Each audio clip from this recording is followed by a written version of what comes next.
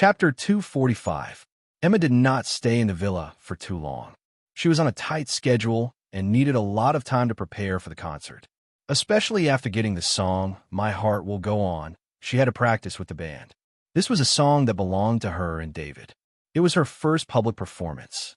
She wanted to make it perfect, just like the relationship between her and David. After Emma, Lucia, and the two female bodyguards left, the villa returned to silence. It was a rare day off, but unfortunately, David did not have the time to enjoy it. After seeing Master Macintosh's setup, David had an idea on how to use the smart core. He opened his ID bracelet and searched for the relevant parts on Skynet. Electronic Warfare Master, Spaceship Maintenance Master, and Mechanical Maintenance Master. These three professions more or less involve knowledge about smart cores, optical computers, servers, and so on.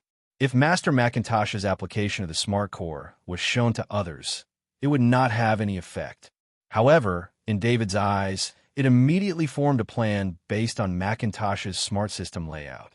In fact, this was also a problem with David's vision. Although he received a lot of relevant knowledge, he absorbed it passively and lacked the relevant experience. The intelligent system layout in Macintosh's design room provided David with an idea. Currently, David didn't use this villa much, so he could take out a few rooms to set up the super AI system that he envisioned using the AI core as the foundation.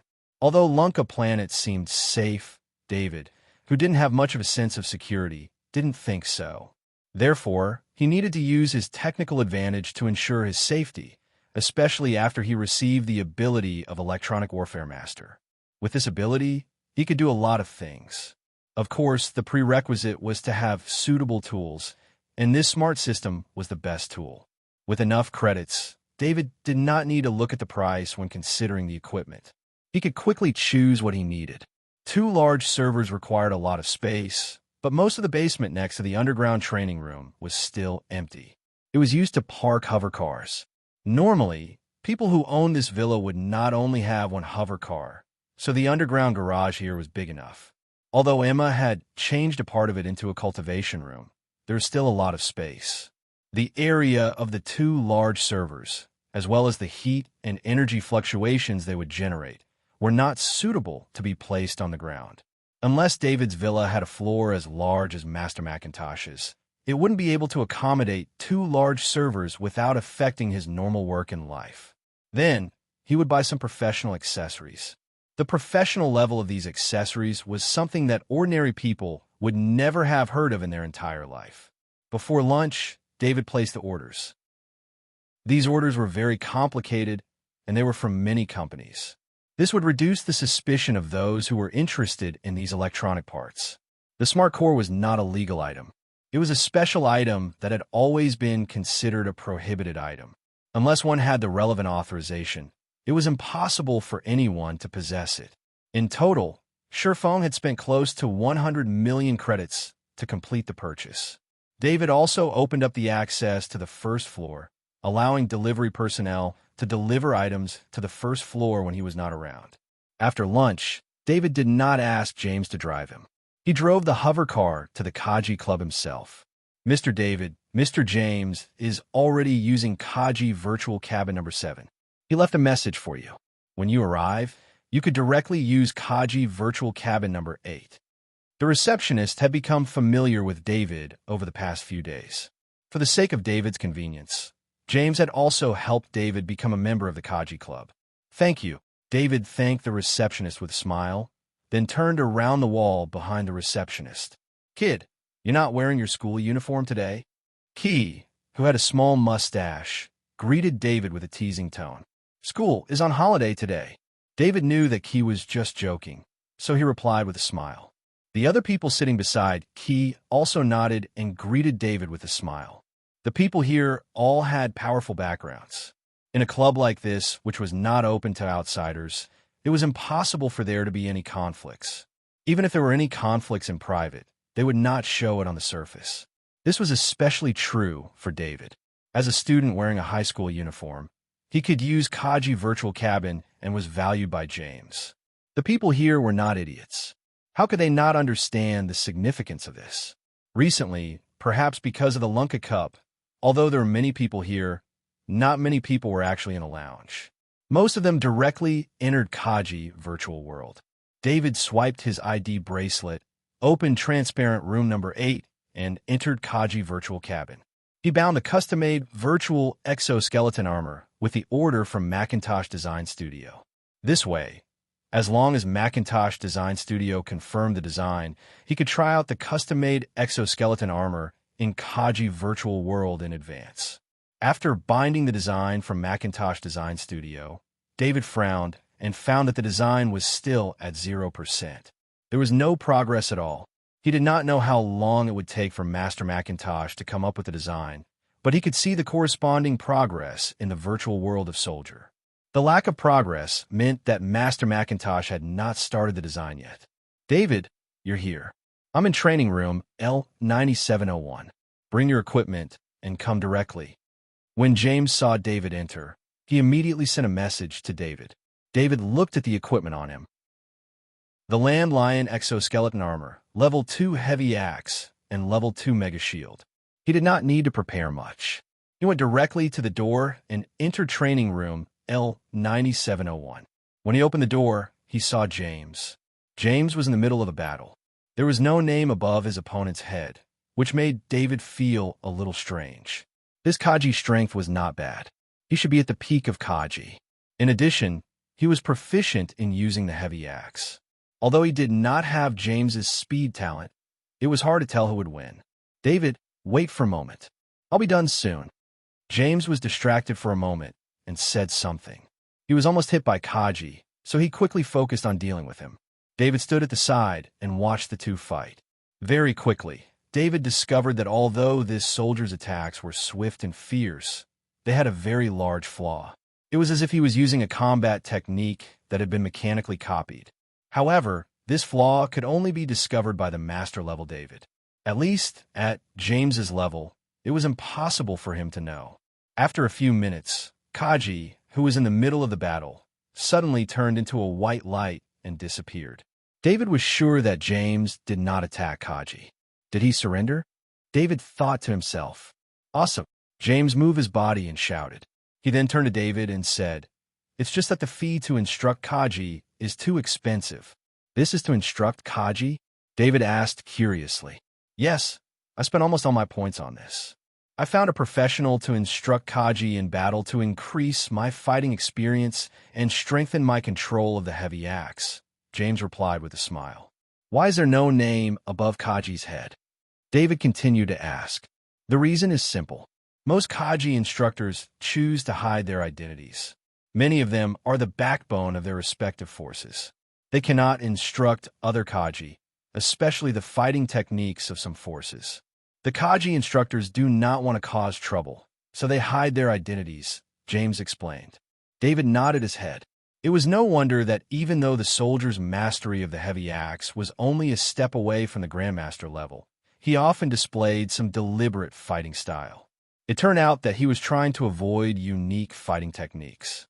However, through this method, Kaji's virtual world could nurture Kaji talents to a greater extent.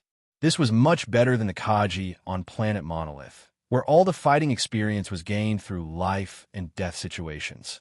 On planet Monolith, Kaji, who did not dare to take risks, could only spend his life in the city as a reserve member of the military. He worked like an ordinary person. However, on planet Lunka, Kaji could use this method to increase their fighting experience. Even if there was no one to instruct them, they could still improve. "Is there a master-level Kaji instructor here?" David asked again. "Maybe, but all depends on luck. There are not many master-level Kaji instructors, and even fewer of them are free. In addition, you have to choose the type of weapon, so the range is even smaller," James said with uncertainty. "What a pity," David lamented. In his opinion, if there was a master-level instructor, Kaji would be able to fight against a master-level Kaji. In reality, when he fought against a master-level Kaji, it was always a matter of life and death. He did not dare show any mercy and had to use all his strength. Just like the few master-level Kaji instructors in the Thunder and Lightning mercenary group, when David faced them, his priority was not to rely on his own strength. Instead, he used his secret spirit technique to influence them. After using his secret spirit technique, he would use his talent ability instead of fighting against a master-level Kaji with weapons. Don't feel pity. We are in trouble this time, James said helplessly as he sheathed his heavy axe on his back. What happened? David asked curiously. The semi-finals of the Rinka Cup will begin tonight. In the past, this competition would still be in a duel mode, but this time, there's a sudden change. We will be thrown into a bug tower, and the last 10 groups will enter the finals. James told him the news he had received. David began to check his own information. As expected, he saw the latest competition news from Skynet. The first part was just empty talk. In order to train talents to protect their homeland and to make Kaji more suitable for fighting against Zergs, the competition this time had strengthened their ability to fight against Zergs. First, 100 groups of 6 would be thrown into the bug tower. According to the officials, the battles had to end within an hour, and the last 10 Kaji groups would enter the finals. After that, 100 groups of 2 would be thrown into the bug tower. After an hour, it would be the 100 Kaji in the solo group. Fortunately, this was Kaji's virtual world, so stamina was not a problem. Otherwise, if a Kaji were to participate in 3 competitions, he would not even have time to rest. That's strange. This is not based on the number of Zergs killed, but on the duration of survival. Is this to make Kaji pay more attention to defense? David asked as he looked at the news. Don't be surprised. Although the competition has not changed much in the past few years, the Federation has been adjusting Kaji's training according to the battles at the front line, James said with a bitter smile. Originally, he had teamed up with David.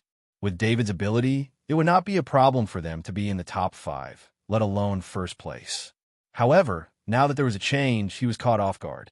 The news does not forbid us from killing each other. It's going to be a chaotic battle. David continued. The 2 of us still have an advantage. You're a shield master, and our speed is much faster than most Kaji.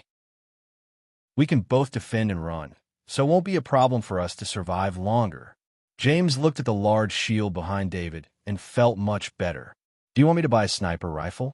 With a sniper rifle, I can guarantee the accuracy of my attacks within a 3-kilometer radius, David said after thinking for a while. It might work. When the time comes, you can prioritize killing the strong ones. That way, the remaining enemies will become your opponents in the finals, James said with bright eyes. He seemed to have seen the hope of becoming first place in the Lunka Cup 2-person team competition. It should be noted that none of the Kaji had expected to enter the bug tower for the competition, so no Sniper Kaji participated in the competition. In the battle in the ring, Sniper Kaji did not have much combat power at all. A class like this, that specialized in long-range attacks, was not suitable for the battle in the ring. However, David was different. David was extremely strong in both close-range and long-range attacks. The 2 of them did not stay in the training room. Instead, they returned to the resting room. David went to the wardrobe and began to operate it. Soon, he saw the Death's Eye. It was a military sniper rifle. Without hesitation, he chose this sniper rifle. Then, he bought level 1 bullets. In the virtual world of Kaji, the price of level 1 bullets was very reasonable. 1 point for 10,000 bullets. Of course, this was only what David thought was reasonable. Any Sniper Kaji would not think so. This was because it was harder for Sniper Kaji to obtain points than any other Kaji. In order to win the battle in the ring, unless there were 2 Sniper Kaji in the ring, the other party would definitely win. Fortunately, there are very few Sniper Kaji. A talented Sniper Kaji would naturally receive more training. They did not need to train in the virtual world of Kaji. Instead, they could receive better training in the real world. David looked at the level 2 bullets again. The high price of 1 point for every 10 bullets made David's idea of being reasonable. Even if David had close to 20,000 points, he would not buy it at such a price. Chapter 246. David had been staying in Kaji's virtual world and watched the first round of the 6-man team competition through the broadcast. After the competition began, the randomness of the group placement was too strong. David saw a group of 6 Kaji randomly placed into a group of level 1 Zergs and were instantly torn to pieces. Seeing this scene, David and James looked at each other, feeling a little apprehensive. No matter how strong David was, he would not be able to protect himself in a group of level 1 Zergs, let alone James. In fact, the 106-man teams did not wait for an hour. After 46 minutes, the top 10 teams were determined and all of them were injured. Kaji participating in the 2-man team competition, please get ready. After 10 seconds, you will be teleported into the Zergs according to your group. Please get ready. 10, 9, 8, 3, 2, 1. As the last number was announced, David and James disappeared from the resting room and appeared in the Zerg's tower. As soon as David's feet touched the ground, he immediately held the level 2 large shield in his hand. Their luck was not good. They appeared right in front of the 3 hunter mantises, and the last hunter mantis stabbed its sharp forelimbs at James. With a clang, the hunter mantis forelimb was blocked by David's large shield. David's body was also shaken by the hunter mantis attack. This was also because David's shield mastery had been upgraded to master level. If it were before, using the shield to block the attack of the level 1 insectoid hunter mantis in such a hurry would cause David to take a few steps back to neutralize the huge force, even if he did not suffer light injuries. Haha, luckily I brought you here. James laughed as he slashed the level 2 heavy axe at the hunter mantis. David did not change his weapon at this time. He was still holding the big shield. After he was prepared, the 3 hunter mantises did not attract much attention from him. Not to mention him, even James with the level 2 heavy axe could kill the 3 hunter mantises. The hunter mantis' strongest point was its speed. This was also James' advantage. David helped James block the attacks of the other 2 hunter mantises while observing the situation nearby. There were indeed many Zergs in the Zerg's tower. There were 5 groups fighting within a 1-kilometer radius. However, it was easier to obtain level 2 weapons in the virtual world in Kaji. Therefore, as long as these Kaji were prepared, they could kill level 1 Zergs even if their numbers were not large. Of the 5 groups, 2 of the Kaji were injured. It was difficult for them to hold on, and they would be eliminated soon. Although the Kaji here could easily deal with level 1 Zergs, it was not the case in reality. This did not mean that the Kaji's combat power was weakened in the real world. It was just that level 2 weapons were not so common in the real world. In the virtual world of Kaji, as long as one kept fighting and was careful not to fight against opponents that were too strong, it would not be difficult to obtain a level 2 weapon. However, in reality, level 2 weapons were still in short supply. Only the rich Kaji could have a level 2 weapon. A normal Kaji would still have to use a level 1 weapon to fight. If one used a level 1 weapon to fight a level 1 Zerg, without the advantage of a weapon, the level 1 Zerg strong body would have an advantage in the battle. After David confirmed that there were no Kaji around that could threaten him, he took out the level 2 heavy axe with his right hand and activated his extreme speed talent. With the shield in front of him, he rushed forward unreasonably. The hunter mantis that was fighting Genlis had already suffered a few blows and could not hold on any longer. At this moment, David's shield collided with the 2 hunter mantises. A huge impact was transmitted from the shield. David used this huge force to spin his body. The shield absorbed part of the huge force, and the rest of the force was channeled into the heavy axe. The heavy axe drew a beautiful arc and passed through the gap between the forelimbs of the 2 hunter mantises. At the same time, it swept across the heads of the 2 hunter mantises. Genlis had just finished his battle, and David had also finished off the 2 hunter mantises. I need to occupy a high ground. David pointed at a hill not far away. That hill was the highest point in the vicinity. Sniping required the support of the environment to achieve the best combat power. Brother, help me. Kaji from the other group saw that David had finished his battle and quickly shouted for help. Their group was as unlucky as David's group. They had encountered the Zergs as soon as they appeared. However, they were not as strong as David and could not withstand the first round of attacks from the Zergs. One of the Kaji in the group was severely injured, and his combat power was only half of his usual. With the level 2 weapon in his hand, he could barely hold on, but he could not hold on for long. Ignore them. Genlis was worried that David would be soft-hearted and quickly reminded him. David shook his head and smiled. Even on the battlefield, he would not casually attack. Not to mention, in the virtual world of Kaji, there was no real death. As they moved towards the top of the hill, they encountered a few more level 1 Zergs. There were hunter mantises, spiked caliceri, and giant worm. They were all common level 1 Zergs, and David casually killed them. When they reached the top of the hill, they could see more groups. There were 12 groups around the hill. David took off the Death's Eye and lay down on the ground, loading the 50 level 1 bullets into the pressure chamber. David, 16 o'clock. That group of Kaji is very strong. Send them away. Genlis was on guard for David while he acted as an observer and reported the position of the strongest group. Roger that, David said in a deep voice. As soon as he finished speaking, a grade 1 bullet shot out with a loud bang. 2 Kaji were about to end their battle when one of them trembled and a large hole appeared in his head. The other Kaji was shocked. When he saw his comrade being killed, his movements slowed down. The consequence of being slow in a battle with the Zergs was to be attacked by the Zergs. With the vitality of the Zergs, even when they were on the verge of death, they could still unleash a terrifying attack. When the Kaji was distracted, the giant worm seized the opportunity and clamped down on the Kaji's body. The exoskeleton armor could not withstand such an attack.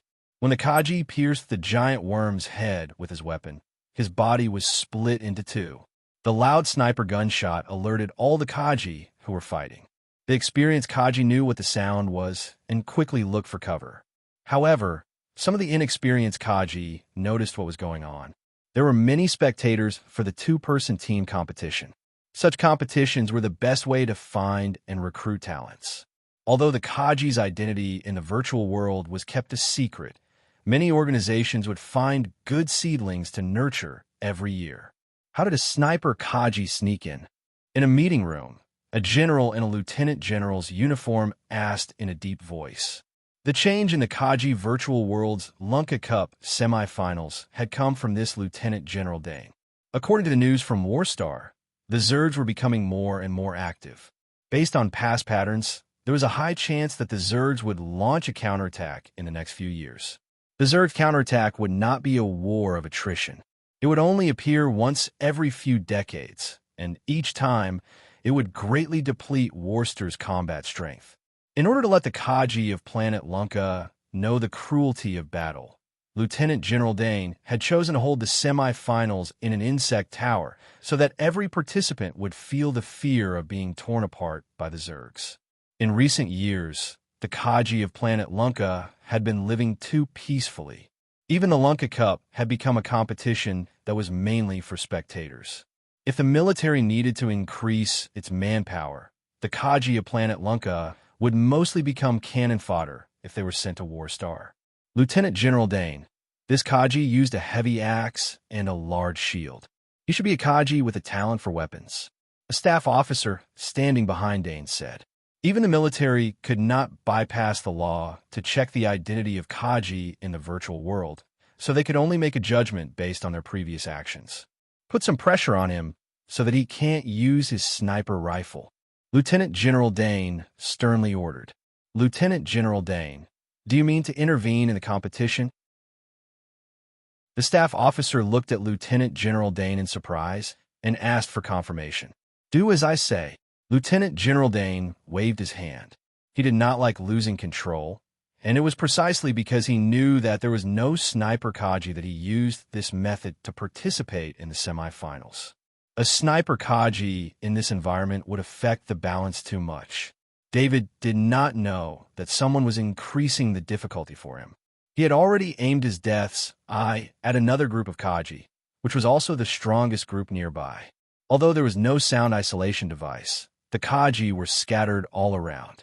They would not gather towards him because of the sound of the sniper rifle. Instead, some of the Kaji who were alerted by the sound of the sniper rifle would accidentally encounter him. The Kaji group that David was aiming at was the same. They killed the first group of Zergs, but after hearing the gunshot, they were discovered by another group of 4 level 1 Zergs. Both sides immediately engaged in battle. Just as David was about to activate the death's eye, he felt a sense of danger. This was Kaji's virtual world. The danger here was not very real, and David's danger perception was not very useful. However, as long as he felt a little danger, it meant that there was a great danger. Instantly, David threw away the death's eye in his hand without hesitation and picked up the level 2 large shield and heavy axe beside him. Jinlis did not know what was happening, but he trusted David. He immediately approached David and shielded David's back.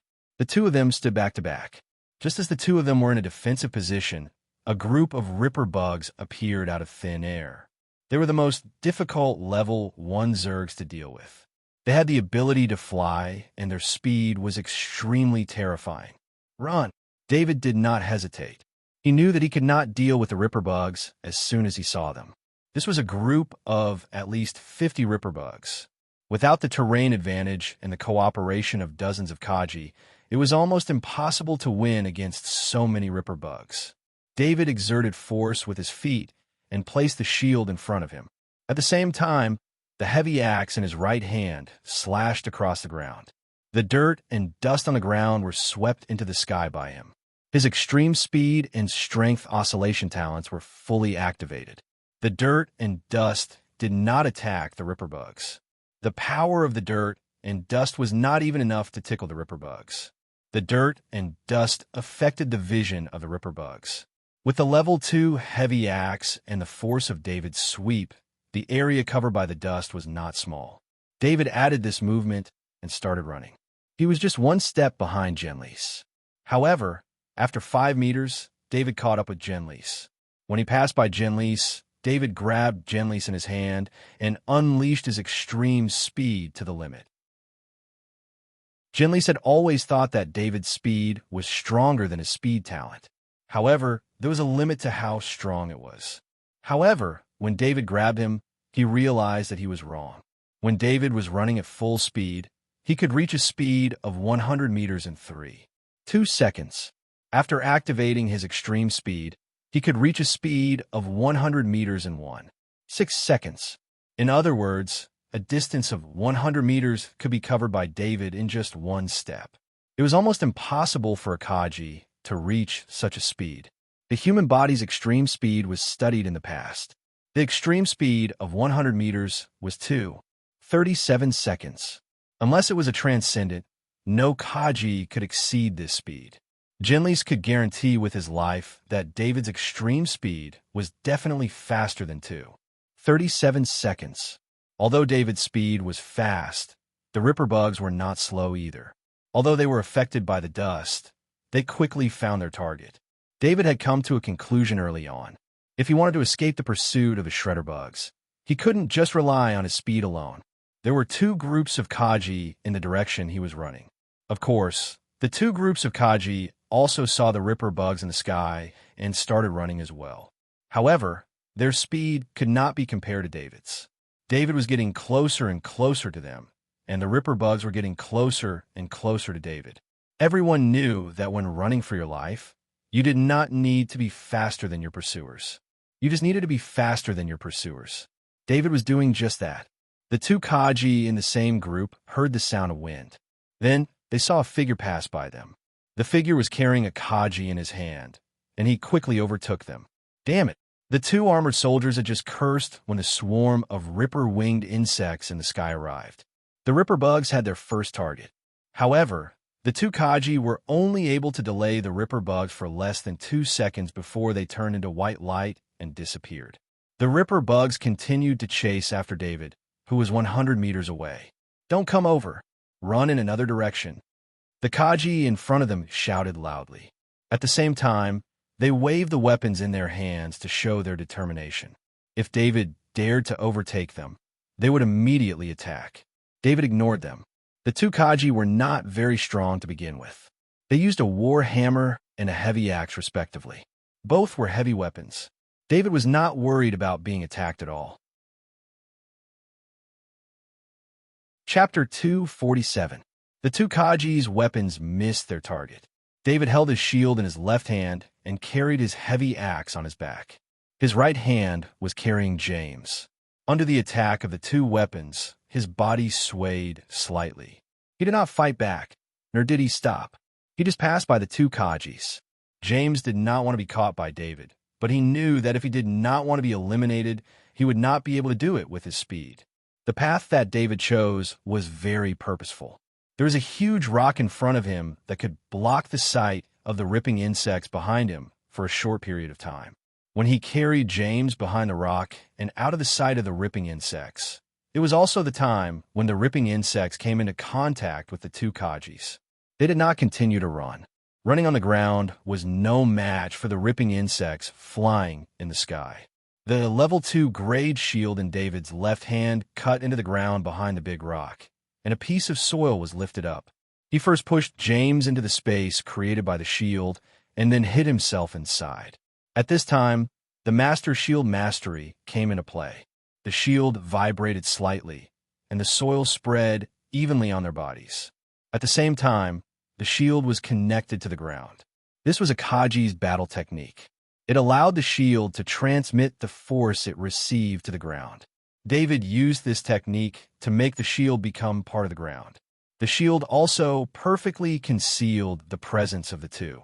Of course, this kind of camouflage was not very effective against the experienced Kajis. An obvious bump in the ground was very strange. However, for the Zergs, as long as they could not sense the presence of the target, they would naturally look for the nearest target. There were too many Kajis in this area. Under such circumstances, the ripping insects would not only focus on one target. Although these ripping insects were simulated using Skynet's calculations, their habits perfectly replicated the instincts of the real ripping insects. Something must be wrong. Why are there suddenly so many ripper insects? They're not giving anyone a chance to survive. Jinlis said softly in the communication channel of the exoskeleton armor. David could feel it as well. To Kaji's team, the swarm of ripper-winged insects was undefeatable. The only result of encountering such a swarm of ripper-flying insects was to be torn to shreds. Even David himself had burst forth with his fastest speed. He still needed the influence of Kaji's team to find this opportunity. The two Kaji were killed by the ripper-winged insects as they cursed. They turned into white light and disappeared from the bug tower. This wasn't because the two Kaji were brave, but because all the Kaji here knew that this was all fake and not real death. They were angry because they had been eliminated from the competition. No one would be in a good mood if they were eliminated by an accident that they couldn't resist. The swarm of ripper-winged insects flew past the boulder. They did not see their previous target. Just as David had predicted, they immediately targeted the two Kajis who were running 2 kilometers away. Since they were in Kaji's virtual world, David did not have the help of the shadow attendant. In addition, the senses of the ripping insects were very sensitive. David did not dare to use the exoskeleton armor's scanning device carelessly. Therefore, David and Jinlis stayed underground for a while longer. After 2 minutes, David finally raised a shield. "Let's go back and get the sniper rifle," David said in a deep voice as he looked at the swarm of ripper-winged insects that were 5 kilometers away.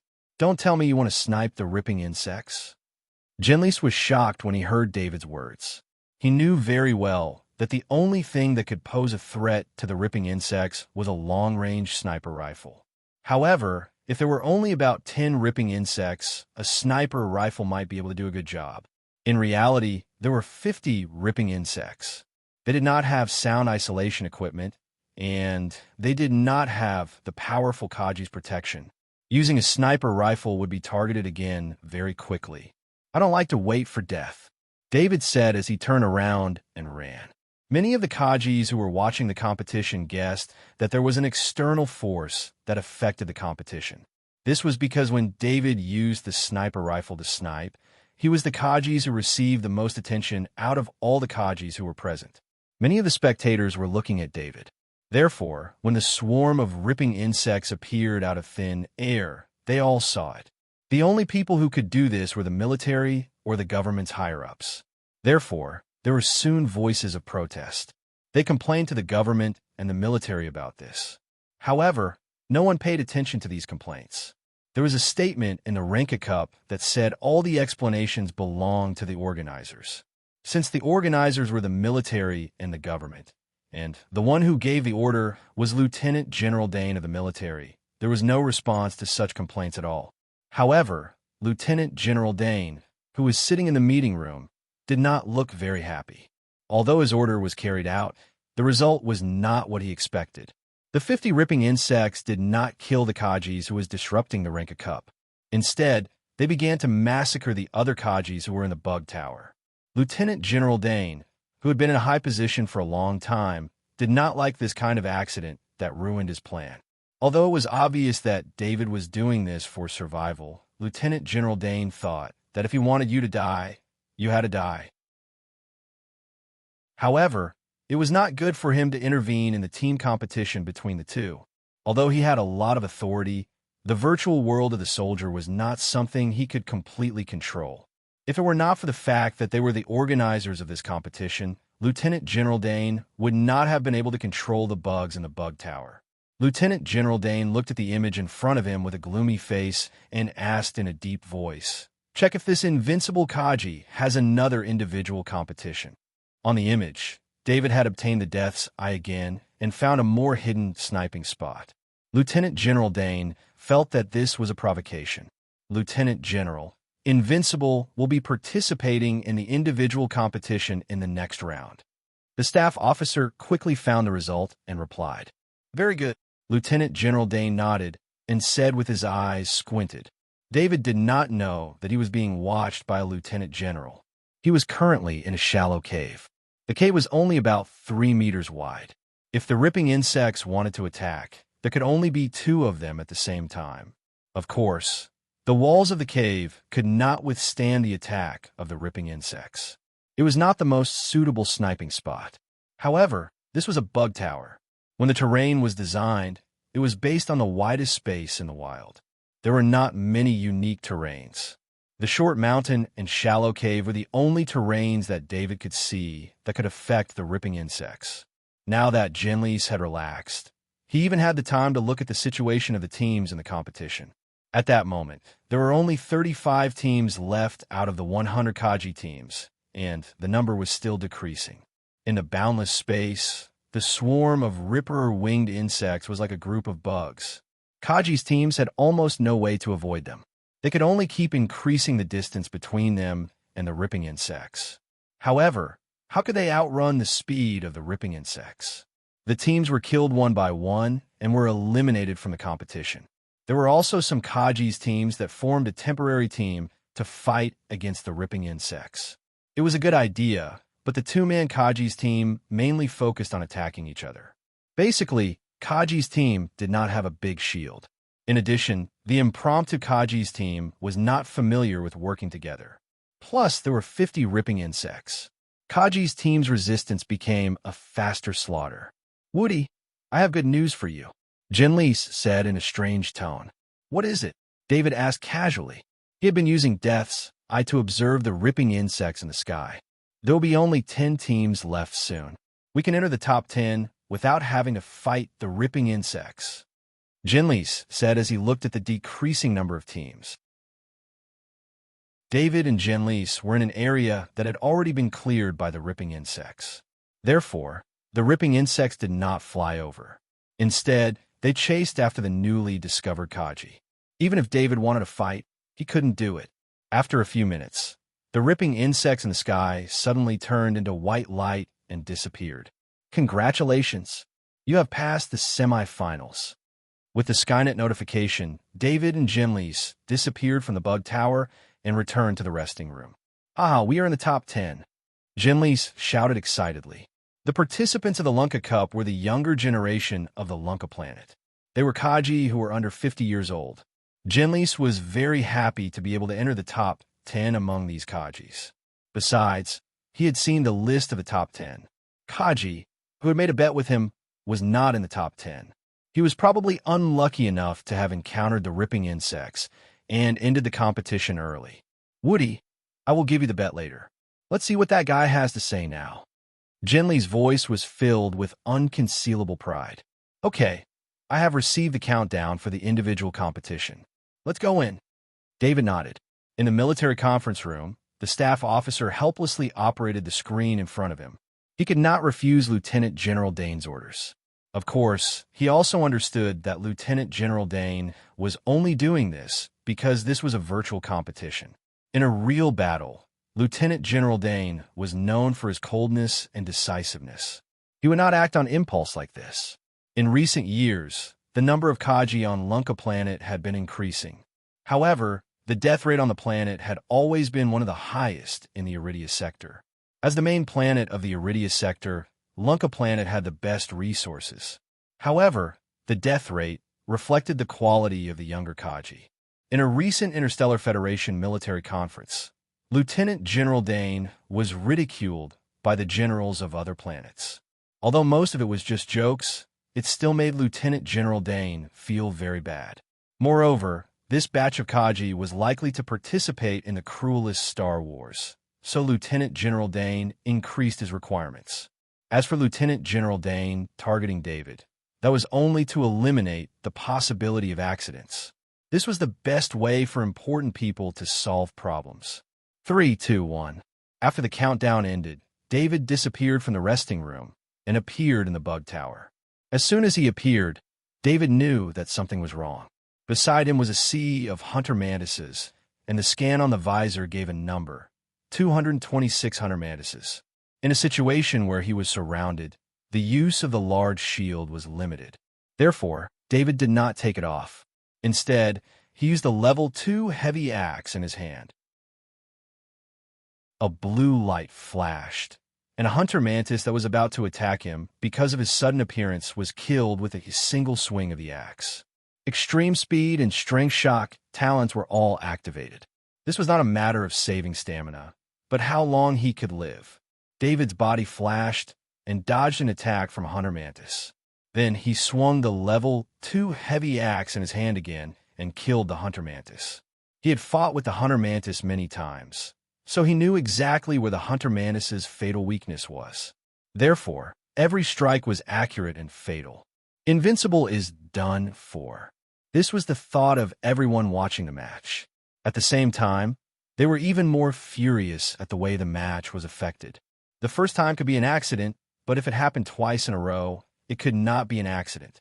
Genlis was also watching. His fists were clenched tightly, and his eyes were filled with anger.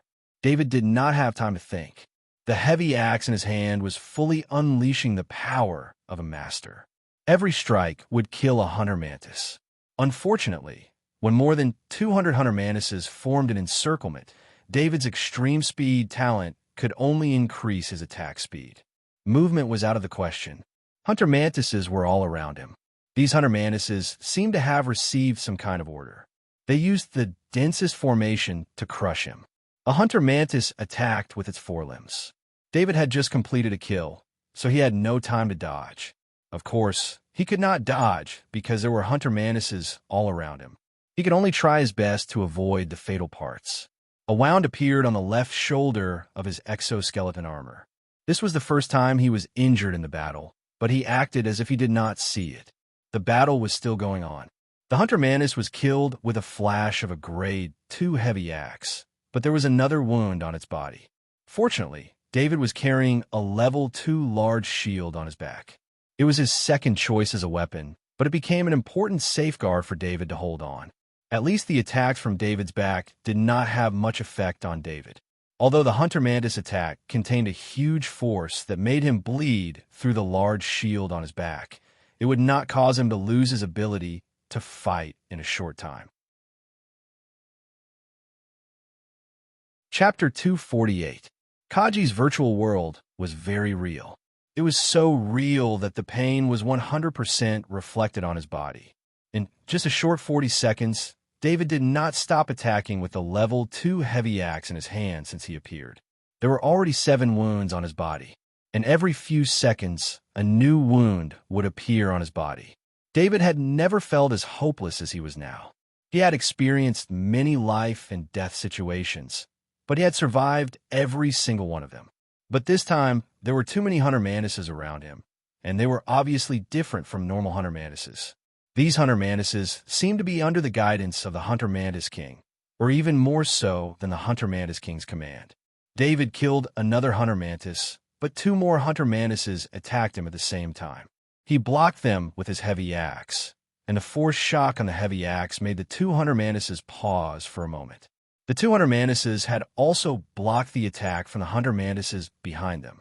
However, there was still one hunter mantis that attacked David from the side a split second later than the two hunter mantises. At this time, David had no way to dodge.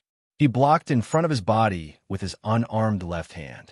The exoskeleton armor on his arm could not block the hunter mantis attack, and his left arm was cut deep to the bone. David did not even frown. He just took the opportunity when the hunter mantis attack was blocked and killed it with the heavy axe in his right hand. Only then did he have the chance to swing the heavy axe in his hand towards the two hunter mantises that were affected by the power shock. However, due to the time difference, the two hunter mantises had already recovered. Although they couldn't dodge David's heavy axe, they still managed to inflict two more wounds on David's body. Pain was not scary, and David had already gotten used to it. Compared to the advanced Kaji body art he practiced every day, this kind of pain was nothing, especially when he knew that the pain would not really affect his body, so he did not have to worry about the pain at all. However, the blood loss also slowed down his movements. Kaji's virtual world reduced his speed according to the blood loss. This was the normal slowing down of the body's reaction. The slower he moved, the more injuries he suffered. David could only use his injured left hand to assist in defense.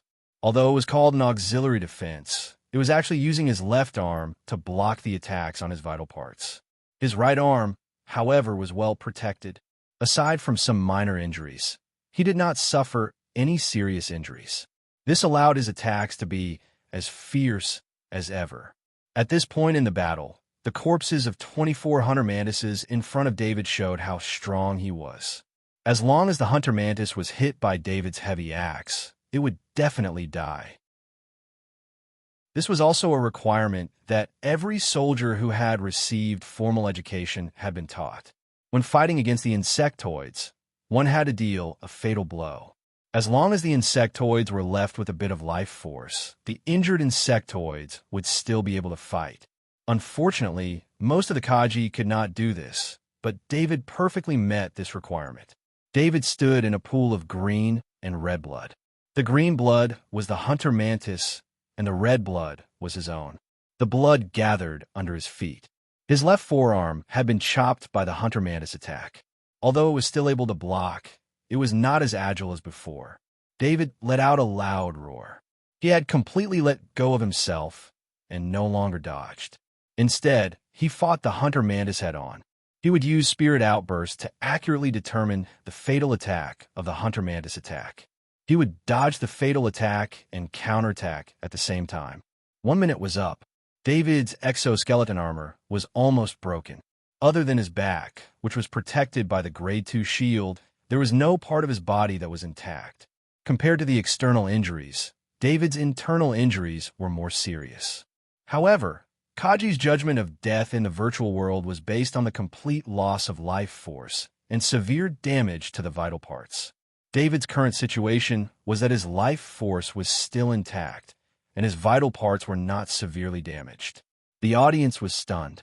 No one thought that the battle would last until now. Surrounded by a group of hunter mantis, there was no chance for him to move, but he was still able to fight the hunter mantis head-on for 1 minute. David, who was covered in blood, showed the Kaji what it meant to be tough. Even if David was injured, he still maintained a tenacious fighting spirit. At this moment, David felt extreme exhaustion in his body. The loss of blood, in addition to using his extreme speed and strength shock talent, had pushed his body past its limit. The Grade 2 heavy axe in his right hand seemed extremely heavy at this moment. He did not dare to breathe. He kept a breath in his body. If he exhaled, he was afraid that he would collapse among the hunter mantis. Countless life and death battles had made him an unyielding character. Even if he died, he would drag a few people down with him. A foot pierced his lower abdomen. He could not hold on to the breath in his body, and it was gone. However, David forcefully slammed his head into the hunter mantis in front of him. At the same time, the heavy axe cut into the hunter mantis's head. The reason why he cut was because David's strength was not enough to swing the heavy axe. He could only use his body to press down on the heavy axe and use the strength of his whole body to attack. As the hunter mantis's neck was cut by the heavy axe, David was completely surrounded by the hunter mantis. David's figure was completely gone. After a few seconds, a white light disappeared from the spot, and the group of hunter mantises finally stopped. At this time, 38 hunter mantis had died. The audience looked at the hunter mantis's corpse on the ground and did not recover for a long time. David returned to the lounge. The pain in his body disappeared at the same time, and his strength returned to his body. He stood in the lounge and did not break away from the battle just now. Everything was too real. For a Kaji from planet Monolith, he only had one death. This kind of death experience was definitely not a good feeling. I can't die in Kaji's virtual world, David said to himself. Getting used to this kind of death was definitely not a good thing. For Kaji, who was on the verge of death, too many deaths would make Kaji lose his fear of death. The fear of death was a manifestation of the body's desire for life. It was this desire that made people have a premonition in the face of death. However, David believed that as long as he often experienced death in Kaji's virtual world, this premonition would decrease without limit. "Woody, are you okay?" Jinlis asked worriedly. He also saw the battle just now. That kind of fierce battle made his hair stand on end. He could not imagine that a high school student like David could fight so crazily. This was only a virtual battle. In a situation where one knew they would die, there was no need to resist like that. As long as they let down their guard, they would be killed and respawned. "I'm fine. I just had a feeling. Is this Kaji's virtual world really good?" David shook his head and said softly, "What you encountered was just a special situation. This has never happened before. I've never seen a group of more than 200 hunter mantises in the bug tower." Jinlis thought David was talking about the situation just now and could not help but explain. "No, I'm not talking about the battle just now. I'm worried that if I get used to death like this, I'll lose my vigilance when I encounter death in reality," David said in a deep voice. "I don't think so. Most of the Kaji on our Lunka planet grew up like this." Jinlis was stunned when he heard this and immediately shook his head. David did not say anything else. He did not know how to tell Jinlis how he felt when he died just now. Perhaps for a Kaji who often cultivated in Kaji's virtual world, death was already an extremely common thing. David looked at the projection screen in the lounge. It was playing the live broadcast of the individual semifinals. He realized that he was the only one who was besieged by the Zergs. The rest of the Kaji's encounters were all normal. "Is someone targeting me?" David hesitated for a moment and asked. His Woody identity had only appeared for a few days. Although he had accepted hundreds of challenges and won all of them, there was no way he would seek revenge. If that was the case, there were so many Kaji who had become famous in Kaji's virtual world. It would not be a newbie like him who would seek revenge. Someone must be targeting you secretly. If necessary, I can ask around. However, the person who can affect this kind of competition has to have a very high status. It'll be very difficult for you to even meet him, Jinlis said with certainty. "Forget it. I have my own cultivation method. It doesn't matter if Kaji's virtual world doesn't welcome me. I'll just use up my points when I come in the future," David said nonchalantly. Ever since he found out about the drawbacks of Kaji's virtual world, his interest in cultivating here had decreased by a lot. Although the effects of cultivating here were very good, if someone were to target him, he would have to consider whether it was worth it to cultivate here. In fact, he only needed to practice his sniping ability. He did not have much need for Kaji's virtual world. Once he built his AI system, he could completely simulate a virtual world that was similar to this one. As long as there was no close combat calculation, the attack calculation method of long-range sniping was not complicated. "Woody, since someone is targeting you and you're worried about dying here, then don't participate in tomorrow's two-person team finals," Jinlis suggested. "It won't affect your bet, right?" David heard from Jinlis that the winner of the bet had been decided, but he still asked. "Just wait to receive the bet," Jinlis said with a laugh. "If there's nothing else, I'll go first." David said goodbye to Jinlis. Jinlis also nodded understandingly. This was David's first time dying in Kaji's virtual world. It was normal for him to not be able to accept it immediately. The best way was to give David time to slowly adapt.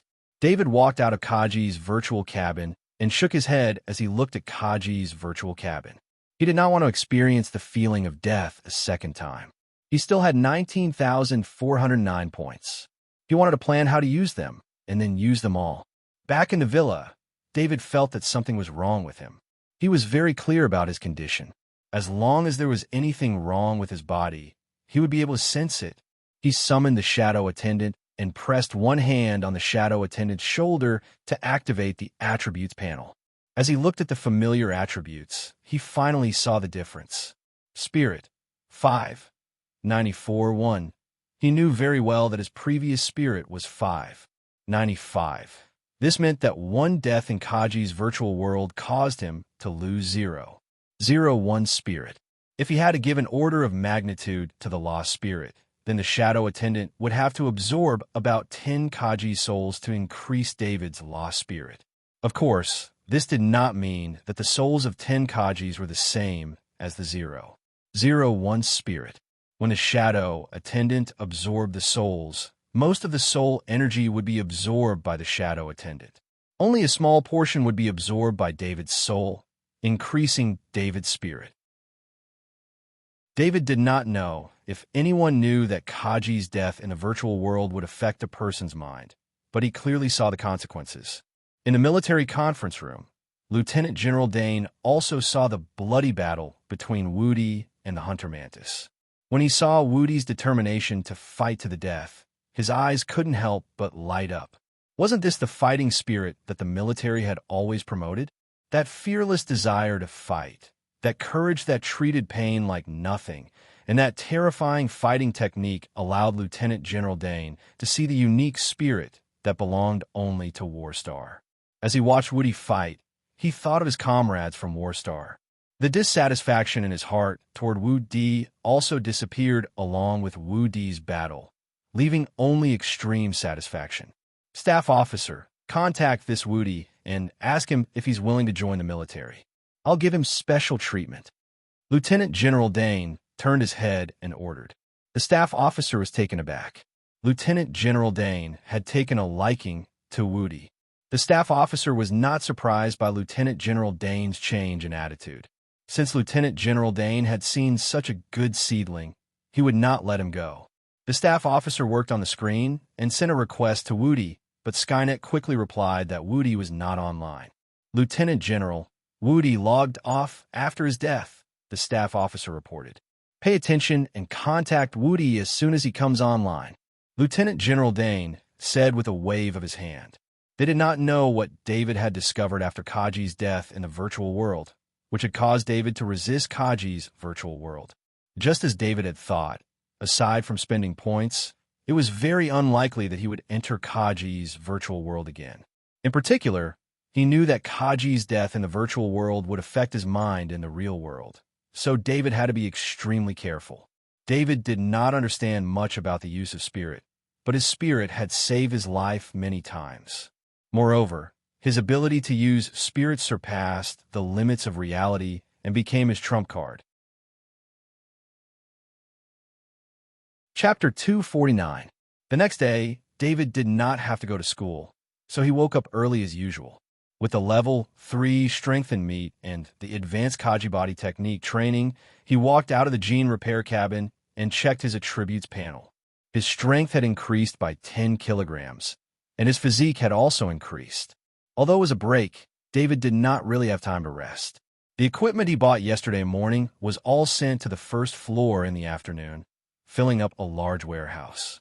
David came to the warehouse and looked at the precision equipment that was fixed in shockproof packaging. Originally, these precision equipment were installed by himself, but David's request was a little strange. He did not want the professionals to notice anything. The 2 large servers were, of course, not in the warehouse. They were too big. The AI butler, Emma, arranged for them to be in the empty space in the basement. Electronic countermeasure, 22% perfect. Mechanical maintenance, 87% perfect. Spaceship maintenance, 65% perfect. These three master-level abilities allowed David to not need the help of the professionals. David did not have any professional maintenance equipment, but the exoskeleton armor itself had some auxiliary maintenance functions. This was a general ability of the exoskeleton armor. In some important situations, the soldiers wearing the exoskeleton armor could enter areas that ordinary people could not enter, especially in space. Some simple repairs that needed to be done outside the spaceship were done by the soldiers. David chose the exoskeleton armor with the most auxiliary functions from his collection of exoskeleton armors. He then stayed in the basement alone to install the large servers. The energy of the large servers was needless to say. It was impossible to use the city's energy supply.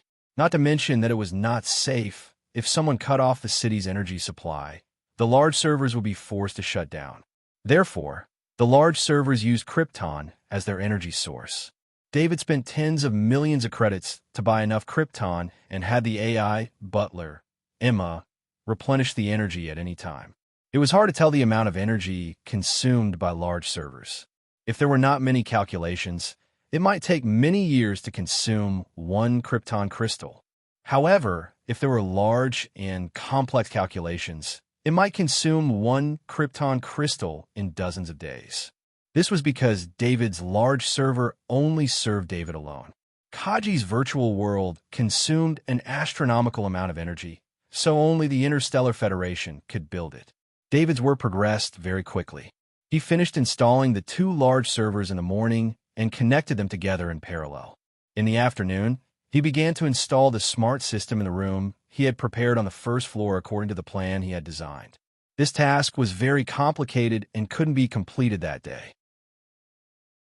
Many of the equipment needed to be refurbished, and the complexity of the process was beyond imagination. In fact, an intelligent system like the Macintosh Design Studio could not be completed by one person. It required a professional intelligent engineering designer to design it first, and then a group of experts in various fields to verify it. Next was the development of the relevant equipment, and finally the installation. The installation was also completed by a large number of technical personnel. David, on the other hand, had only taken a look at the intelligent system in Macintosh's design studio. After a short period of design, he had started to purchase and install the system. Any expert in an experimental research institute would be stunned and start doubting their lives if they saw this. With three master-level abilities, David's practical and theoretical abilities were at the top of the industry. At night, although David did not pay attention to the Lunka Cup, Genly still sent him a message to inform him of some things. Due to the unfair treatment of Invincible, the fairness of the Lunka Cup was questioned, especially the top 10 in the individual competition. When they saw Invincible being surrounded by more than 200 Hunter Manuses, he still managed to kill 38 Hunter Manuses before being killed. Such a result made the top 10 lose their joy. Not to mention the attitude of the Kaji audience. They looked at the top 10 with suspicion, thinking that it was one of the top 10 that affected the fairness of the competition. Invincible was like a legend. First, he accepted the challenge of more than 600 Kaji and told everyone the truth of the title Invincible with no loss. After that, it was the competition. Whether it was the pair competition or the individual competition, the first round was as easy as an adult bullying a child, but the second round showed the true strength of Invincible. Originally, many Kaji wanted to contact Invincible. On the one hand, they wanted to be friends, and on the other hand, they wanted to recruit Invincible. Among the top 10 in the pair competition, only 9 Kaji groups were left because Invincible withdrew from the competition. Kaji did not care about who would be the champion. They only cared about Invincible withdrawing from the competition. All kinds of rumors were circulating in the Kaji virtual world, and there was a heated discussion in the Kaji forum. David, you really should have participated in the pair competition. Now, because of your withdrawal, there are even rumors that you were assassinated. James said with a bitter smile. James, as a friend, I advise you to avoid entering the Kaji virtual world as much as possible. David hesitated for a moment, but still advised. James treated him well, So he was obliged to remind this Kaji virtual world about the dangers of the virtual world. David, I went back and asked the teacher yesterday regarding what you said about death in the virtual world affecting one's sense of danger. The teacher said that this topic has been researched for a long time. Compared to the mysterious ability to sense danger, one's own combat power is the decisive factor. James replied with a smile. If you want to become a weapon master, it's best not to die in the Kaji virtual world. David could only give a final reminder. He could not directly say that Kaji's death in the virtual world would affect one's spirit. Only a person with such a strong spirit would experience a large decrease in spirit because of Kaji's death in the virtual world. Because David's total spirit was high, the decrease in spirit would be significant. It was also because of this that David felt that something was wrong. For example, a normal Kaji would only have a little more than 1 point of spirit. Every time Kaji died in the virtual world, the amount of spirit lost would be extremely small. In addition, his spirit perception was extremely low, so it was impossible for him to know. Don't look at how it only reduces a very small amount of spirit at one time. As long as the number of deaths in the virtual world of soldier increased, then the spirit reduced will also be a very shocking amount. The few weapon masters that David had met all had much stronger spirits than normal Kaji. This meant that the prerequisite to becoming a weapon master was very likely to be a strong spirit. You're saying that Kaji's death in the virtual world will affect Kaji's ability to become a weapon master? James was not a fool. He naturally understood the meaning behind David's words. If someone else had said this, he would not have believed it. So many Kaji fought in the Kaji virtual world, and death was a common occurrence.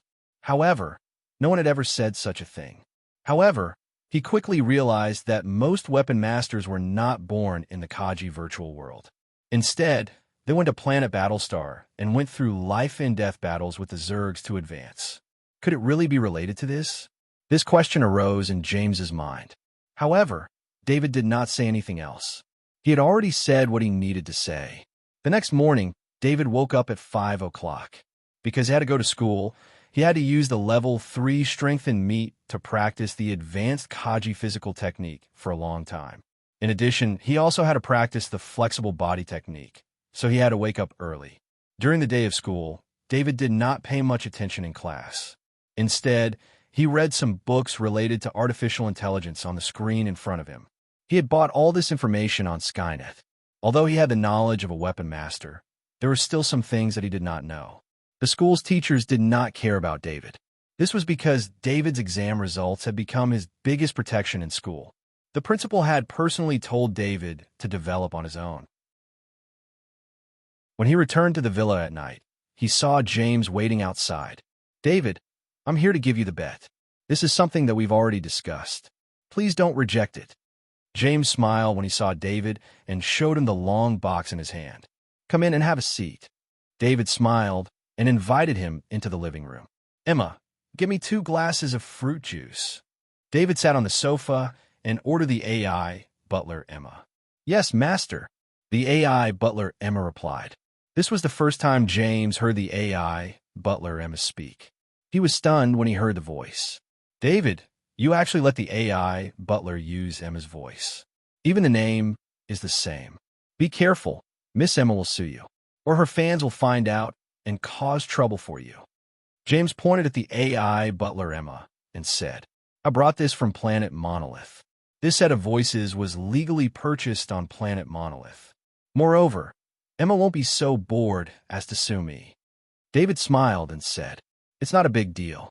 However, Miss Emma's family has a strong background. It's best not to have any conflicts. James reminded him. He placed the long box on the table and said, It's for you. David took the long box and opened it. He thought that it was a weapon or something, but when he opened it, he realized that it was a guitar. It was not an electronic guitar, but a handmade one. The surface of the guitar was a little old, but it was well maintained.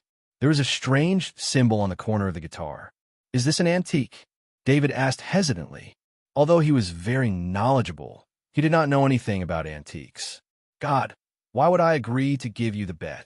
James could not help but put his hand on his forehead. He then pointed at the symbol on the corner of the guitar and said, "Do you really not know what this represents?" David did not waste any time. He immediately activated the ID bracelet on his wrist and scanned the symbol. He then searched the Skynet. Soon, a row of results appeared. These results all mention a name: Edwards, known as the best guitar player in the Federation. Although he had retired from the music industry, his guitar skills were unparalleled. Edwards was now more than 150 years old. He had used 5 guitars in his life. Each of his guitars had a unique symbol that belonged to him. David also found that the guitar in front of him was the second guitar that Edwards used. It was also the guitar that Edwards used at the peak of his career. "Nice guitar," David nodded and said with a smile after looking at the history of the guitar. "No, I can't see that you like it from your eyes. It's a pity for this guitar." James shook his head and said. However, this was the bet that he had agreed to give to David. Since he had agreed, he would not go back on his word. "Also, can I learn how to use a heavy axe from you in the future?" James looked at David with hopeful eyes. Originally, he had brought David to Kaji's club for the bet. On the other hand, he wanted David to guide him in Kaji's virtual world. Now that David had indicated that he would not enter Kaji's virtual world, his idea of learning from David fell through. Using the opportunity of giving the bet as an opportunity, James made a formal request to David through this kind of formal visit. "I don't have much time. You can only come once a week.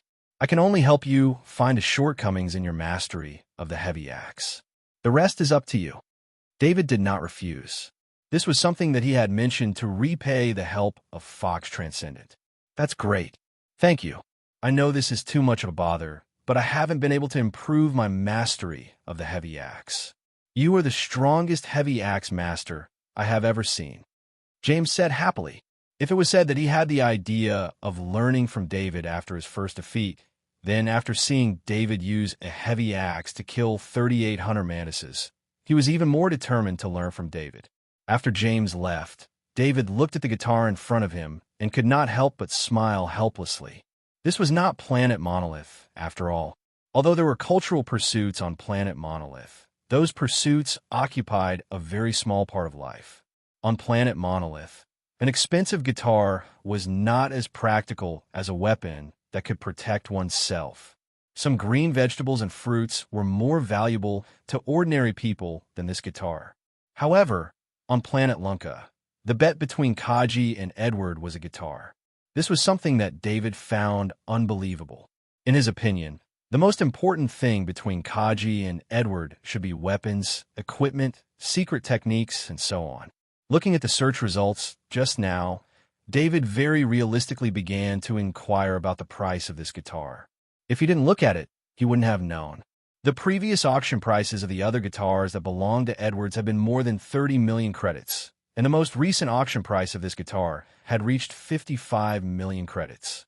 Even if David was worth billions, looking at the old guitar in front of him, he still could not imagine how it could be so valuable. Of course, he would not sell this guitar. Emma was going to have a concert soon. She would probably like a new guitar. Thinking of this, David put the guitar back into the box and placed the box in the study room. He then continued to work on the intelligent system.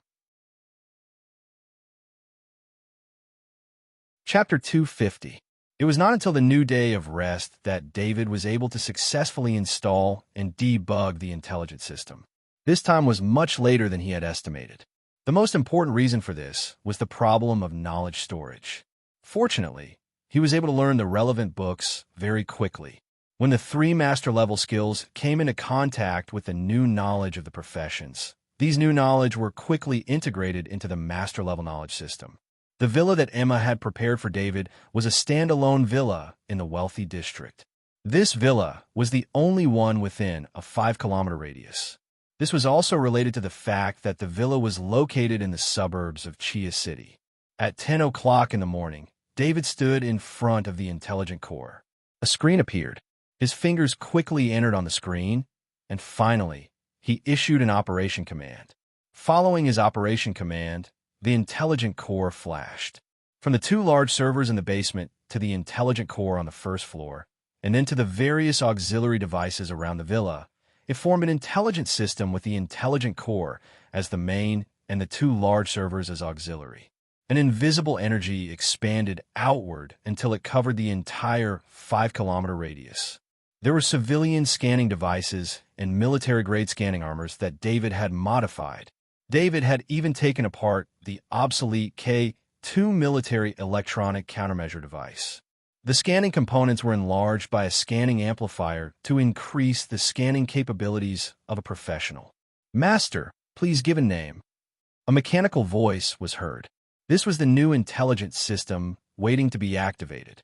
"You'll be called Sky," David said after thinking for a while. The Sky Dome AI system was a self-protection system that David had designed for his own safety. As long as all life forms entered the 5-kilometer radius, they would be discovered and analyzed by Sky's intelligence system. Once there was any danger, it would immediately report to David. Of course, this system also had a supercomputing ability that could maximize David's electronic countermeasure capabilities. Sky. Connect to the Skynet system. Try to control as many resources as you can. Everything must be done without being discovered. David was not satisfied with the 5-kilometer radius. A 5-kilometer radius, whether it was a spaceship or an exoskeleton armor, was a very short distance. The Skynet system was the system that he wanted to use the most. However, he had never thought of breaking the Skynet system. That was not a task that a newly built intelligence system like him could accomplish. However, this didn't mean that Skynet couldn't be used. Skynet's resources needed some authorization to access them. If these authorities were simulated, they could use them to achieve some goals. Virtual access required a large amount of calculations. For example, if a police officer was found to have access to the city surveillance system, then Sky Dome AI could analyze all of the police officer's information in Skynet and try to crack the police officer's identity. Because it was a purposeful analysis coupled with the powerful computing power of Sky Dome AI and the professional program David had written for Sky Dome AI, the possibility of cracking the system was very high. This was just a police officer. In the public resources of the Skynet, there were many people with this kind of identity. They were in various positions, and together, they controlled most of the authority of the Skynet. David didn't want to use the higher levels of access to Skynet, which had more stringent reviews. After issuing this order, David didn't expect to get the results immediately. This required luck and time. David left the room where the intelligent core was located. After David left, the room would be sealed. Because the Lunka planet didn't allow the possession of heavy defensive weapons, villas like this could only use an alarm system. They couldn't install any defensive weapons, so Sky Dome AI was only an alarm system. During lunch, David and Emma video called for half an hour. This was also David's rare break time. After lunch, Sky Dome's AI system sent a warning to David. This was a notification sent through his identity bracelet. On his identity bracelet, the person's name and other information were displayed. The reason for this information was that the current Sky Dome AI system had not yet been able to use Skynet's resources. If not for the fact that David had already keyed in the name of the visitor, the Sky Dome AI system might not even know the name of the visitor. Of course, Sky Dome AI didn't know the person's name or any other information. However, as long as the person entered the 5-kilometer scanning range, the appearance of the hover car he was driving would be displayed on David's identity bracelet. David couldn't help but smile when he saw the familiar face on his identity bracelet and the name James Leasy behind it. He didn't have many friends to begin with.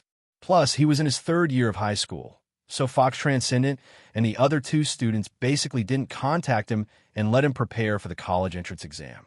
Only James Leasy knew his results and wasn't worried about them.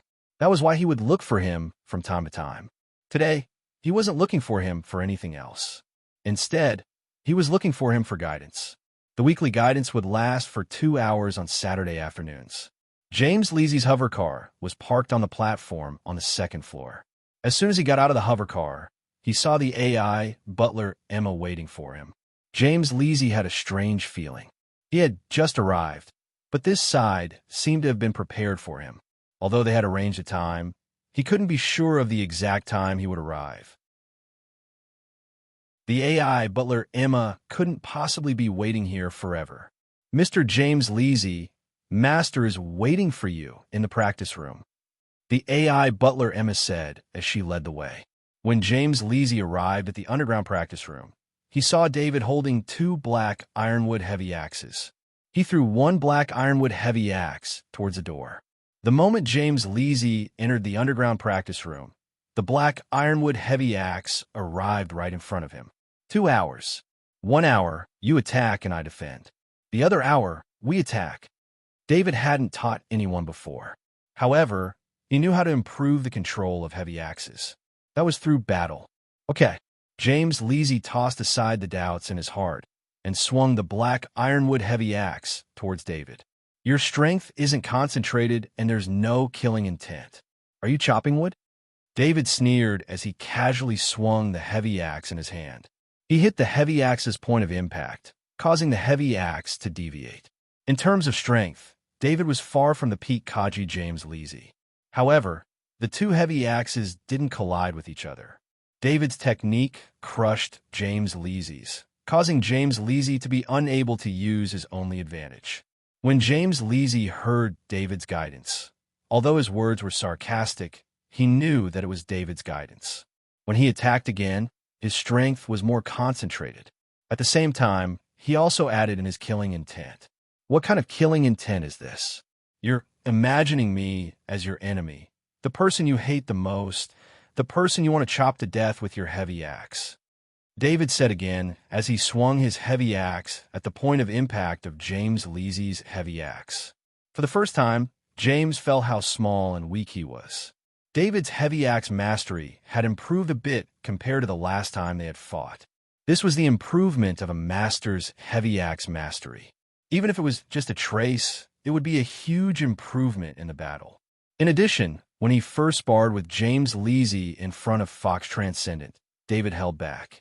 He couldn't teach his disciple a lesson in front of his teacher, Fox Transcendent.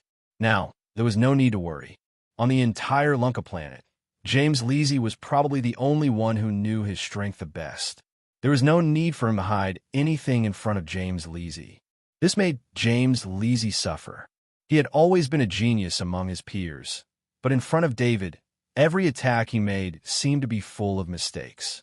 For an hour, James Leasy kept attacking. Fortunately, Kaji's physical strength was very good, and he was holding a black ironwood heavy axe. Although an hour of attacking made James Leasy short of breath, he still had some strength left. However, his physical condition was still fine, but he suffered a huge psychological blow. However, the biggest blow did not come in the first hour. From the second hour onwards, David took the initiative to attack.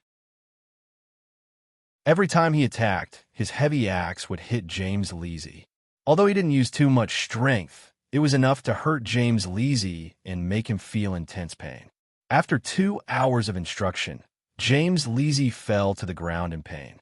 His face was full of despair.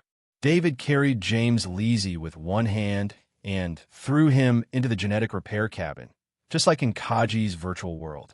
It was important to note that this genetic repair cabin was specially bought for James Leasy. David didn't want to share a genetic repair cabin with anyone else. You will pay for this genetic repair cabin and the genetic repair fluid every time, David said in a deep voice after James Leasy came out of the genetic repair cabin. David, do I have to enter the genetic repair cabin every time I practice? James Leasy asked softly as he swallowed his saliva. Although all his injuries had healed, the pain for being hit all over his body in the last hour couldn't go away. The feeling of being thrown into hell made him regret coming. However, when James Leasy thought about the improvement he had made in the past 2 hours, he immediately felt that it was worth it. James Leasy could clearly feel that his heavy axe mastery, which had not improved for a long time, had some new understanding after 2 hours of instruction. This was crucial for him to improve his heavy axe mastery. I don't know how Kaji on Lunka Planet trains, but I have to undergo genetic repair surgery every day, David said as he pointed at the genetic repair cabin next to James Leasy's. James Leasy was shocked. Genetic repair surgery every day meant that David's body would be injured every day. Although the injuries from genetic repair surgery wouldn't be too serious, the injuries that required the genetic repair fluid would definitely not be too light. James Leasy, it's up to you whether you come next week or not. This is my instruction, David said as he spread his hands. David, I won't stop your instruction. I can feel that this instruction is very effective for me. James Leasy replied without thinking. To be able to receive the personal instruction of a powerful heavy axe master, even in Kaji's virtual world, the cost was astonishing. Moreover, it wasn't easy to hire a heavy axe master. It's good that it's effective. David was actually not confident. He didn't know if this method would be effective, so he let James Leasy choose for himself. Now that he heard James Leasy say this, he was relieved. David, is there any news about your customized exoskeleton armor? The pain in James Leasy's body disappeared. He began to care about the customized exoskeleton armor with David. No, I checked the progress. It's still 0%. The situation is a bit strange. David shook his head and said with a puzzled expression. To be honest, if it weren't for Master Macintosh's very good reputation and the fact that Master Macintosh wouldn't ruin his name for a customized exoskeleton armor, David would have thought that Master Macintosh wasn't going to customize it for him. Then let's wait a little longer. Master Macintosh's identity is a bit special. He has a very close relationship with the military and has a lot of power in his hands. He may be a bit busy recently. James Leasy explained to Master Macintosh. He also didn't believe that Master Macintosh would deliberately delay the customization of the exoskeleton armor for David. It was very likely that he was delayed by something. Just as David and James Leasy were discussing the customization of the exoskeleton armor, in the underground forging room of Macintosh's design studio, Master Macintosh was looking at a military knife in front of him with a pale face. This military knife was emitting a green light all over. The green was very pure, unlike the light green material that David took out. In this green light, there was a trace of pale white that seemed to be colorless. If one didn't look carefully in the green light, one wouldn't be able to notice it. During this week, Master Macintosh didn't leave the forging room at all. He took out a level 3 material himself and used the level 3 material that contained the special power of space as the core of the main structure. First, he forged the level 3 material that contained the special power of space into a thin blade. This was also the limit of the level 3 material that David provided with the special power of space could be forged with. Such a thin blade, needless to say, would be very sharp in the battle with Kaji. It would definitely be very terrifying, but it was too thin. If there was a slight problem with the force, or if there was a slight deviation during the attack, the thin blade would break. Not to mention, this thin blade was very difficult to use. Master Macintosh used his own level 3 material to increase the thickness of the thin blade over and over again. This process required a lot of attention. He could only add a very thin layer at a time. Every time he added a layer, Master Macintosh had to test the degree of influence on the power of space. In the end, this military knife was formed. The power of space contained in this military knife was very stable. At the same time, the thickness of the military knife made it tough enough. This process didn't sound complicated, but in fact, it was unimaginably complicated. Level 3 materials were extremely difficult to process. Some additional metals needed to be added to make the performance reach the best. Master Macintosh had the best smelting furnace and forging equipment. It took him a week to forge the stiletto, even though he had been working day and night. In terms of value, this military knife was probably more precious than the exoskeleton armor designed and made by Master Macintosh. This was because the exoskeleton armor only needed Master Macintosh to design the blueprint, and the rest was done by his team. He didn't need to do it himself. Chapter 251. Holding the stiletto in his hand, Master Macintosh waved the stiletto in the air, and a very strange thing happened. The stiletto and Master Macintosh's arm disappeared when he waved it. At the same time, the stiletto in his arm appeared dozens of centimeters away from the direction he waved it. It was like the extreme speed that could not be seen by the naked eye, But Master Macintosh knew very well that it was impossible for him to reach that extreme speed. He was just waving his arm normally. All of this originated from the stiletto in Master Macintosh's hand. The Space Force was contained in the claws, so it did not have the ability to store items. Instead, it had the ability to travel through space. It was the same Space Force, but there was a big difference between them. Due to the fact that there were too few Grade 3 materials that contain the power of space, this kind of spatial travel ability could only achieve such a degree of travel. Of course, the most important thing about the stiletto wasn't the stiletto itself. Instead, it represented that Master Macintosh had become a master weaponsmith by creating this stiletto on his own in addition to designing the exoskeleton armor. Master Macintosh picked up a test tube beside him and drank the nutrient fluid. His tired body seemed to be injected with vitality. He carried the stiletto and walked out of the underground forging room.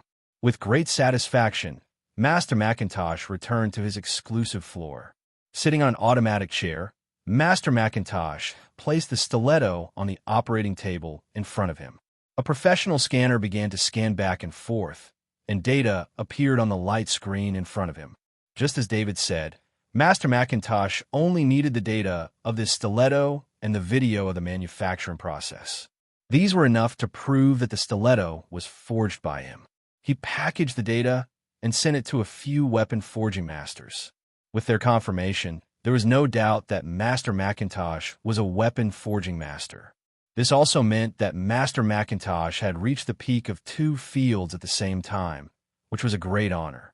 For Master Macintosh, at his level, benefits and power had already reached the highest level he could reach. Only fame could attract him and make him fight for it. After everything was done, Master Macintosh thought of David as he waited for the weapon forging master's reply. He had promised David to customize an exoskeleton armor for him, but he still hadn't done it after a week. This made Master Macintosh, who was very likely to become a weapon forging master because of David's materials, feel a little ashamed. Check how many level 3 materials are left in the warehouse. He asked in a deep voice. An answer appeared on the screen in front of him. 260 kilograms. This was his AI system's response. Although there were a lot of people in the Macintosh design studio, the most important things were all managed by the AI system, which meant that it was under the control of Master Macintosh. 260 kilograms of level 3 materials. To be honest, for such a famous design studio, this amount was very little. Take out 200 kilograms and use it on David's custom-made exoskeleton armor. Master Macintosh ordered in a deep voice. The AI system immediately made a note on the level 3 materials, and the 260 kilograms in the warehouse became 60 kilograms. Master Macintosh didn't care about the 200 kilograms of level 3 materials. He was in the exoskeleton armor design studio, and the Federation government didn't give him a lot of level 3 materials. However, after he was certified as a weapon forging master, the level 3 materials quota would be tilted to him. This was also his way of thanking David, thanking him for bringing the level 3 materials to him, which allowed him to realize his dream. Old friend, did you really forge a transcendent weapon? A projection appeared in the hall and asked Master Macintosh. Briggs, didn't you see my forging process? Master Macintosh laughed proudly as he looked at Briggs' projection. Briggs was also a master from Lunka Planet, but Briggs was a weapon forging master. Briggs was one of the targets Master Macintosh sent the information to just now. However, Master Macintosh didn't expect Briggs to contact him so soon. He only had enough time to roughly skim through the information he sent. He didn't even have the time to go through it in detail. Why are you looking at that? I just want to see the real thing. I'm on my way. Briggs waved his hand. Why are you in such a hurry? The data I sent over is very detailed, and it can explain everything. Master Macintosh shook his head. You don't sound like a real weapon forging master. What's the point of looking at data for a transcendent weapon? Besides, if you're late, this transcendent weapon might not be in your hands anymore. Master Briggs retorted.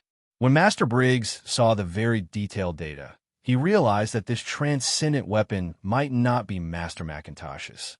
It might just be a commission. Of course, a normal person wouldn't sell a level 3 material like this. They would only forge weapons. Briggs became a weapon forging master because he forged a transcendent weapon. There were usually two ways to become a weapon forging master. One was to discover an extremely significant contribution to weapon forging, and the other was to forge a transcendent weapon. The first way hadn't produced a weapon forging master in thousands of years. Because the Federation's research on metal materials had reached the pinnacle, no one knew how long it would take to make another breakthrough. Without the appearance of a stronger metal material, it was almost impossible to make any major changes to the weapon forging process that had long been fixed. Forging a transcendent weapon was the most practical way to become a weapon forging master. A transcendent weapon could only be forged with top-notch forging skills. It wasn't like there hadn't been a case where a mutated material fell into the hands of a normal blacksmith and was forged into an extremely ordinary weapon. Therefore, most people would give a mutated material to a weapon forging master to reduce the risk. For example, David gave the mutated material to Master Macintosh because he didn't know the true value of the mutated material at all. This was the importance of knowledge. On the planet of Monolith, where knowledge was scarce, a level 3 mutated material fell into the hands of a few transcendent, but they treated it as a secondary level 3 material and gave it to David as a gift. Of course, this was also related to the uniqueness of the Dimensional Ripper itself. The Dimensional Ripper did not have powerful attack power, so the claws on its body were far inferior to that of a level 3 insectoid. In addition, the power of dimension was the most difficult to discover. Even Master Macintosh almost didn't discover it. This was also the reason why a level 3 mutated material contained too little power of dimension. Master Macintosh had just ended his communication with Master Breeze when he received another request for a visit from Master Donovan. 2 weapon forging masters are coming. Looks like there won't be a problem this time. Master Macintosh said to himself with a smile. He was originally very tired, but after receiving the news that 2 weapon forging masters were coming, his spirit was lifted. He did not rest. Instead, he began to design the blueprint of the exoskeleton armor for David. Also because he was grateful, he used some special military technology many times in the design. Of course, unlike Mome of Monolith's non-city, all the technology he used was authorized. It was just that many of these technologies would not be used on ordinary exoskeleton armor. On one hand, it was because of the cost, and on the other hand, it was because of the military's confidentiality system. The confidentiality system was easy to solve. As long as David signed an agreement when he took the exoskeleton armor, it would be fine. As for the cost, with Master Macintosh's good mood at this time, he even took out 200 kilograms of level 3 materials. Why would he care about the use of other special materials? Time passed day by day, and Emma's concert was getting closer and closer. Promotion of Emma's concert was everywhere in Kia City. While Emma's concert was being promoted, a small piece of news caught the attention of many Kaji in a small area. With the unanimous approval of Master Briggs and Master Donovan, the 2 weapon forging masters, Master Macintosh received the title of a second master and became a weapon forging master. Regarding this matter, Kaji were more interested in the details of the certified weapon forged by Master Macintosh. Unfortunately, Master Macintosh and the other 2 masters did not disclose any information about the certified weapon on the grounds of confidentiality. Both David and James thought that Master Macintosh did not have time to customize the exoskeleton armor for David because he was busy forging the certified weapon. They did not expect that the level 3 materials that David took out were the main materials for the certified weapon. David sat in the classroom. The atmosphere in the school had been extremely tense recently. There were less than 20 days left before the college entrance examination, and every student was studying hard. However, this had nothing to do with David. He was reading the information while writing programs for the AI system. He did not learn the high school knowledge that he had long mastered. His results and his uniqueness made him stand out from the rest of his classmates. This was especially so during the intense revision period. There weren't any classmates who would interact with him. Other than Muir, he didn't have any classmates whom he was more familiar with. His identity bracelet vibrated. David opened it and saw a message. David, your exoskeleton armor has been customized. Please come and collect it at 2 p.m. The message was from Macintosh Design Studio. The exoskeleton armor has been customized. David was stunned.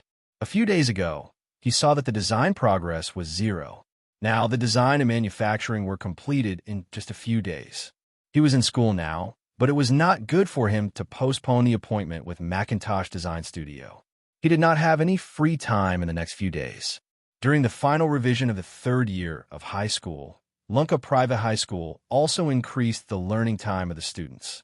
There were no rest days in the last 20 days, and they entered the period of full study. Even for Emma's concert 2 days later, David had to apply for leave to attend it. There was no choice. He still had to apply for leave this time. David stood up and walked to teacher Delia, who was standing beside the podium. His action attracted the attention of many students. Teacher, I have something important to deal with. I would like to apply for leave from you. David looked at teacher Delia, who had a doubtful expression, and requested, David, I'm very assured about your results, but you're going to apply for leave 2 days later and again today. I still hope that you will pay more attention to your studies. Teacher Delia said sternly. However, she quickly nodded and said, Be careful. Don't affect your studies. Teacher Delia did not want to agree to David's application for leave. 2 days later was already a special approval. However, in this week's mock exam, David once again scored close to full marks and ranked first in the school. She could not be too strict with a transfer student with such results who had connections. David did not need to revise, and his results were already good enough. There was no point in revising for him to improve. Thank you, teacher. David had wanted to look for Principal Grover directly. After hearing teacher Delia's agreement, he smiled and thanked her. David left the school under the envious gazes of his classmates. He sat in his hover car at the school gate and set the destination as Macintosh Design Studio. The hover car took off. Before arriving at Macintosh Design Studio, the hover car received a notice that it was allowed to enter. The hover car parked directly in the parking lot on the first floor of Macintosh Design Studio. This time, David's treatment was completely different from the last time. There was no obstruction or inspection. Last time, Jinley's hover car was not allowed to park in the design studio. After David alighted from the hover car, Assistant Johnson appeared beside the hover car and said respectfully, Mr. David, welcome. The master is already waiting for you. Sorry to trouble you to lead the way again, David said with a smile. Assistant Johnson led David to the private elevator and arrived at the 8th floor where Master Macintosh was. David, come and sit down. Master Macintosh was sitting on a chair. There was an empty seat next to him. There was a glass of fruit juice on the table in front of the empty seat. Master Macintosh patted the empty seat enthusiastically. Master Macintosh, congratulations on becoming a weapon forging master. David congratulated him as he sat down. So you know about it too. I still have to thank you for this. Master Macintosh said happily when he heard David mention the weapon forging master. It has something to do with me? David asked, puzzled. Actually, I should apologize to you. The space ripperclaw material you brought that day was very important to me. At that time, I didn't dare to guarantee that I could successfully forge it. There are some things that I didn't say. At that time, I thought that if I failed, I would compensate you with a normal grade 3 stiletto. Fortunately, I succeeded. Master Macintosh said apologetically. You're saying that the certified weapon that allowed you to become a weapon forging master was the stiletto that you forged for me? David asked in disbelief. Chapter 252. Yes, this is a transcendent stiletto. Master Macintosh said as he placed a sheathed stiletto on the table and pushed it towards David. David's heart skipped a beat when he heard the word transcendent. The word transcendent was not used casually in this world. As long as it had the word transcendent in its name, it represented something extraordinary. looking at the stiletto in front of him. Even the sheath was made of grade 3 materials. Just this alone was shocking. General David picked up the stiletto and slowly pulled it out. A green light flashed. This was a grade 3 stiletto. However, David did not understand why this stiletto was called a transcendent stiletto. David, try swinging the stiletto. Master McIntosh saw David's confusion and reminded him with a smile. General David swung the stiletto in the air. His hand flashed with the stiletto in the air. There was almost no time interval between each movement. This transcendent stiletto's ability is to travel through space. Unfortunately, the longest distance it can travel is only 50 centimeters. It can only be used as a personal weapon. Master McIntosh continued to explain. The actual use of this transcendent stiletto was too small in Master McIntosh's opinion. The biggest use of this transcendent stiletto was assassination. In fact, this kind of weapon could only be used in human internal battles. Its value was not too high. It was not easy for such a short weapon to hit the weak points of the powerful Zergs. More importantly, there were too few humans who could do this in close combat with the powerful Zergs. One careless mistake, and you would die. The stiletto was also a special weapon. It was not one of the main weapons of the Kaji. This made the value of the transcendent stiletto drop even more. Almost none of the Kaji studied the techniques of using a stiletto in depth. Even the scouts mostly used long swords. At the very least, they could still fight against the Zergs. Of course, this didn't mean that the transcendent stiletto wasn't worth much. In fact, this transcendent stiletto was a fatal attraction to most transcendent soldiers. Most of the transcendent soldiers were still using grade 2 weapons, with the best being grade 3 weapons. The scarcity of transcendent weapons meant that most transcendent citizens did not have a transcendent weapon that matched their status. David, I've read your profile. I know you're a genius. You'd better not expose the transcendent stiletto. Once you become a transcendent, it won't matter anymore. Master McIntosh said with a smile. Thank you. This stiletto is too precious. David held the transcendent stiletto. He didn't know how to thank Master McIntosh for his help. Although the materials were provided by David, the materials provided by David were obviously of a different quality than the stiletto. Not to mention, this was a transcendent stiletto with an extremely strange ability. You don't have to thank me. Luckily, you didn't waste the materials. Otherwise, I wouldn't know how to face you. Master McIntosh said with a wave of his hand. I wouldn't have known how precious those materials were if you didn't tell me. This means that those materials are destined to be with you. David said with a smile. He felt a little relieved after hearing Master McIntosh's words. Because of the materials you gave me, I became a master weaponsmith. I've also prepared a gift for you. Master McIntosh said as he tapped on the screen in front of him. A display platform rose from the ground. On the display platform was a black exoskeleton armor. Every surface of the exoskeleton armor was as hard as a diamond. This exoskeleton armor had an extra pair of short wings on the back. It was also taller than the exoskeleton armor David had seen before. This is a custom-made exoskeleton armor for me, David asked as he looked at the dazzling exoskeleton armor. Yes, this is an exoskeleton armor that can fly for a short period of time in the atmosphere. It can adapt to the needs of atmospheric and space battles. It can support most types of weapons. The Intelligent Assistance System uses the military's most advanced optical computer. The energy supply is double krypton crystal drive. It can provide a 15% increase in speed and strength. Master McIntosh explained to David. It can fly. David was attracted by the flying ability. Most exoskeleton armors didn't have the ability to fly. It wasn't that the technology wasn't good enough.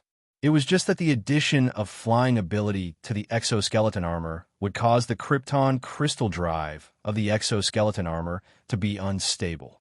For a piece of equipment that required close combat with the Zergs, stability was the most important.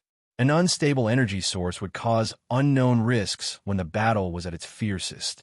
Therefore, the exoskeleton armor David had seen before didn't have the ability to fly. When it needed to fly, it was equipped with another set of flying equipment. It was just that the other set of flying equipment had to be discarded during the battle. It also affected the flexibility of the exoskeleton armor and was inconvenient to carry around. Yes, flying, double krypton crystal drive, and some of my patented technology can ensure that the energy of the exoskeleton armor is stable enough. Master Macintosh said with a smile. He pointed at the short wings and continued. This pair of short wings is not only for flying, but also for providing extra power when running, so you can move faster in a straight line. David couldn't help but be amazed. It was no wonder that Genlis was envious of such a custom-made exoskeleton armor. I've strengthened the defense of this exoskeleton armor. The arms, head, shoulders, most of the back, most of the chest, the front and back of the legs, the soles of the feet. I've strengthened all these parts with grade 3 materials. Master Macintosh continued to introduce proudly. When David heard Master Macintosh's introduction, he took a few steps to the display platform and stroked the surface of the exoskeleton armor with his hand. In the process of stroking, he was sure that the parts that Master Macintosh mentioned were indeed made with grade 3 materials. If he had worn this exoskeleton armor, the group of Hunter Manises would not have been able to kill him in Kaji's virtual world. This was basically a turtle shell. As long as he carefully avoided the parts that were not protected by the grade 3 materials, the defense of the exoskeleton armor would not be broken at all. The only thing to pay attention to was that the vibration caused by the Zerg's powerful attacks would penetrate the exoskeleton armor. This flaw was David's own problem. As long as David's strength and physique were stronger, he would have enough resistance against the Zerg's attacks. Master Macintosh, you've added another grade 3 material into this exoskeleton armor. How do you want me to repay you? David said happily and helplessly. It's only 200 kilograms of grade 3 materials. With my current status as a weapon master, my monthly share is more than this. Master Macintosh waved his hand and said indifferently. When David heard that it was 200 kilograms of grade 3 materials, he didn't know what to say for a moment. Among the few Transcendent that he had met, only Transcendent Castle, who died under his hand, had a grade 3 heavy axe. He had not seen any other grade 3 weapons in the hands of the other Transcendent. However, Master Macintosh offered 200 kilograms of grade 3 materials. This was not a small amount of materials. It was enough to forge a few heavy weapons. When David left Macintosh's design studio, his head was still dizzy. He did not expect to get the top-grade exoskeleton armor that only appeared in his dreams. Looking at the exoskeleton armor's loading box beside him and the 3 main structures behind the car, he could not help but feel more grateful to Master Macintosh in his heart. He was no longer an amateur when it came to metals. With the knowledge of 2 master mechanics, he could see how precious the synthesized metals used in the 3 main structures were. Although grade 3 materials were extremely precious, it did not mean that there were no precious metals other than the materials from the Zerg bodies. Some metallic materials were extremely rare in the universe, and those that could be discovered and mined were even rarer. The most precious thing was still the alloy formula of the main structure. This was the reason why the main structure was far more valuable than David had imagined. If he was excited, he needed to share it with others. In the past, David would hold the exoskeleton armor and admire the transcendent stiletto alone for a day. However, there was someone here that he could share it with. David immediately contacted Emma through his identity bracelet. "Emma, are you still busy?" After the communication was connected, David remembered that these few days were the final preparations for Emma's concert. "Emma will be very busy." David calmed himself down and asked, "It's nothing. The preparations here are already done." Emma asked the costume designer to stop working, made a silent gesture, and then replied with a smile. David did not contact her during the normal time. Emma knew that David must have something to do. This was the busiest time for the concert, but she was still going to take some time out. "I'll go over and take a look." "Will it affect you?" David asked after thinking about it. "Come over. I'll let you see how the concert preparations are going." Emma quickly agreed with a smile. David drove the hover car and made a turn in the air. When he passed by a beverage shop, he stopped, as he did not know the number of people at Emma's place. David ordered more cold and hot drinks and filled the back of the hovercar. The concert was located in a stadium that could accommodate 100,000 people. This was the place where grand events and competitions were held in Shah City. Hey, that hovercar looks familiar. David's hovercar had just arrived at the stadium when it was discovered by the surrounding reporters. I remember that Emma has a similar hovercar in her collection. Another reporter also remembered and said, David's hovercar was originally prepared by Emma. It was also chosen by Emma from her own collection. She did not expect that these reporters would discover it at a glance. It was just that they did not know that it was the same car. The hovercar passed through the stadium's underground tunnel and entered the underground parking lot. In a hovercar in the parking lot, a young reporter with short hair was holding a camera and listening to the music in the car with nothing to do. As this reporter was a newcomer, he was assigned to the underground parking lot, a position that had almost no achievements. Once he was discovered, he would almost certainly be kicked out by the security guards. He might even be beaten up. This was an unintentional action by the veteran reporter to oppress the newcomer. No one expected this to have an unexpected effect. When David's hovercar stopped, Emma had already brought the two female bodyguards, Leona and Nora, to the parking lot to welcome David. Agent Lucia wanted to stop them, but when she remembered that they were inside the stadium, she did not care too much and let Emma do what she wanted. David had already asked the shadow attendant to store the exoskeleton armor and the three main structures into the infinite space ring. He jumped down from the hovercar and handed a bouquet of flowers to Emma. It's my first time buying flowers. I don't know if I bought the right one. David saw the surprise on Emma's face and could not help but explain. I like it very much,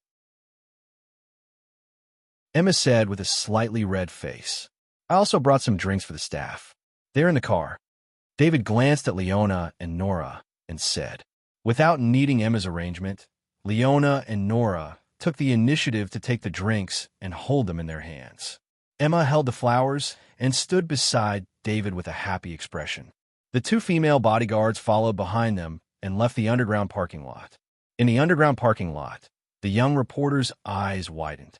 He looked at the direction where David and Emma disappeared in disbelief. Originally, if this reporter was an enemy and had a trace of malice in his eyes, David would have noticed it immediately with his spiritual sense. However, this reporter did not have any malice at all. Or rather, when he saw the interaction between David and Emma, he was simply shocked and did not have any other thoughts. If he was an experienced reporter, he would have thought about the problem of the report and the sensational news. Then, you would have a trace of malice. Perhaps David would have noticed it too. Everything was too coincidental. The young reporter was only surprised. As for the gaze, in the peaceful city, David was not as vigilant as he was in the wild. I'm rich. The young reporter finally came back to his senses after a moment and exclaimed softly. He picked up the camera and looked at the things he had just taken. When he saw that the interaction between David and Emma was completely recorded, he could not help but be overjoyed. David did not expect that he would be photographed by a reporter when he came to visit Emma on a whim. Emma walked in front of David, and the intimacy on Emma's face made it obvious to the staff that there was a relationship between the two of them. The two female bodyguards behind them served drinks one by one, which made the staff have a good impression of David.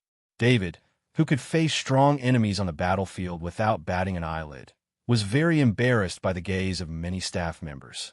When they came to Emma's dressing room, Emma remembered today's date and asked with concern, "Aren't you in school today?"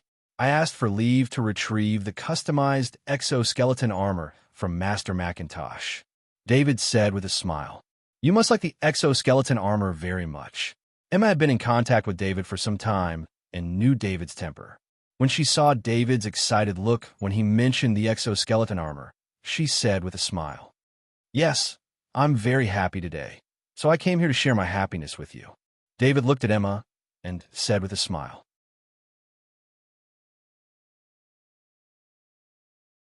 Chapter 253. The young reporter drove the hover car back to the TV station as fast as he could. He didn't plan to share his findings with the old reporter. This was a guarantee for his promotion. The young reporter was even worried that there would be an accident, so he made some backup plans. "Director, I took a video of Emma's latest relationship. The young reporter stood in front of the director's desk and said excitedly as he placed the memory chip on the desk. Emma's relationship? The slightly plump middle-aged director's expression turned serious. He picked up the memory chip and inserted it into the socket on the desk. Soon, the video of the underground garage appeared. The middle-aged director looked at Emma in the video. He didn't look happy at all. Instead, he looked very calm. You're very serious about your work. However, you don't have to follow up on this news. Just pretend that you didn't take this video. The director nodded at the young reporter. Director, this is big news. The young reporter emphasized the word big news to remind the director. In the young reporter's opinion, this kind of video should be praised by the director and given a bonus to lay the foundation for his future promotion. You're new here. You don't know much about the industry. I don't need to explain anything to you. Go do your own thing. The director waved his hand at the young reporter. The young reporter looked at the director, then turned and left silently. The director looked helpless. As a professional in this industry, how could he not know how big of a reaction news about Emma's relationship would cause?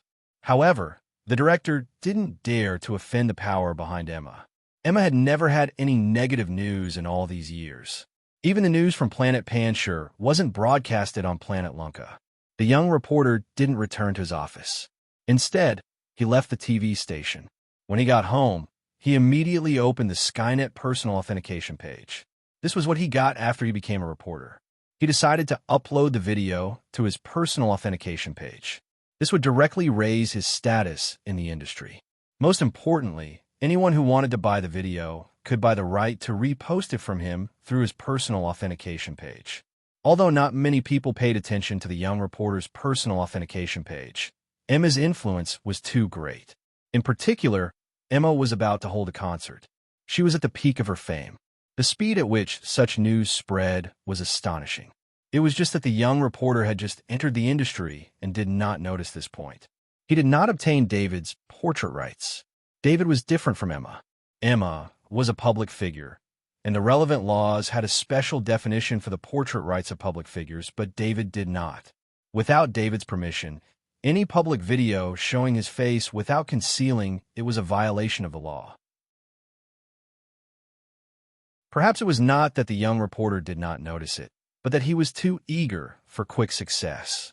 After accidentally getting a big piece of news and not receiving the corresponding reward, the young reporter put the video on the personal authentication page of the Skynet as a form of revenge. Usually, the people who followed his personal identification page on the Skynet were all in the same industry. He thought that soon, a news organization would find him and buy the video in his hands. However, he did not expect that only commercial companies would buy the video in his hands. After seeing the video, many people only wanted to spread it to their friends. They did not even need to buy it. When Emma's staff found out about the news on the Skynet of the Lunka planet had already spread the news of Emma's relationship and the video. The video had also spread to other planets in the Elidia star zone, as well as the nearby Cater star zone and Volgo star zone. Emma was very famous in these star zones. Because the video had spread so widely, the media outside the Lunka planet did not buy it at all. They just used the video directly. This was the main reason why the news could spread so quickly. Similarly, the video had also spread to the war zone. When some people who were looking for David were still struggling to find him, they found David in the video and confirmed David's location. A rookie reporter completely defeated David's idea of keeping his identity a secret. Of course, what awaited the reporter was a subpoena and a team of lawyers to sue him. Madam wants you to bring David home for a visit. The female bodyguard, Leona, whispered into Emma's ears while she was rehearsing. When Emma heard Leona's words, she was shocked. Then, she became shy and said softly, Mother knows about David. Miss, although the news of you and David did not appear in the news, you can't hide it from Madam. Leona reminded her. Just tell her that I'm busy with the concert and have no time. Emma insisted. Madam said that after your concert, she will hold a cocktail party at home. You could bring David there. Leona said with a bitter smile. Madam knew Emma too well. She had already arranged everything. How could this be? Emma's face showed a troubled expression. She was thinking about how to tell David about this. Tomorrow was the day of Emma's concert, but today, David still came to school on time like an ordinary student. However, today was obviously different. When he walked into the school, it was the peak time for students to go to school. He was not eye-catching at first, but he enjoyed the attention of all the students. So handsome, little Diva's boyfriend. If I knew, I would have pursued him first. I heard that he just transferred here. You didn't have the chance to pursue him before, but he's really handsome. These were the whispers of the little girls. God, this is little Diva, Emma's boyfriend. He's actually our classmate. This guy doesn't look very handsome. How could he get little Diva, Emma's heart? I can fight 3 of these guys. This was the conversation of the boys who were slightly jealous. Some of Emma's fans were even cursing. If this wasn't a school, these students would probably go up and take action. David didn't know what had happened. Things happened too quickly, and Emma didn't inform him. Emma didn't want to affect his studies and cultivation. Although these students cursed very softly, to David, whose 5 senses were extremely sensitive, these words didn't escape his ears at all. David shook his head. He didn't take these discussions to heart. When he walked into the classroom and sat down, Muir was already close to him. David, you're famous now. Muir's face was filled with surprise and excitement. Muir, I still don't know what happened. David shrugged and said helplessly, the video of you giving Emma flowers has been spread all over the Skynet. You have to be careful. There are a lot of fans who like Emma. If I wasn't your friend, I would have smashed your head with a chair. Muir opened his mouth wide exaggeratedly and then said what had happened. David frowned. His finger quickly searched on his identity bracelet, but there was no relevant information on the Skynet. You can't find it on the Skynet. I'll send it to you. Muir saw David's actions and said with a smile. He operated his identity bracelet and sent a video to David. David opened the video and saw the environment in the underground car park. It was the scene of him meeting Emma. Is this video very widely spread? David closed the video and asked Muir. I don't know about other places, but almost everyone in our school knows about it. Muir said with a gloating smile. David's face darkened. He knew his own situation. He came to the Iridia Star field to study. On one hand, it was to increase his knowledge, and on the other hand, it was to avoid some assassinations. The knowledge of Kaji on the Boulder Star could not be compared to that of the Iridia Star field, let alone the knowledge related to the Transcendent. If he wanted to have a higher chance of becoming a Transcendent, entering the first college of Iridia was the best choice. He had not been in this world for long, only about a year, but the enemies he had offended were not simple. From a terrifying organization like the World of God's Intelligence, to killing the Castle Transcendent and forming a deadly feud with the interest groups related to the Castle Transcendent, to destroying a fleet and completely offending the power behind the Thunder and Lightning mercenary group. If this video had been spread, then his position would have been completely exposed. The consequences would be unimaginable. He had relaxed his vigilance after coming to the Lunka Star, but he quickly recovered. The shadow attendant who had been following him casually and ignoring him also flew out of the classroom. David knew that he had to pay attention to everything around him every moment in the future. The peaceful days of the past were gone forever. Students, you've reached the final stage of the college entrance examination. Don't be affected by other things. Teacher Delia immediately said loudly after entering the classroom. Her gaze swept past David, but she did not say anything to David. To be honest, the video of David and Emma meeting was really nothing much. They were just carrying a bouquet of flowers and walking side by side.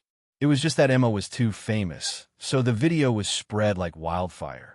Teacher Delia also did not say anything to David. She had nothing to say about his studies. As for his life outside the school, it was something she could not interfere with. David was even brought to the classroom by Muir for lunch. He did not leave the classroom for the entire day. Even so, there were still students from other classes who appeared outside the classroom just to catch a glimpse of David. Once school was over, David left quickly. No matter how big his heart was, he did not want people to stare at him like he was a monster. After walking out of the school gate, David saw a familiar hover car. It was Emma's private hover car. The female bodyguard, Leona, was standing next to the car. After seeing David, Leona immediately gestured for him to enter. David entered the hover car and saw Emma, who was still in her costume. It was obvious that Emma came in a hurry and did not even have time to change out of her costume. David and Emma looked at each other for a while before saying in unison, "I'm sorry." Both of them were amused by this apology, and the atmosphere immediately lightened up. David thought that it was because he went to the stadium that this incident happened and affected Emma. On the other hand, Emma thought that it was because she did not do a good job of security and implicated David. No matter what, that reporter was there to film Emma. David just happened to be there. "David, my team is already settling this matter. The impact of the video will be suppressed very soon. That reporter will also be sent to prison." Emma said softly, "I'm fine. You're a celebrity. If there's anything you need me to do, just tell me." David said with a smile. He would not voice out his worries. With his current strength, as long as it was not transcendent, he was not too worried. Not to mention, the security level of Lunka Planet was very high. It would be extremely difficult to assassinate him here. "I really do have something that I need your help with." Emma's voice was very soft when she said this. It was so soft that even with David's sensitive hearing, he almost could not hear it clearly. At this moment, Emma's face was full of uneasiness. It was as if she was in a difficult situation. "Emma, just tell me what you need." David looked at Emma and encouraged her with a smile. "David, my mother invites you to a cocktail party at home," Emma said softly. David was stunned when he heard this. He was going to meet her parents. Even though he had lived 2 lives, David could not help but feel nervous. "It's okay if you don't want to attend. I'll tell my mother," Emma said softly when she saw that David did not say anything. She looked a little disappointed, but still said softly, "No, I'm thinking about what gift to give." David quickly shook his head and said, "You agreed." Emma's face changed into a smile. It lit up the hover car instantly. It also made David's nervousness disappear. If it was for Emma, then so be it. "Emma, tell me how many gifts I need to prepare." "I don't want to be rude," David said with a smile. "Father is not home. I only have my mother and brother at home. The cocktail party is a family banquet. Only my uncles will be invited. They don't need to prepare any gifts. I only need 2 gifts for my mother and brother." Emma was helping David with his calculations very carefully. Leona, who had been peeking at them, could not help but feel a headache coming on. Her mistress had really fallen into the trap and was giving advice to David all the time. "My mother likes music. I inherited it from my mother. My brother is in the Lunka Planet Guard Army. He's a Kaji like you. He also likes to cultivate." Emma continued her explanation. David and Emma talked. Before they knew it, the hover car had arrived at David's villa. However, Emma did not stay. She was very tight on time. If it were not for David, she would still be busy in the stadium. At night, David received messages from Jenlise, Emerson, and Anita. They knew about David and Emma and congratulated them.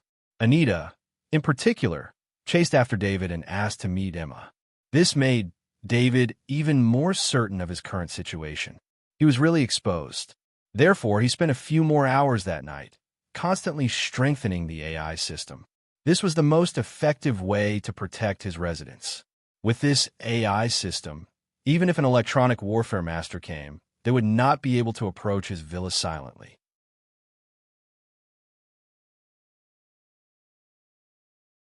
Chapter 254. On Saturday night, the stadium was brightly lit. Both the sky and the ground were filled with hover cars. Fortunately, the hover cars had their own safety systems. Under Skynet's allocation, they each had their own flight paths, so even though it was busy, it was not chaotic. Emma's scandal did not affect the progress of the concert. In fact, the most important thing for a star in the interstellar era was their own strength.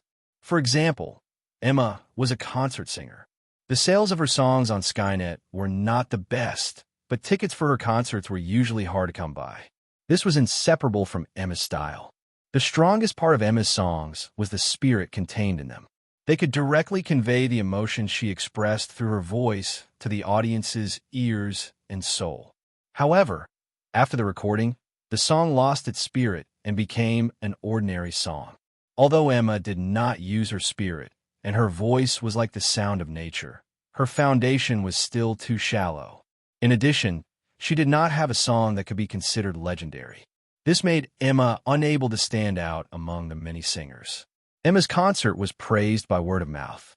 Almost everyone who heard Emma's live performance would crazily like her songs and become her loyal audience.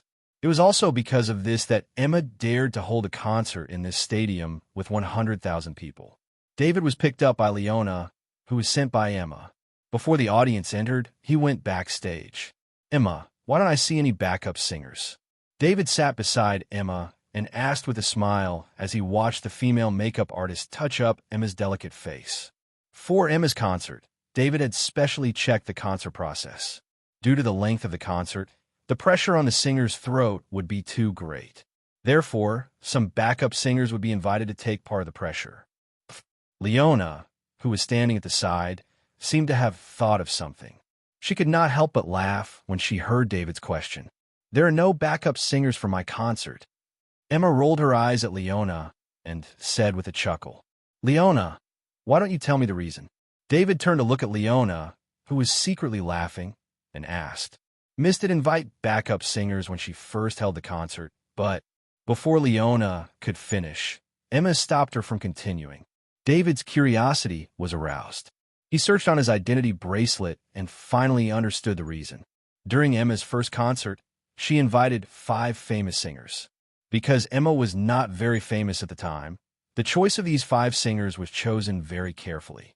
However, these 5 famous singers were all singers who were especially good at creating an atmosphere. They were arranged to assist Emma. But when Emma started singing, her voice, which was infused with spiritual energy, was extremely infectious, causing the concert audience to be intoxicated. And when the backup singers started singing, that kind of ordinary singing could really arouse the audience's emotions. However, after comparing it with Emma's singing, it lost its original effect. The audience used the most aggressive way. Before the backup singer finished singing the whole song, the backup singer was kicked off the stage. No one expected this situation, but it was also understandable. When the audience was eating a big meal, they were given a candle and asked the audience to eat it together. How could the audience not be aggressive? From then on, Emma's concerts no longer had any guest singers.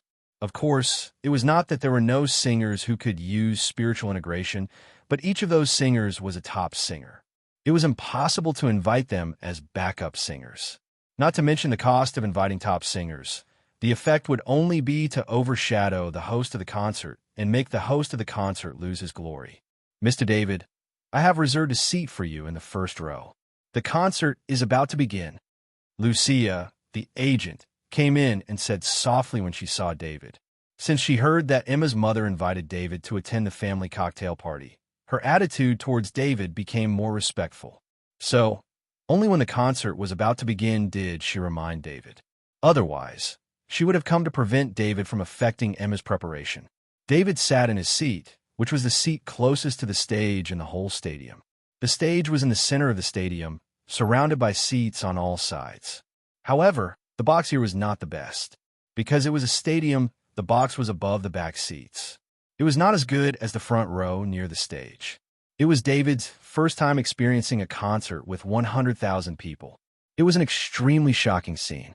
However, as the lights in the stadium dimmed, the voices of 100,000 people immediately disappeared. Only a faint prelude could be heard in the whole stadium. Then, a beam of light hit the floating platform flying in the air, revealing Emma in a gorgeous dress. The quiet stadium burst into amazing cheers. The floating platform under Emma's feet descended from the air to the stage. The beam of light became bigger and lit up the whole stage. The changing lights and the flickering dress made Emma the center of attention among the crowd of 100,000. Just as Emma inhaled and exhaled and was about to sing, 100,000 people were silent at the same time. The melodious singing swept through the whole stadium in an instant with a faint spirit. Even if David's spirit was much stronger than Emma's, every time he perceived the range of Emma's spirit expansion, he had a kind of incomparable admiration. Without hesitation, David's spirit skillfully integrated with Emma's spirit. Almost instantly, the appeal of Emma's singing increased several times. David's spirit carried his perception. As Emma's singing drifted over every audience, the spirit in the singing was like a hand gently stroking every audience. The audience's joy, sadness, intoxication, madness, and all kinds of emotional outbursts would be fed back to David. Emma was like a god at this time. The joy, anger, sorrow, and joy of 100,000 people were affected by her singing and changed according to her will. David felt the emotions of the audience affected by the singing. His spirit could feel a faint energy emitted from these audience members and integrated into David's and Emma's merged spirits. David enjoyed this feeling very much. This was the feeling that Emma shared with him. However, this feeling was broken when David's spirit swept over an audience member. Of course, only David was affected. When David perceived the difference in this audience member, he forcibly blocked this feeling and did not pass it to Emma. This was Emma's concert. David did not want Emma to be affected. This audience member looked very ordinary. His seat was in the 20th row. It was a bit close to the front, but not very close. It was just a better seat among the ordinary seats. The clothes he was wearing were normal working-class clothes. Although he deliberately dressed more carefully, the price was not high. This was not much different from the working-class audience member next to him. The reason why David paid special attention to this audience member was that when his spirit touched this audience member, he found that this audience member was not affected by the singing. This audience member had a faint murderous intent. The murderous intent seemed to be suppressed. If David was not in a special state of mind, he would not have been able to detect the murderous intent on this audience member. David did not immediately take action. Today was very important for Emma. He continued to maintain the mental integration with Emma and continued to communicate with the 100,000 audience members in the stadium through singing. However, a small part of his spirit entered the shadow attendant's body. The distance of 20 meters was just the distance between David and the audience member. The shadow attendant flew to the audience member's side. This was a very ordinary middle-aged man. The shadow attendant reached out and pressed his hand on the audience member's body. This was the search method David came up with. Through the shadow attendant's weak perception of items, it found some special items. Soon, the shadow attendant found a problem with this audience member. This audience member had a pair of soundproof earplugs in his ears. This was a concert, but a pair of soundproof earplugs in his ears completely blocked out the sound of the music. No wonder he was not affected by the singing. The shadow attendant continued to search and found a special wristband on the audience member's wrist. Wristbands were required by many professions for protection, but no one would have a device to hide thin needles in their wristbands. There was also a long, special thin thread in the wristband. Just by looking at the wristband, David guessed that this audience member was an assassin. Coupled with the faint murderous intent, David was certain. The shadow attendant continued to search. From the top of the man's shirt to his pants, he found a dagger on his leg. David did not know if this assassin's target was him. But no matter who the target was, David did not want this assassin to affect the concert. David, who was sitting in the first row, had a cold smile on his face. The shadow attendant, who was 20 meters away, moved slightly. The dagger on the assassin's leg disappeared. The shadow attendant put it into his dimensional ring. Then, the shadow attendant wrapped the wristband with his spirit. This time, the shadow attendant used a bit of force and pressed the connection button on the wristband. This made the assassin's whole body tremble. He reached for his wristband, but it was empty. The assassin's scalp went numb. His killing tool was gone. At this time, he also felt that something was wrong with his leg. He reached for it again, but the dagger was gone. As an assassin, he did not realize that someone had approached him. It was not until his equipment was stolen that he realized that something was wrong. However, he did not know who had done it. The assassin looked around and found that the audience members around him were intoxicated with the music. There was nothing wrong with them at all. If it wasn't for his rationality stopping him, he would have stood up and run away. The beautiful music that touched his soul did not bring him any warmth. Instead, it made his hair stand on end. David did not care about the assassin's restlessness. After the inspection, the assassin was just an ordinary person. Perhaps he had practiced some combat skills, but to David, anyone who had not become a Kaji was an ordinary person. Therefore, David only took away the assassin's weapon through the shadow attendant. This made the assassin no longer a threat. As for catching the assassin, it would wait until after the concert. Even though they were all Emma's old songs, the audience was still mesmerized by her performance. David also knew that he could not waste time at this time. This was the best opportunity to increase his mental strength. He could also help Emma improve her mental strength. He only left a little bit of his mind on the shadow attendant's body. He let the shadow attendant pay attention to the assassin's movements. He, on the other hand, focused on merging his mind with Emma's. Finally, it was the last song. David once again heard music from another world. However, compared to the version he heard before, this time it was a completely different interpretation. The piano could not replace all instruments. As the clean and melodious sound of the whistle sounded, David seemed to see a huge ship appear in front of his eyes. The love story of his previous life appeared in front of his eyes. The addition of various instruments sublimated the prelude. It was like a small stream converging into a small river, and then converging into a big river. Emma's voice broke through the river, broke through the sky, and floated in the stadium. David's mind automatically merged with it. David himself was still intoxicated by the song. Without him noticing, the huge ship in his mind entered the minds of the audience. As the audience listened to the song, the story of the ship in David's previous life appeared in their minds. 100,000 audience members followed the song and felt the magic of love. It made people laugh and cry. It made people forget about life and death. It made people's hearts last forever. After the song ended and the music stopped, the audience in the stadium was still intoxicated.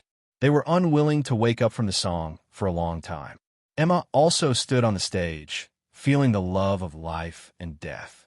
Her eyes were fixed on David. At this moment, she wanted to pour out all her love. No matter how successful a concert was, it would come to an end.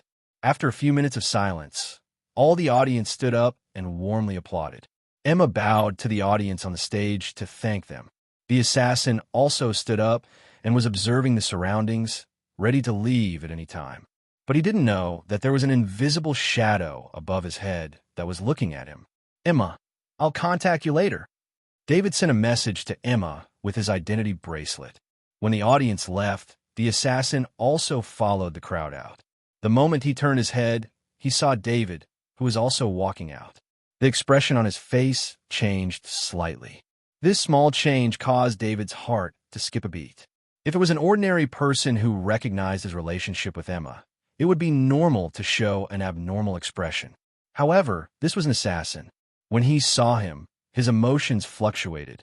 That was very telling. David put himself in the shoes of an assassin and began to think about the assassin's actions. How to find David in an unknown situation. It must be known that although David was exposed in Chia City, his residence was not exposed. At present, David's villa was found with the help of Emma. It was not easy to find out. Therefore, the best opportunity was Emma's concert. From the video of David and Emma, it could be known that David would definitely come to the concert. What a perfect plan. When David was listening to the song, he could use a poison needle to kill David.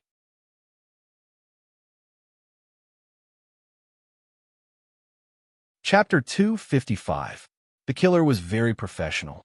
When he walked in the crowd, he used the crowd as a cover and gently pulled his hand on his body. His clothes instantly changed the style and even the color. The timing of his change of clothes was very clever. It was when he was blocked by a few people who were talking to each other.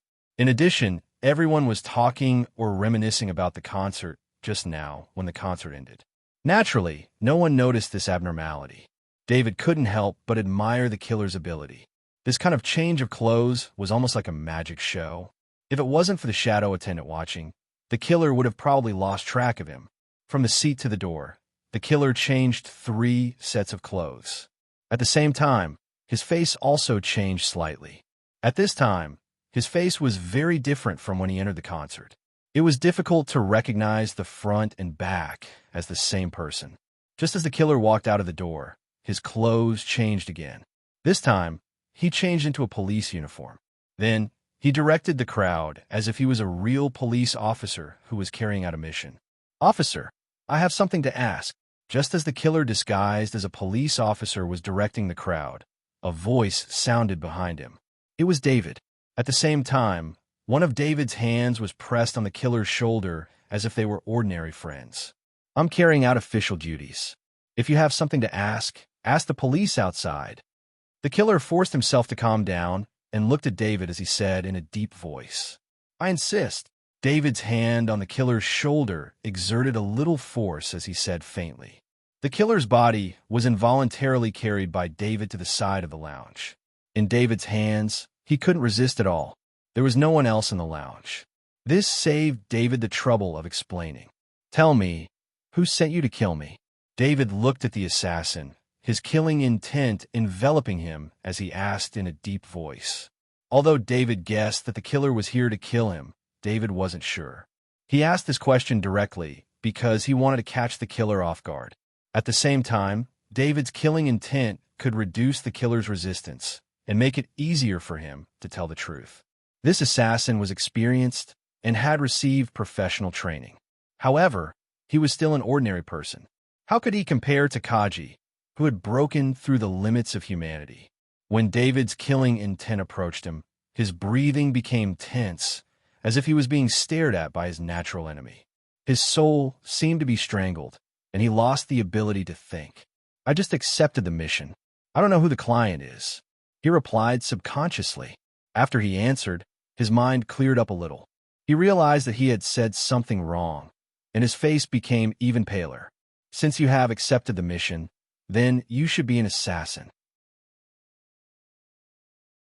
The place where you accepted the mission must be an assassin organization. "Can you tell me which assassin organization it is?" David continued to ask faintly. The killer didn't speak anymore. He forcefully shut his mouth, as if he wanted to use this method to express his attitude. "How troublesome." David shook his head and said. He grabbed the assassin's wrist and connected the ID bracelet to his own. A few orders were sent out.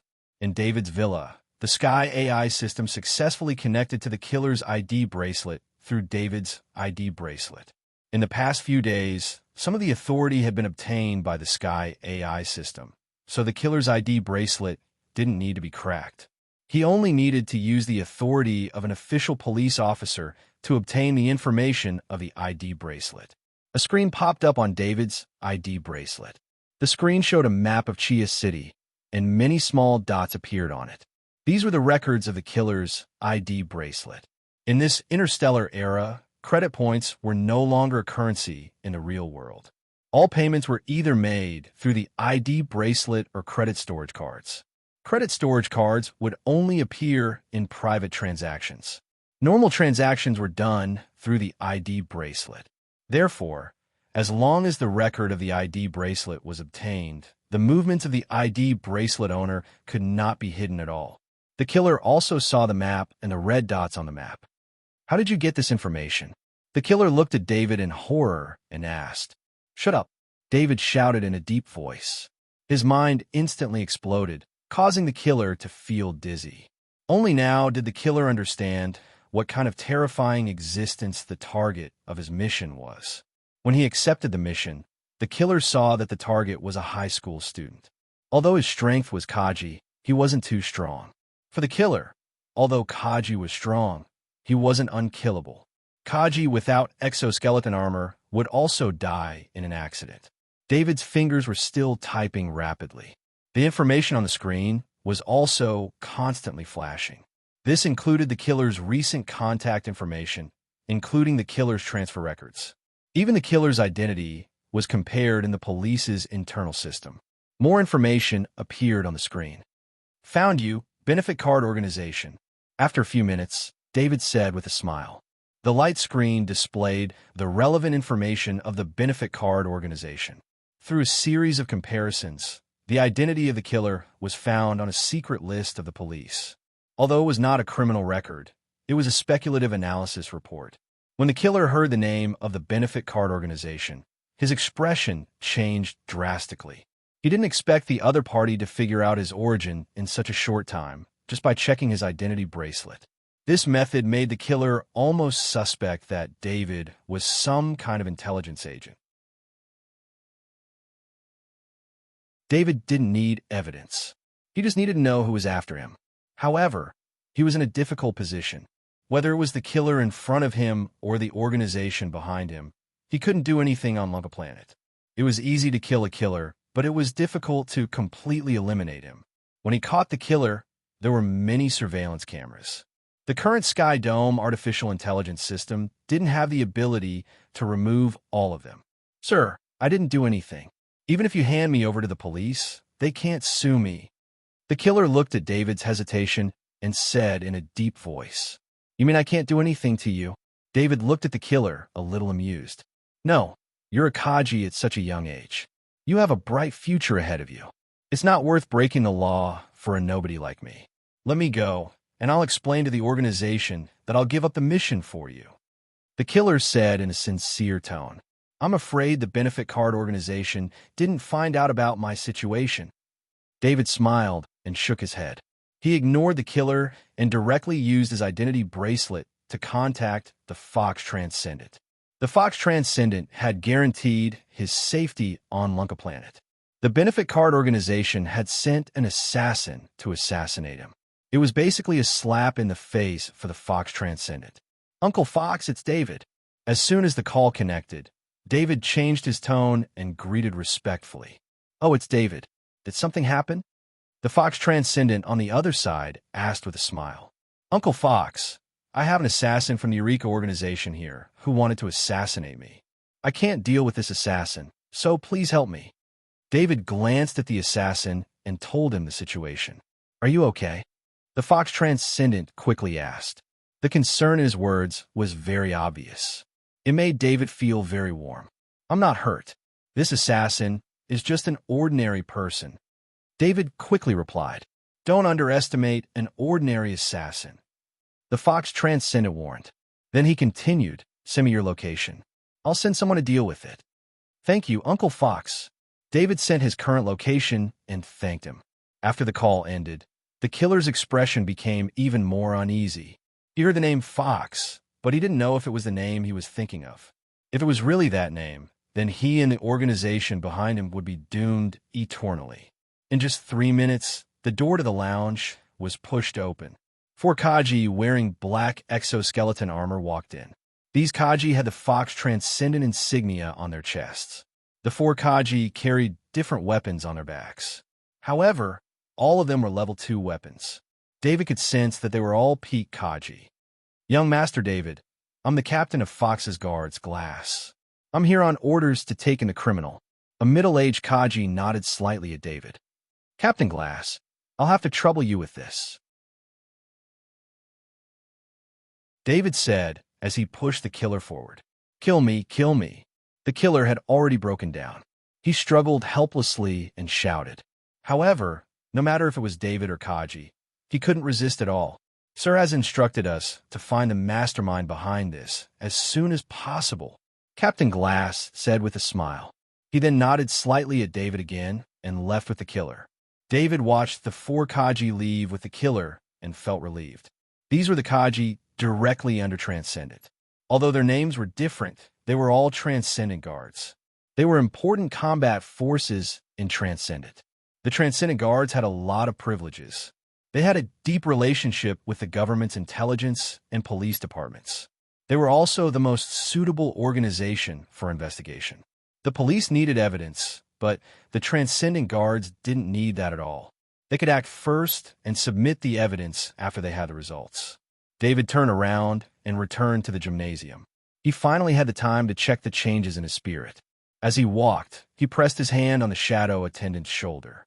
The attribute panel appeared in front of him. Spirit 601. This value still surprised David. After his spirit exceeded 5 points, it was very difficult for his spirit to increase. Although it only increased by 0.07 points, It was equivalent to the increase David could get after a near-death battle. The increase in spirit made David feel much better after his identity was exposed and he was targeted by the killer. "Mr. David, please come with me.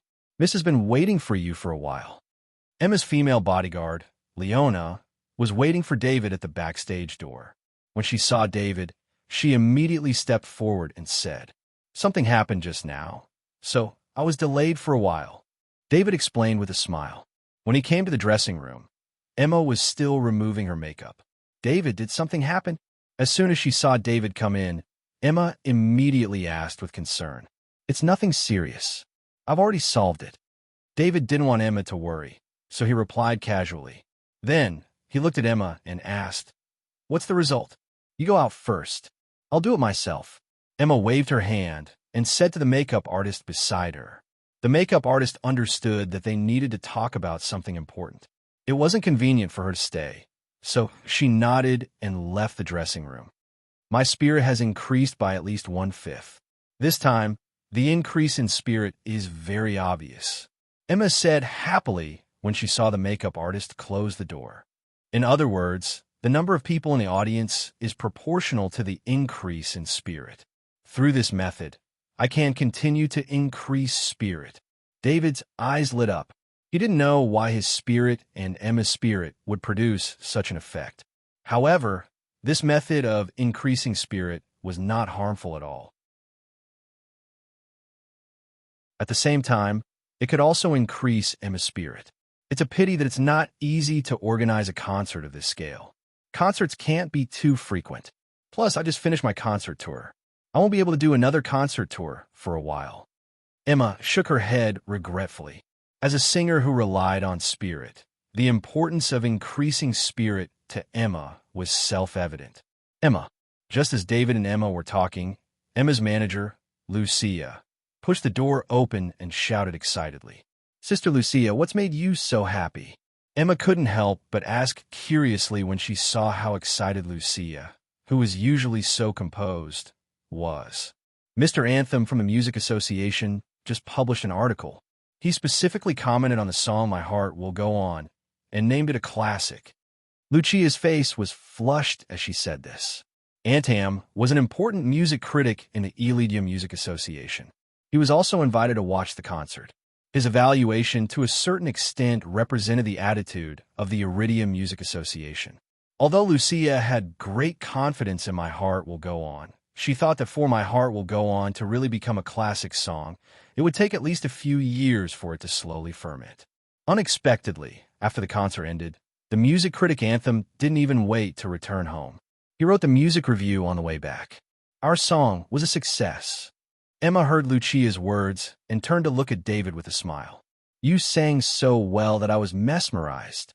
David praised from the bottom of his heart. He wasn't talking nonsense.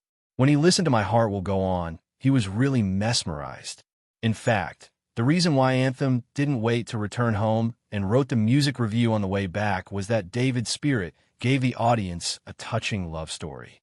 Accompanied by Emma's My Heart Will Go On, the impact was unforgettable for everyone in the concert.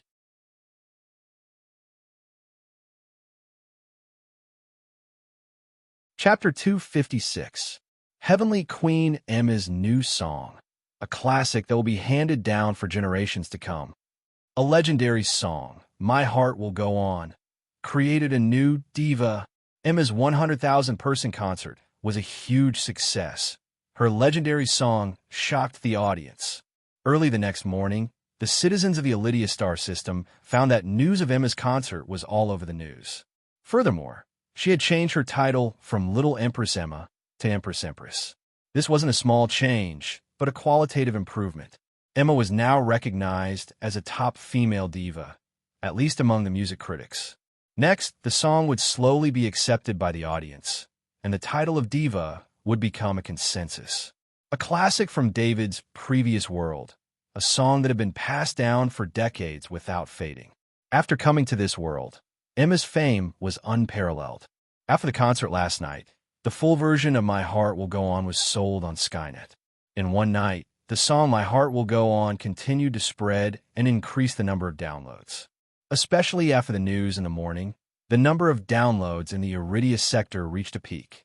When Lu Yaya checked it at 9 in the morning, it had already reached 1 billion downloads, and this number continued to rise crazily with every passing moment. Only legendary level songs had such charm. Every time a legendary level song appeared, there would be such a frenzy among the audience. This had to do with the cultural literacy and appreciation of the citizens of the interstellar era, which ensured that legendary classics would not be buried in this era. David did not go to school today. It was not because he had applied for leave, but because Forks Transcendent had applied for leave on his behalf. David, sit down first. Forks Transcendent pointed at the sofa and said, Uncle Forks, I'll have to trouble you about the hitman. David thanked him as he sat down. Garen, put your safety in my hands. It's my fault for not protecting you well. Forks Transcendent shook his head as he sat across from David. He then continued, Glass will be here soon to report the results of the investigation, so I called you over to listen to it. David was also amazed by the efficiency of the Transcendent Guards. They had only begun the investigation last night, and now there were already results. Although David had already given the name of the assassin organization, this also showed the terrifying power of the Transcendent Guards. David, I heard Headmaster Grover praise your results. He even thanked me for bringing him such a good student. The Fox Transcendent couldn't help but laugh when he recalled Headmaster Grover's attitude. He owed Principal Grover a favor for sending David to Lunka Private High School. He didn't expect Principal Grover to thank him before he even returned the favor. I'm just good at studying. David smiled embarrassedly. Listen, you should let Anita hear that. I've spent a lot of effort on her studies, Fox Transcendent said with a smile. He had never hidden his admiration for David. If it wasn't for the news of David and Emma's relationship, he would have wanted to matchmake David and Anita. Sir, Captain Glass strode into the room and bowed respectfully in front of Fox Transcendent. Thank you for your hard work. Fox Transcendent nodded. It was obvious that Fox Transcendent treated his subordinates very well. Sir, it's my duty to serve you. Captain Glass replied loudly. All right, sit down. David is here too. Tell me what you found, Fox Transcendent said with a wave of his hand. Captain Glass carefully sat on a chair on the side instead of the sofa. He turned on the screen of his identity bracelet and projected it in front of Fox Transcendent. According to the name of the benefit card organization that young Master David gave us last night, we interrogated the captured assassins and confirmed that the assassins were indeed sent by the benefit card organization. Captain Glass said as he displayed a map on the screen. I've contacted the government and military of planet Lunka and got information about the benefit card organization from them. This is the base of the benefit card organization. Last night, we raided this base and killed 135 assassins of the benefit card organization.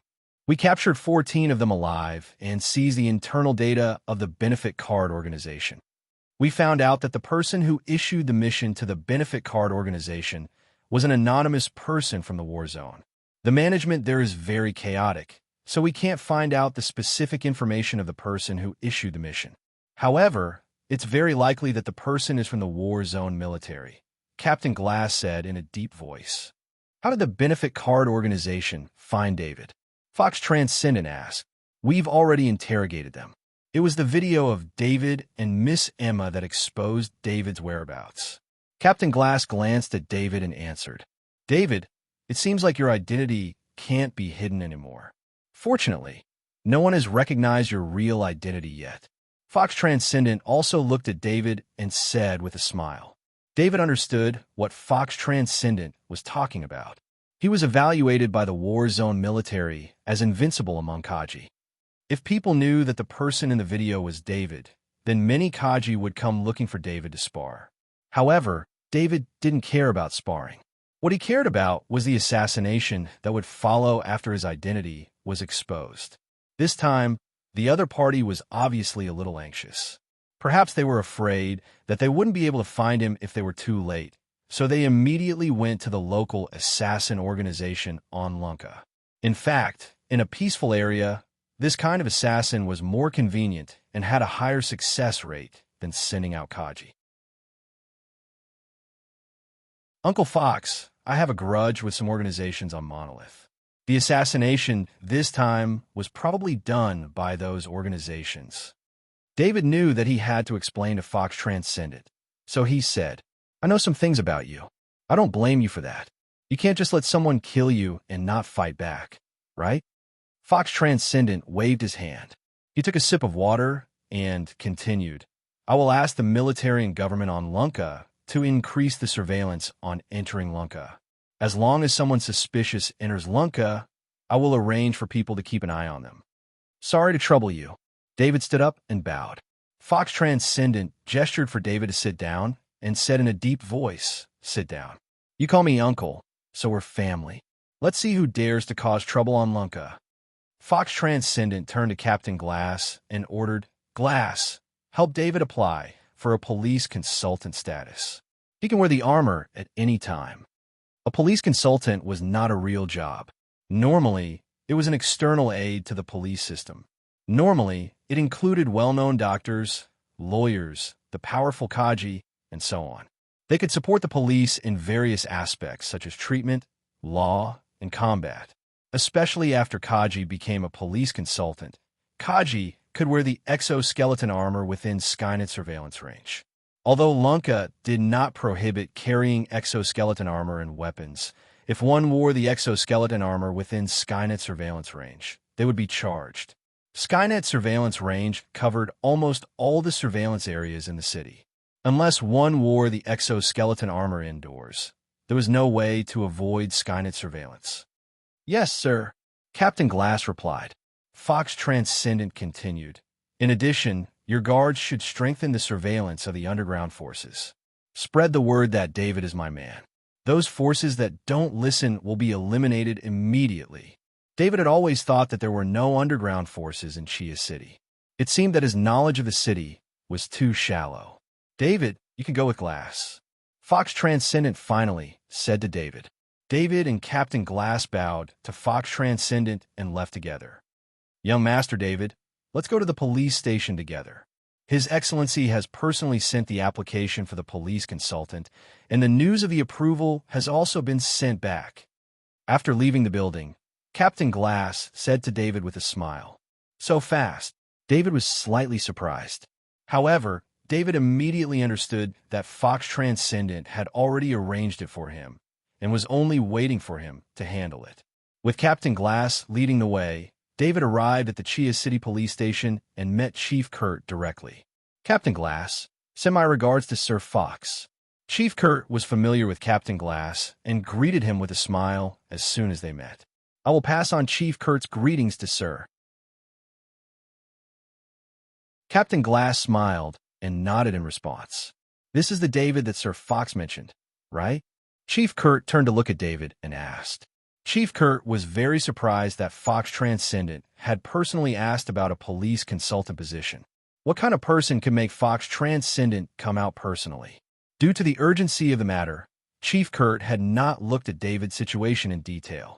Anyway, with Fox Transcendent's recommendation, a police consultant position could not be rejected, so he quickly approved it. Now that he saw David, he realized that David was too young. As he asked David, he glanced at David's information and found that he was only 17 years old. He could not help but think that this police consultant position was going to be wasted. There was a limit to the number of police consultants in the police station.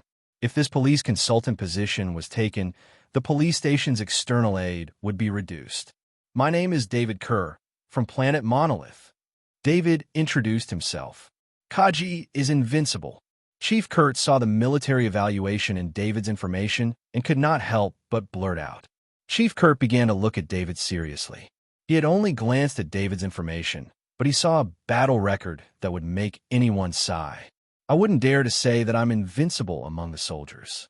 That's just an exaggeration. David quickly explained. Haha, welcome to the police force. To be able to get such an evaluation, David, your combat power must be extraordinary. The police force needs the help of powerful combat power like you. Chief Kurt laughed and went up to shake David's hands. Chief Kurt's change in attitude made David a little uncomfortable, but he could only respond with a smile. Under Chief Kurt's personal guidance, David's police consultant application was completed very quickly. In less than 10 minutes, David's identity bracelet had an additional police consultant identity. He also received a police logo on the exoskeleton armor. The police consultant identity only allowed him to use the exoskeleton armor legally. The police logo could be directly seen by law enforcement officers on the exoskeleton armor to show the identity of the police force. Of course, David's supplies in the future, such as medicine, sniper bullets, weapon maintenance fluid, and exoskeleton armor maintenance, could all be handled by the police force. In addition, David could also use the police internal channel at any time. This channel could be used to contact the police directly, unlike ordinary people who needed to contact the police hotline, which would waste some precious time. After everything was done, and after thanking Chief Kurt, Glaskaji said goodbye to David outside the police station. He had a lot of things to do. Back at the villa, David looked at the police consultant authority displayed on his identity bracelet and was extremely excited. He was very satisfied with the exoskeleton armor custom-made by Master Macintosh. This exoskeleton armor consumed 200 kilograms of third-grade materials and a lot of precious materials. It was made with the most advanced technology, but due to the special safety regulations of Lunka Planet, he could hardly wear it legally. Now that he had the identity of a police consultant, he could legally use the custom-made exoskeleton armor at any time when he was in trouble. At least he did not have to worry about legal troubles after using the exoskeleton armor, especially after his identity was exposed. With the protection of the third-grade material defense exoskeleton armor, his safety was greatly increased. Coupled with the third-grade heavy axe and transcendent stiletto, it could be said that he had reached the peak of Kaji's level in terms of weapons and equipment. Of course, after enjoying the benefits of being a police consultant, the corresponding obligations had to be paid. In David's identity bracelet, there was a document explaining the duties of a police consultant. The biggest contribution of a police consultant was that when the police encountered a Kaji crime that they could not solve, they might need the help of a police consultant. At most, because of Fox Transcendent, the police would not summon David unless it was absolutely necessary. However, with Chief Kurt's attitude, David, who was invincible among Kaji, would not be left alone. David was also very willing to help the police. On one hand, he also wanted to try the effect of the custom-made exoskeleton armor in actual combat. On the other hand, a new soul was also an important requirement for him to improve his strength. After having lunch at home, David still did not go back to school. Tonight was an important day for him. The cocktail party at Emma's house was tonight. If David did not want to be rude, he needed to prepare for tonight's cocktail party now. Fortunately, with Emma's help, Emma had already booked a salon for David to take care of his hair and buy a full-body suit. David was busy the whole afternoon. When he returned to the villa at 5 o'clock, he changed into an exquisite suit. From inside to outside, it was from the brand designated by Emma. Even the shoes were new.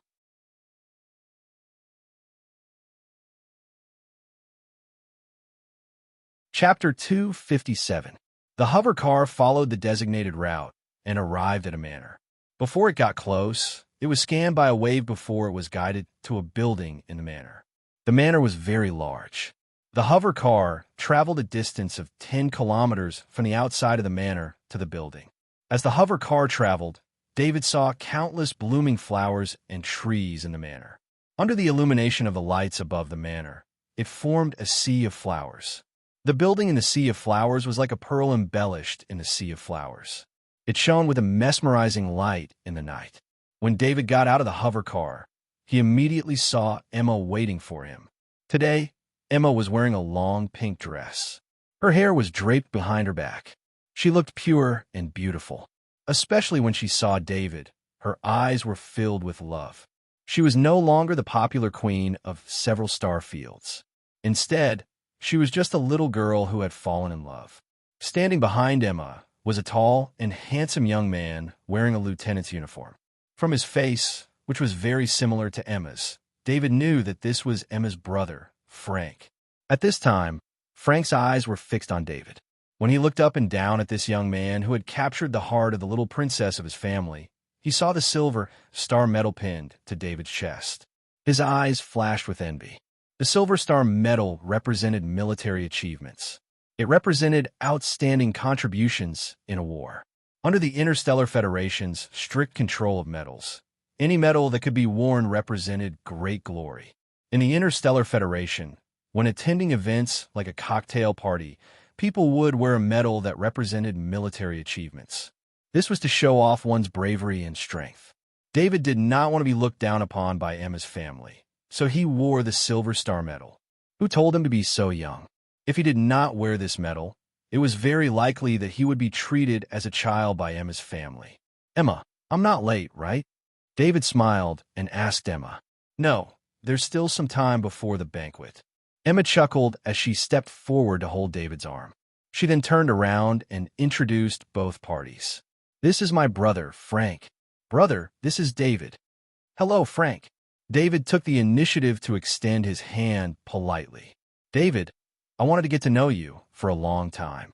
Frank smiled and extended his hand. The two hands clasped together, and David felt a huge force coming from Frank's hand. David hurriedly used his strength to resist. Frank didn't use his full strength either. When David couldn't take it anymore, he withdrew his strength. Of course, during this process, David almost activated his power shock talent to fight back. According to David's judgment, Frank's strength was close to that of a Kaji at the pinnacle. His strength was more than 3,000 kilograms. It was far from what David could withstand. In David's own strength, his weakest point was his strength.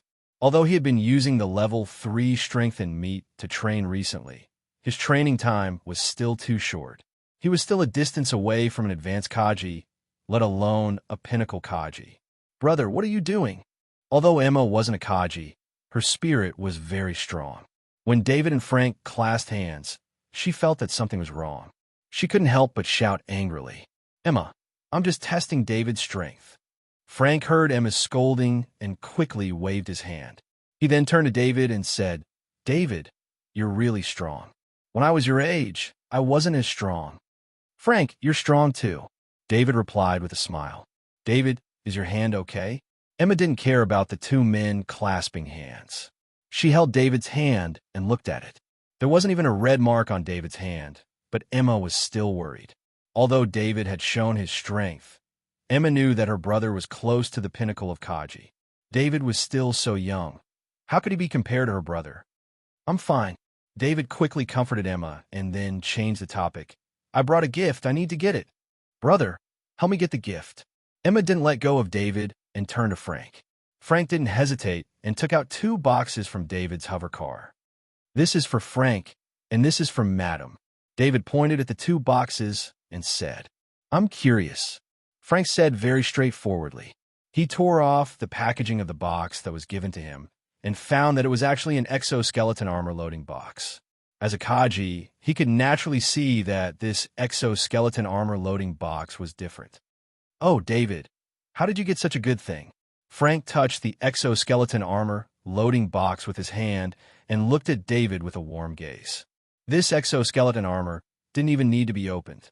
Just by looking at the model number on the loading box, he knew that this was a rare commemorative exoskeleton armor model.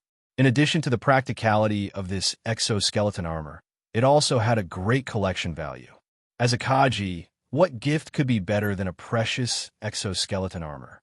It was no wonder that Frank's attitude changed. Frank wasn't dissatisfied with David before. It was just that his sister had fallen in love with this young man. As an elder brother, he felt uncomfortable in his heart. "This is one of my spoils of war. I'm very happy that you like it," David replied with a smile. He wasn't stingy at all. This originally belonged to Castle Transcendence Collection. Among all the exoskeleton armors in Castle Transcendence Collection, it was one of the more valuable exoskeleton armors. Every exoskeleton armor that could be collected by Transcendent had a special meaning. Even if Frank's family was extraordinary in terms of exoskeleton armor collection, it couldn't be compared to a powerful Transcendent fighting on the front line. "Haha, David, after seeing my gift. I'm even more curious about the gift you gave Mother." Frank hugged the exoskeleton armor loading box and said with a happy expression. At this moment, Emma's female bodyguard, Leona, quickly walked to Emma's side and said softly, "Miss, Madam wants to talk to David in the study. Mother wants to see David right now." Emma said with a slight panic, but she quickly calmed down and said to David, "I'll go with you. Mother is very easy to talk to." David nodded. He was also a little panicked, but he was already mentally prepared before he came. So he took the gift for Emma's mother from Frank's hands and followed Emma through the door. Obviously, he came a little early. At this moment, the servants in the hall were still making the final preparations for the banquet. The rest of the guests hadn't arrived yet. It was also because David didn't know the rules of the banquet in Kia City that he came an hour early. This made Emma's mother, Madame Amelia, decide to meet David in advance. From the corridor beside the hall to a tall metal door, Emma gently pushed the door open. "Mother." Emma walked into the room while calling out to Madame Amelia, who was sitting behind the desk and looking at the screen in front of her. David followed into the study and also saw Madame Amelia. Madame Amelia looked very young. She was probably only slightly more mature than Emma. It wouldn't be an exaggeration to say that she was Emma's elder sister. This was also very normal. The lifespan of people in the Interstellar Federation was as long as 200 years. Normal people were fine, but rich people had even more precious methods to maintain their appearance. A 20-year age difference was very hard to see on the face. Madame Amelia's aura was very strong. David could feel the other party's strength. This was a leader who had been in a high position for a long time. "Emma, you go out first. I want to talk to David alone." Madame Amelia frowned and said to Emma, "Mother." Emma called out again, this time with a hint of coquettishness. "I won't make things difficult for David. Be obedient." It could be seen that Madame Amelia doted on Emma a lot. Hearing Emma's coquettishness, her original aura mysteriously disappeared. She spoke with a helpless, doting tone. "Really?" Emma looked suspiciously at Madame Amelia and asked. "It's true," Lady Amelia assured with certainty. "David, don't worry. I'm just outside the door." Emma turned around and gestured to David not to worry. She then left the study. Only Madame Amelia and David were left in the study. When Emma closed the door, Madame Amelia's aura once again rose. "David, put the things on the side and sit down." Madame Amelia pointed at the chair in front of the desk and said. David somewhat reservedly put the gifts on the side and then sat in front of Madame Amelia. However, this chair was clearly a bit short. Even with David's height, he was still shorter than Madame Amelia. Originally, he was already affected by Madame Amelia's aura. In addition to this chair, David was completely oppressed by Madame Amelia's aura. The environment here wasn't prepared for David. Instead, it was specially prepared to entertain guests. This study could fully display the owner's aura to the maximum, causing guests to lose their psychological advantage. From there, it would be easier to negotiate. This is Emma's first love. As her mother, I am very concerned. Therefore, I investigated you. I hope you can understand. Madame Amelia's expression relaxed as she spoke. This caused the atmosphere to not be as tense. That's what I should do. David nodded. He could tell that for Emma's family to be able to own such a manor in Kia City, her family wasn't simple at all. The aura of Madame Amelia in front of him was proof. David and Emma were in love. Being investigated by Emma's family was a normal matter. Actually, I don't care how rich or powerful Emma's boyfriend's family is. As long as Emma likes him, I can give him both money and power. Madame Amelia said in a deep voice. David nodded again. He didn't understand what Madame Amelia wanted to say. At this moment, he could only obediently listen. You are a genius with terrifying innate talent. However, you are too dangerous. When I saw your information, I thought I was looking at the experience of a famous Kaji who had lived for 100 years. Madame Amelia said, as she especially glanced at the silver star medal on David's chest. David naturally knew his own experience. Just the number of Kaji who had died by his hands was in the hundreds. If all the people who died on that fleet were counted as his, then the number of deaths would be in the tens of thousands. Not to mention, a transcendent had also died by his hands. Seeing this information was enough to make anyone gasp in shock. However, this was only for unrelated people. For someone like Madame Amelia, who cared about her daughter extremely much, this kind of David was too dangerous. I know Emma likes you very much. I won't make Emma sad and won't do anything to break you two apart. However, I hope that before you do anything, you can first consider Emma. I don't want to see Emma sad because of you. Madame Amelia's voice was filled with helplessness when she said this. Madam, the environment I used to live in was destined to be dangerous. However, now that I have come to Lunka Planet and will be studying in Lunka Planet's university, I believe that with Lunka Planet's security, I won't encounter any accidents in the war zone. David said with a smile. Then how do you explain yesterday's matter of the assassin? Madame Amelia suddenly interrupted. David couldn't help but be surprised. He had misjudged Madame Amelia's authority. To be able to obtain this information meant that Madame Amelia's authority was much greater than he had imagined. One must know that he didn't mention yesterday's matter of the assassin to Emma. Everything was handled by Forks Transcendent. That was just an ordinary matter. That kind of matter can't even be considered a threat. David's answer also made Madame Amelia very surprised.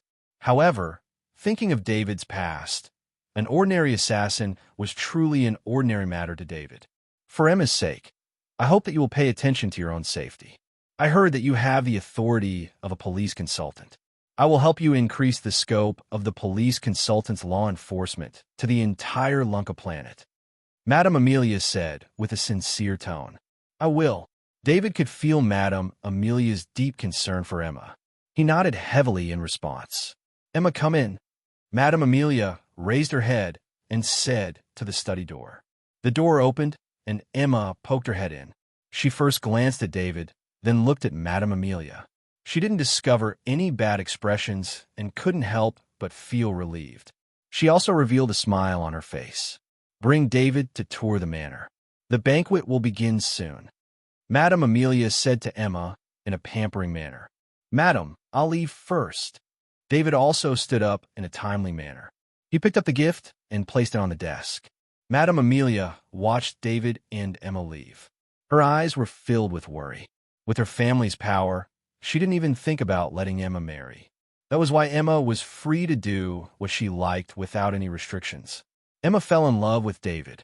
To be honest, David was very outstanding in everything. Perhaps even being outstanding couldn't compare to David's achievements. Madame Amelia looked at the red words in the information that said invincible in Kaji. She knew very well what this meant. With David's young age, his future growth would be astonishing. However, Madame Amelia didn't care about David's future. She cared about Emma. She cared that David's safety would affect Emma.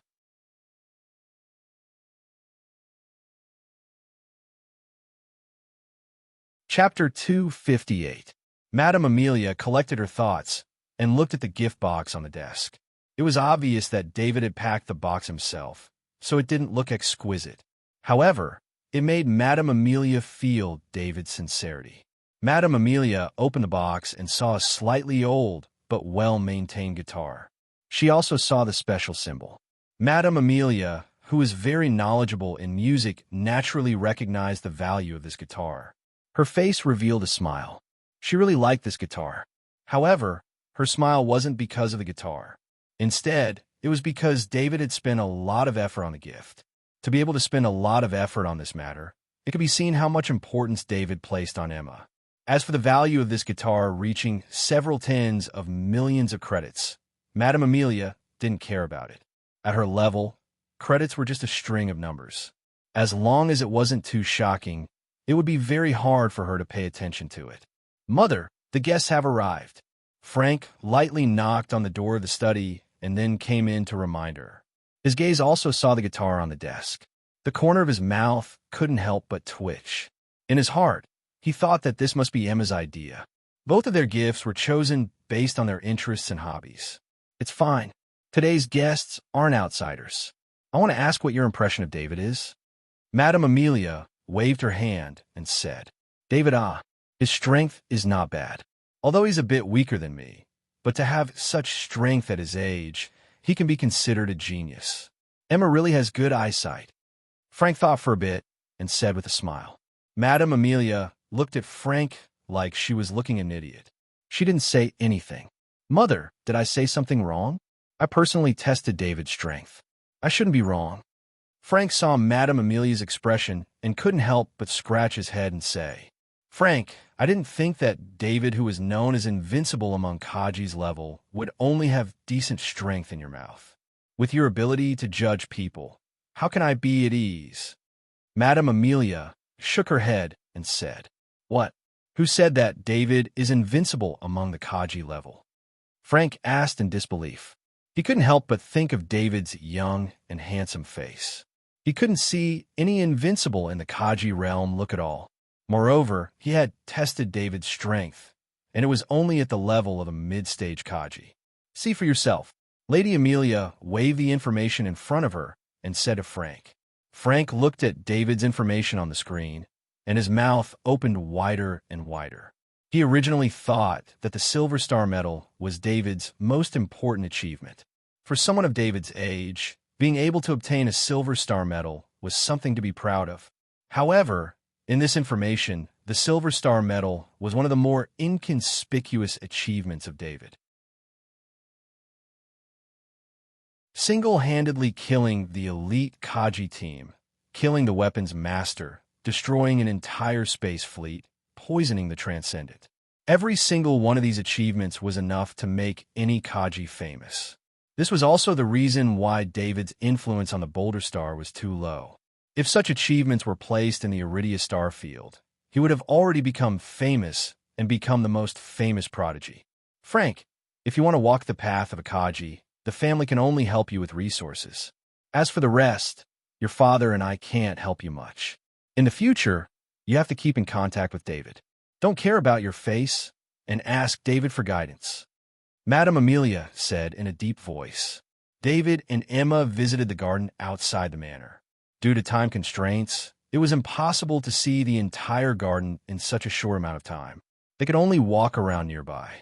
Even so, the various precious flowers and plants in the garden were still an eye-opener for David.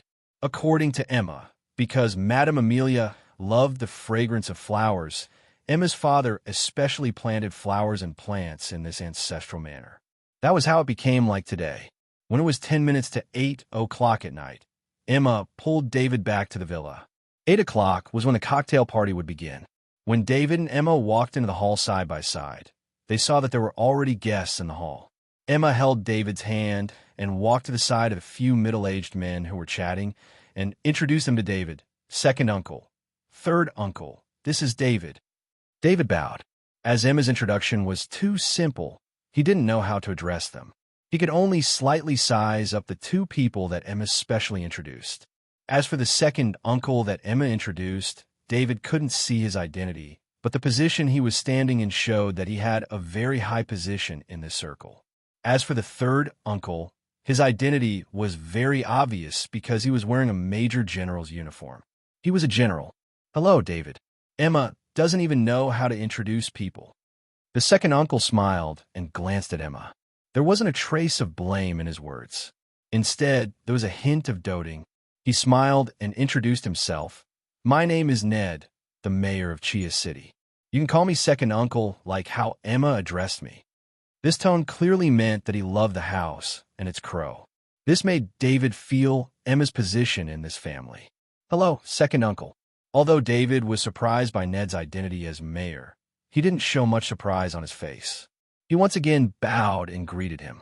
The status of the people that David came into contact with was very high. He had also met a few mayors, so he was no longer reserved when meeting a high official for the first time. Looking at David's calm expression, the smile on Mayor Ned's face became even wider. Only such a temperament was worthy of Emma. David, my name is Elton.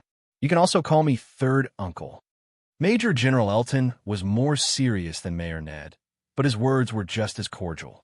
After that, Emma introduced many people to David. These people were all relatives of Emma's family.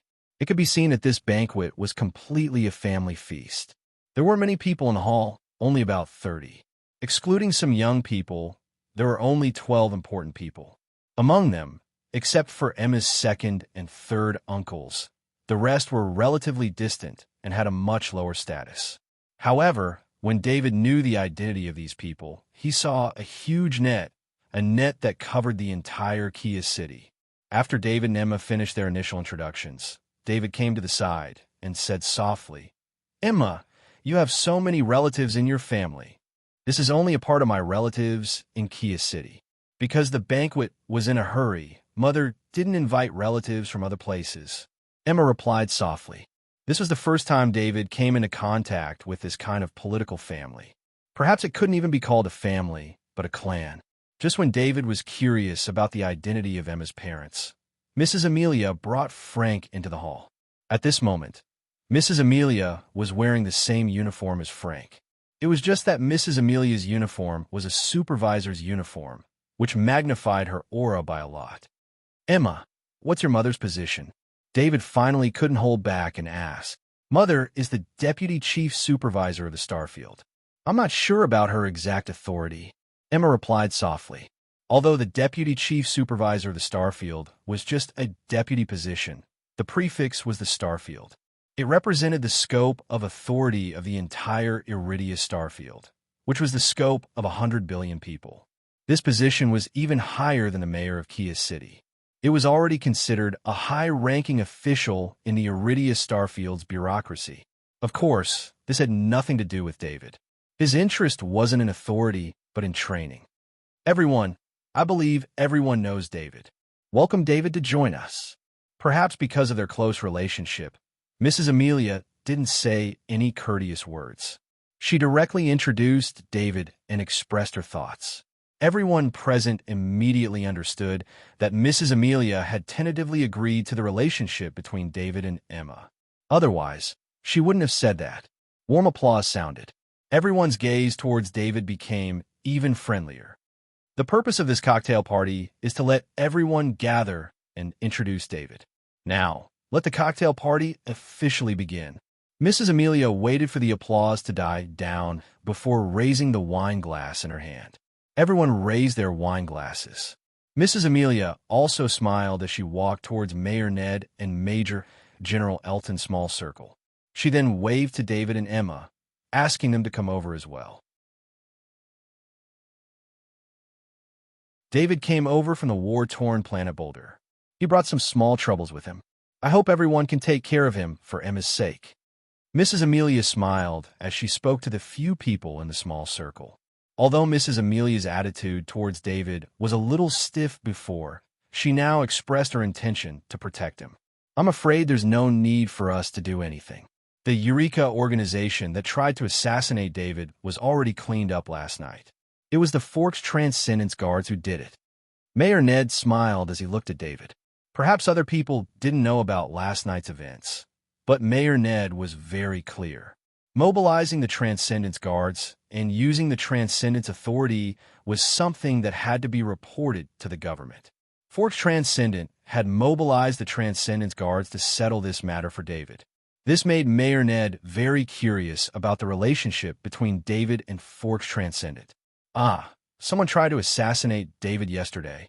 Emma cried out in surprise and looked at David with a worried expression. "Emma, don't worry about David. This kid is very powerful." Frank comforted from the side. "David, such a big thing happened. Why didn't you tell me?" Emma's worry didn't lessen at all as she looked at David and scolded. "It's really just a small matter. That assassin isn't even a Kaji. I caught him before he even had a chance to make a move. It's just that I don't have the authority to enforce the law, and I didn't want to alarm you, so I asked Uncle Forks to help me deal with it." David quickly explained. Mrs. Amelia, Mayor Ned, and Major General Elton looked at each other. They heard how David addressed Forks Transcendent. The term uncle was a very intimate term of address. Although David had met Mayor Ned and Major General Elton for the first time, and both of them had asked David to call them uncle, this was still influenced by his relationship with Emma. Normally, those who could call someone uncle were real nephews calling their elders. The family's power network was very large, But they couldn't underestimate any transcendent, especially a transcendent who lived in a super large city like Kia City. Although the transcendent had transcended mortals, their influence was huge. They were a kind of deterrence. A transcendent living in a city or a planet could deter Kaji and other similar transcendent existences. The power that Kaji could unleash was very terrifying, especially in a city. Although the police could discover him, they couldn't quickly take care of Kaji. Therefore, if there was no transcendent, then once there was an uncontrollable Kaji, in an environment where heavy energy weapons couldn't be used, an uncontrollable Kaji would be a disaster for the city.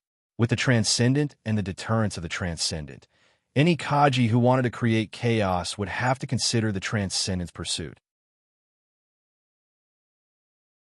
The same was true for the transcendent. In a super large city like Kia City, the transcendent was far more powerful than the ordinary transcendent, which also formed a deterrent to most transcendent. If there's something like this in the future, you must tell me first, or I'll be angry. Emma didn't notice the expressions of the others as she whispered to David. David could feel Emma's concern and could only nod. David, how strong are you? Frank had been holding back ever since he found out about David's strength from the study, and now that he had the chance, he asked. This question also attracted the attention of the others in the circle. Although they were from a political family, martial strength was also very important. Before attending this cocktail party, they knew some information about David. A third-year high school student, Kaji. Although it was just some simple information, it was enough to show that David wasn't ordinary. Of course, there were many third-year high school students who could become Kaji on Lunka Planet. After all, the population base was here, and there were thousands of people who could become Kaji at the same age. Only thousands out of 10 billion people. This was enough to show David's talent. David is very strong. My Heart Will Go On was written by David. Emma misunderstood. Perhaps in her opinion, being able to write My Heart Will Go On was more important than David's martial strength. So she spoke first. I didn't think that My Heart Will Go On was actually written by David. Madame Amelia's eyes lit up as she spoke, and her gaze towards David became even more amiable. As a professional who had studied music, she had enough respect toward the composer and lyricist who could write a work that could be passed down for generations.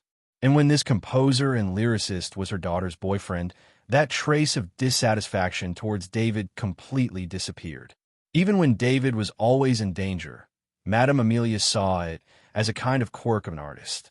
A person who had studied art to this extent would definitely have some special points. Of course, in this place, probably only Madame Amelia and Emma would pay attention to the author of My Heart Will Go On. The others were more concerned about the result of Frank's question. Emma, I'm asking about David's battle strength. He is known as the invincible Kaji existence. Frank said somewhat powerlessly.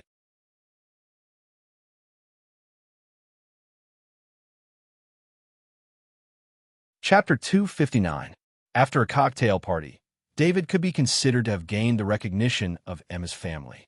The days that followed were surprisingly peaceful. There were no assassins or accidents.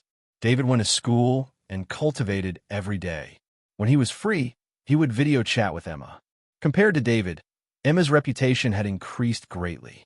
With the song My Heart Will Go On, Emma became a super heavenly queen with 3 billion downloads in just 10 days. This result was the total result of a normal top singer releasing a song for several years. However, Emma only took 10 days to achieve this result. My Heart Will Go On brought Emma a huge boost in her reputation. Of course, the lyricist and composer, David, who was hiding behind the scenes, also received some attention. Most of this attention came from the music industry.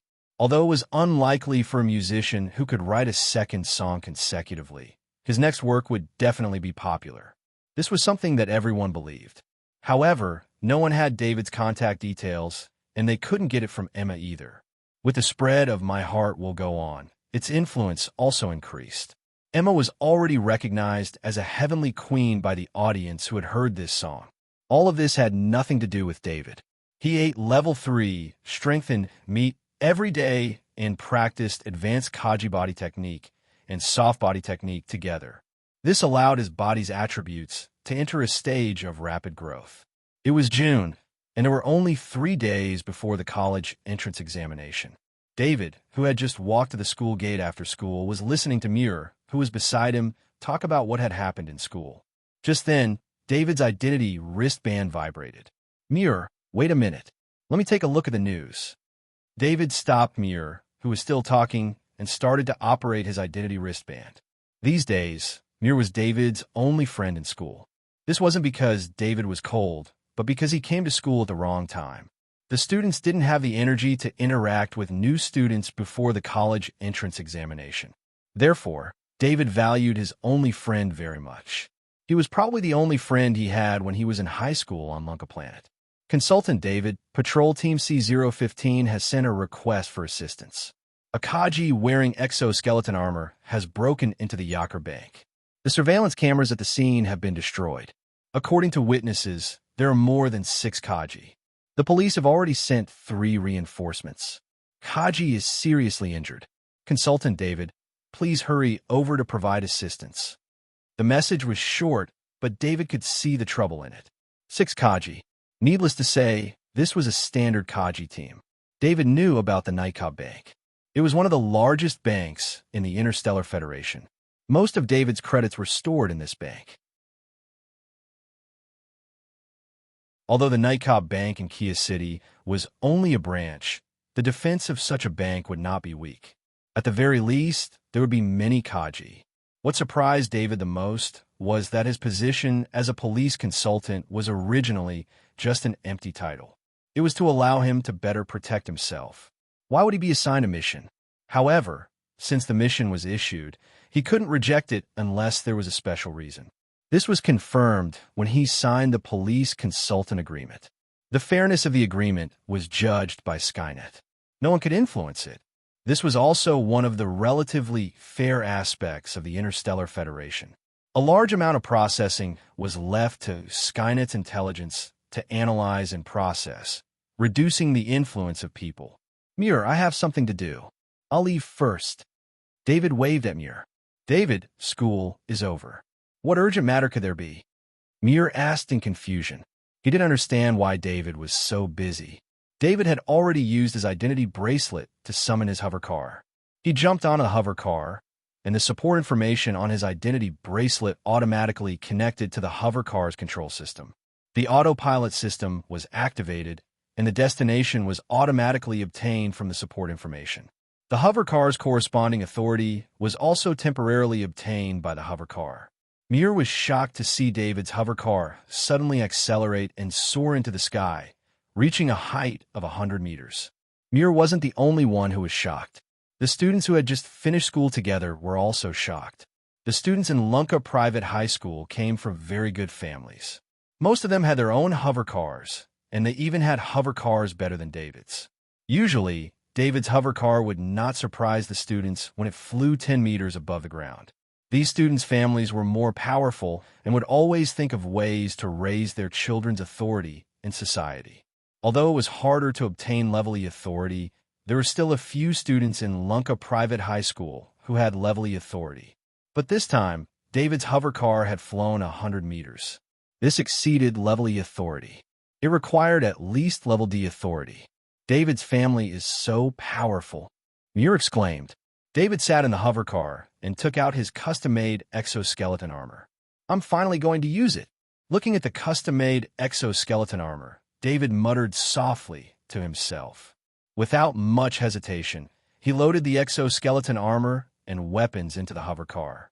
He didn't take out the level 3 heavy axe, as that weapon would attract too much attention. He chose a level 2 long sword.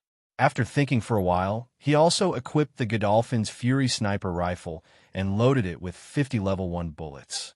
Then, he carried both weapons on his back. After doing all this, a map appeared in front of the hover car. He was only 1 kilometer away from his target, the Yaker Bank. In fact, if the hover car followed the rules and drove normally, it would take at least half an hour to reach this distance. But because he was using the authority of a police hover car, the hover car was flying at full speed. It only took him a few minutes to reach the destination. David pasted the police logo on the chest of the custom-made exoskeleton armor. Without waiting for the hover car to descend, he ordered the hover car to return using his identity bracelet. Then, he opened the hover car door and jumped out. Jumping down from 100 meters in the air made David extremely excited. Huh! David laughed loudly. The short wings on his back shot out energy and controlled his body to land on the ground. Kaji is here to help again. But how can this Kaji fly? One of the police officers on the hover car on the ground was setting up a cordon. When he saw David flying in the air, he couldn't help but shout, "It's the police consultant. Looks like the powerful Kaji is here."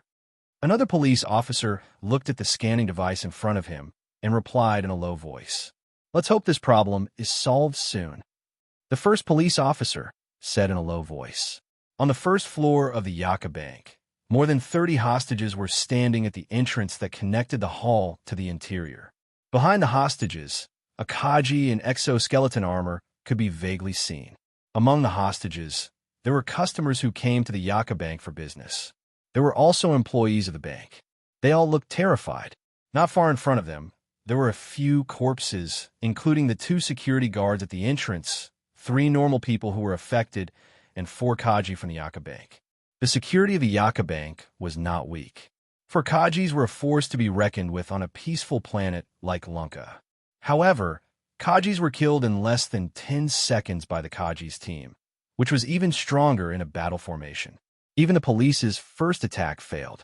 The Kajis immediately retreated when they realized something was wrong. That was why no one died. Then, the 6 Kajis divided up the work.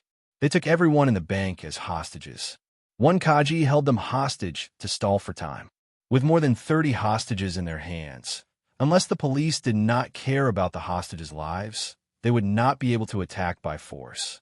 When David arrived, he was faced with such a situation. He landed on the ground.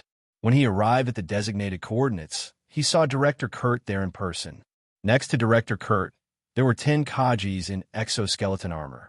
2 of them were using non-police exoskeleton armor. Don't open your helmet. Don't expose your identity. Your current serial number is 11. This is your code name. Director Kurt said in the communication channel when he saw David's arrival. Then, David was added to a group channel that included Director Kurt and the other 10 Kajis. Director Kurt, from the battle report just now, these Kajis are very strong. Plus, they have so many hostages. Calling me here is very limited. Kaji serial number 9 said in the channel. Number 9, many accidents happened today. Most of the Kajis in the station are on missions. We had no choice but to call you 3 consultants here, Director Kurt said in a low voice. Why didn't you just ask the Transcendent to help? It would be less troublesome that way. Kaji serial number 10 asked. It's not that I didn't want to. There's a Transcendent gathering today. The Forks Transcendent left planet Lunka. Not only the Forks Transcendent, but the Transcendent from nearby cities also went to the gathering. The nearest Transcendent would need at least 2 hours to get here. Director Kurt said with a grim expression. This was an organized and premeditated operation. They had even taken into account the Transcendent's whereabouts. It was obvious that the Kajis who had entered the bank were not simple. From mobilizing the Kajis' forces to killing the 4 Kajis from the Yucca Bank and seriously injuring the police officer Kaji, all of this showed that the other party was not only strong, but also had a very strong plan. Director Kurt, do you know why they're doing this? David asked. I'm still in contact with the Yucca Bank. I'm still waiting for a reply. Director Kurt shook his head. David could also tell that number 9 and number 10 were police consultants just like him. Number 11 seems to be a newcomer. Let's talk more in the future. Number 9 turned to David and said, Number 9, I hope that we don't expose our identities during the operation. This is a basic rule. Director Kurt reminded in a deep voice. I know. I just saw the newcomer's exoskeleton armor and wanted to study it. Number 9 said with a smile. The Kajis had all seen how David had arrived. Exoskeleton armor that could fly was too rare, especially David's exoskeleton armor. It was obviously a custom-made exoskeleton armor. It was normal for the Kajis to be very curious. Aren't we going to do anything? David did not want to talk and asked. There are many high-ranking officials among the hostages. There was a business event at the Yucca Bank today. The officials who participated were all kidnapped. Director Kurt replied. This also explained why he, as the director of the police department, would personally come to the front lines, especially when Kaji was there. One had to know that in a battle between armored soldiers, the probability of accidental casualties was extremely high. Looking at Director Kurt's helpless expression, David could only wait outside the Yucca Bank. David did not know what he had to wait for. He was only one of the combatants participating in the operation. The actual commander was still Director Kurt. After another 10 minutes, a high-speed spaceship flew into the sky above the Yucca Bank like a beam of light and stopped in the air like a nail. The high temperature of the spaceship caused the moisture in the air around it to evaporate, forming a distorted shape. No matter how good the material of the outer shell was, flying at high speed in the atmosphere could not reduce the high temperature caused by friction. It was obvious that this high-speed spaceship was forced to fly at high speed in the atmosphere, resulting in the current situation. 2 hover cars flew out from the cabin of the high-speed spaceship and landed on the ground. The people from the Yucca Bank are here, Director Kurt said as he took 2 steps forward to wait for the hover cars. The 2 hover cars quickly stopped in front of Director Kurt. The cars had the Yucca Bank's logo. The car door opened, and 6 Kaji jumped out. At the same time, a middle-aged man in a formal uniform and a beautiful woman in an office uniform came out of the other hover car.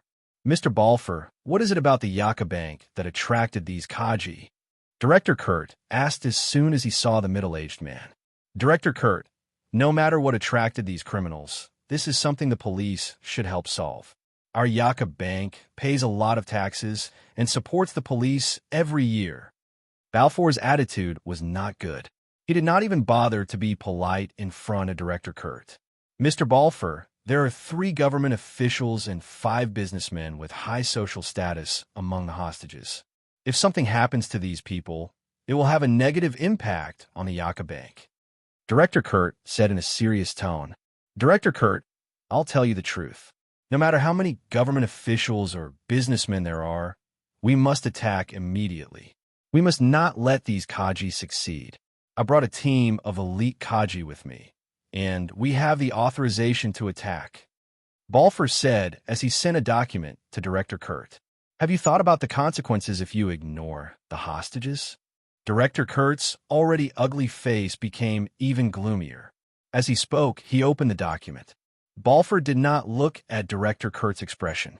Instead, he waved his hand behind him and said, My people will attack, and your people will cooperate. If you don't cooperate, I will take over the command by force. I accept the order, I will command. Director Kurt finished reading the document.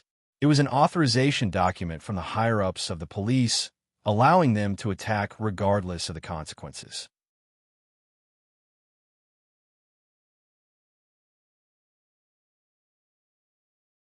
Chapter 260. Director Kurt knew that he had to take command to increase the chances of saving more hostages. If he let the amateur Balfour take command, it would be a disaster. Director Kurt wasn't just thinking about the hostages. He was also thinking about his future.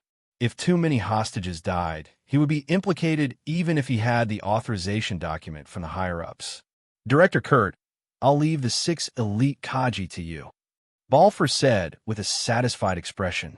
Anyone who could reach the top of the Yucca Bank would not be stupid. He knew himself very well, and he knew very well how capable he was. He just wanted to put some pressure on Director Kurt. Director Kurt was much more experienced than him in dealing with criminals. There are 34 hostages in the hall. There's only 1 Kaji. Which Kaji is good at speed? You can rush in as fast as you can to reduce the casualties as much as possible.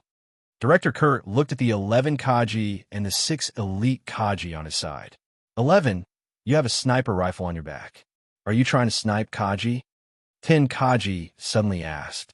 It was only then that everyone noticed the Godolphin's Fury sniper rifle on David's back. It was mainly because David's custom-made exoskeleton armor had a special slot for sniper rifles. The sniper rifle wasn't exposed much, and it was covered by the long scabbard. At the same time, the short wings of the exoskeleton armor were too eye-catching, so no one noticed the sniper rifle. Of course, the main reason was that everyone's attention was on the Yucca Bank. You can say that. David nodded. 11. Are you sure you can snipe that Kaji in the hall? Director Kurt asked with a strange expression. Director Kurt had seen David's information. According to the information, he was a spear master. Now that he appeared here, not only did he not have a spear, but he also had a long sword and a sniper rifle. However, Director Kurt believed in the evaluation of the military of the war zone. Kaji is invincible. Even if he was empty-handed, he would still have great combat power. Although the education of Kaji in the war zone was not good, there were too many Kaji from the Federation there. Relatively speaking, the evaluation of the war zone was more trustworthy. Yes, but even if we snipe Kaji, the building behind the hall will also be damaged. David replied with certainty. He only brought the sniper rifle as a precaution. Sniping was his long-range weapon. If an enemy tried to escape, he might be able to use it. However, he did not expect that he would need to use a sniper rifle to snipe the people inside the building. This was no ordinary sniper rifle. Even if a grade 1 bullet hit Kaji, the penetrative force would be enough to penetrate the building behind Kaji. I authorize you to use the sniper rifle. The police will bear all the consequences. Chief Kurt said happily. As long as he could protect the hostages in the hall, no matter what the outcome of this operation was, he would only be rewarded. Give me 30 seconds. David took off the Godolphin's Wrath sniper rifle. The short wings on his back spat out energy, and he flew up. When Director Kurt had requested, David had already found the most suitable sniping position through the shadow attendant above him. Director Kurt, can we trust this person's ability? Kaji asked directly. He did not use the communication channel.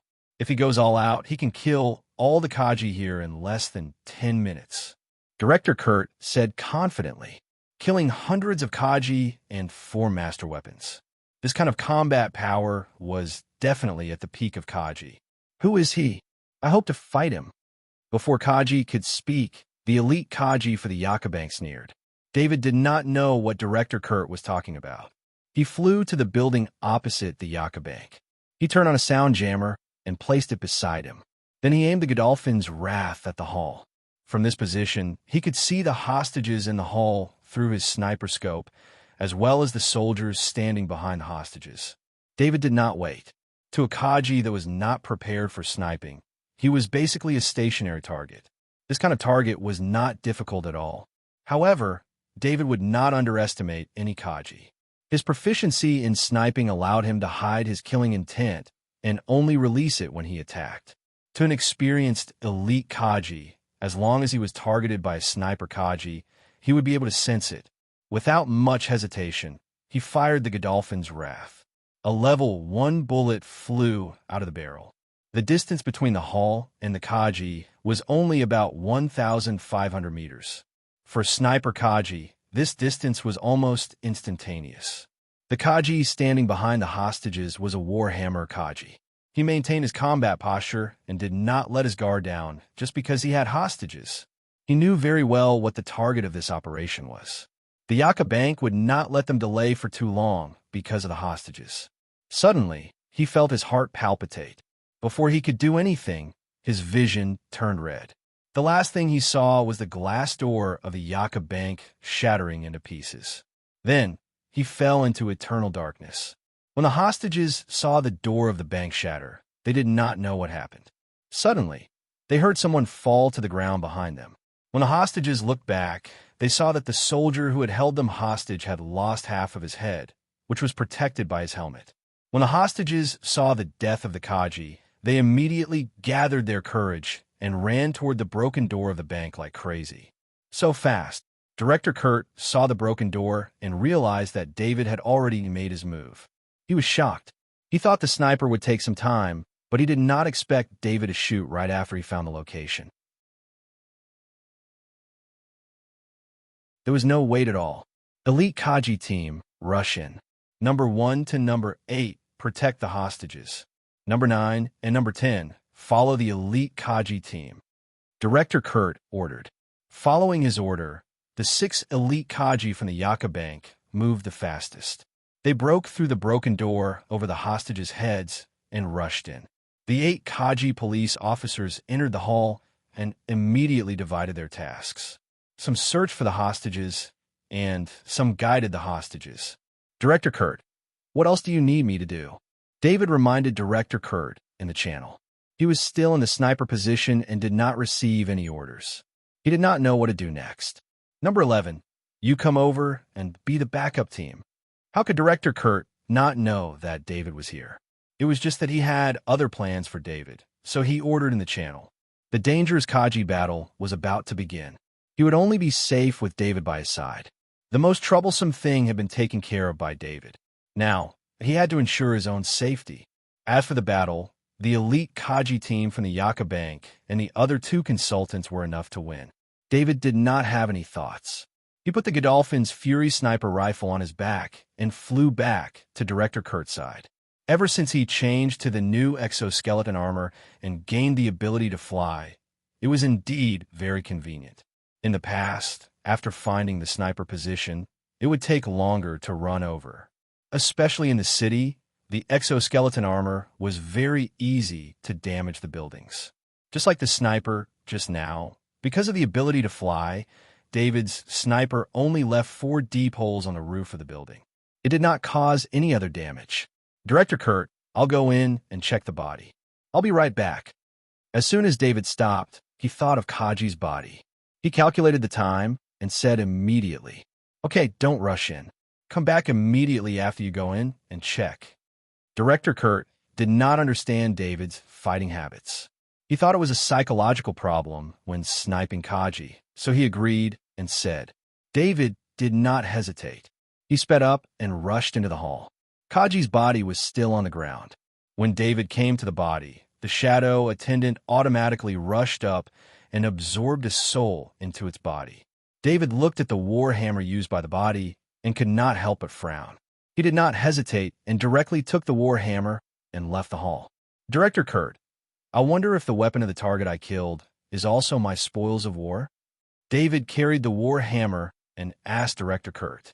David was not clear about the rules of Kia City, but on Planet Monolith, it was like this. It can be distributed like this.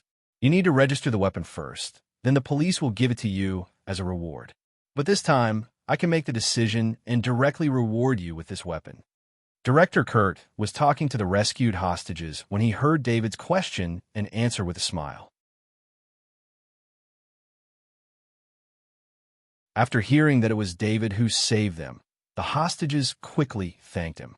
David did not speak to them. These hostages would not have any contact with him in the future. He only started to rub the war hammer with his iron hand. Director Kurt also saw David's actions and could not help but look curiously.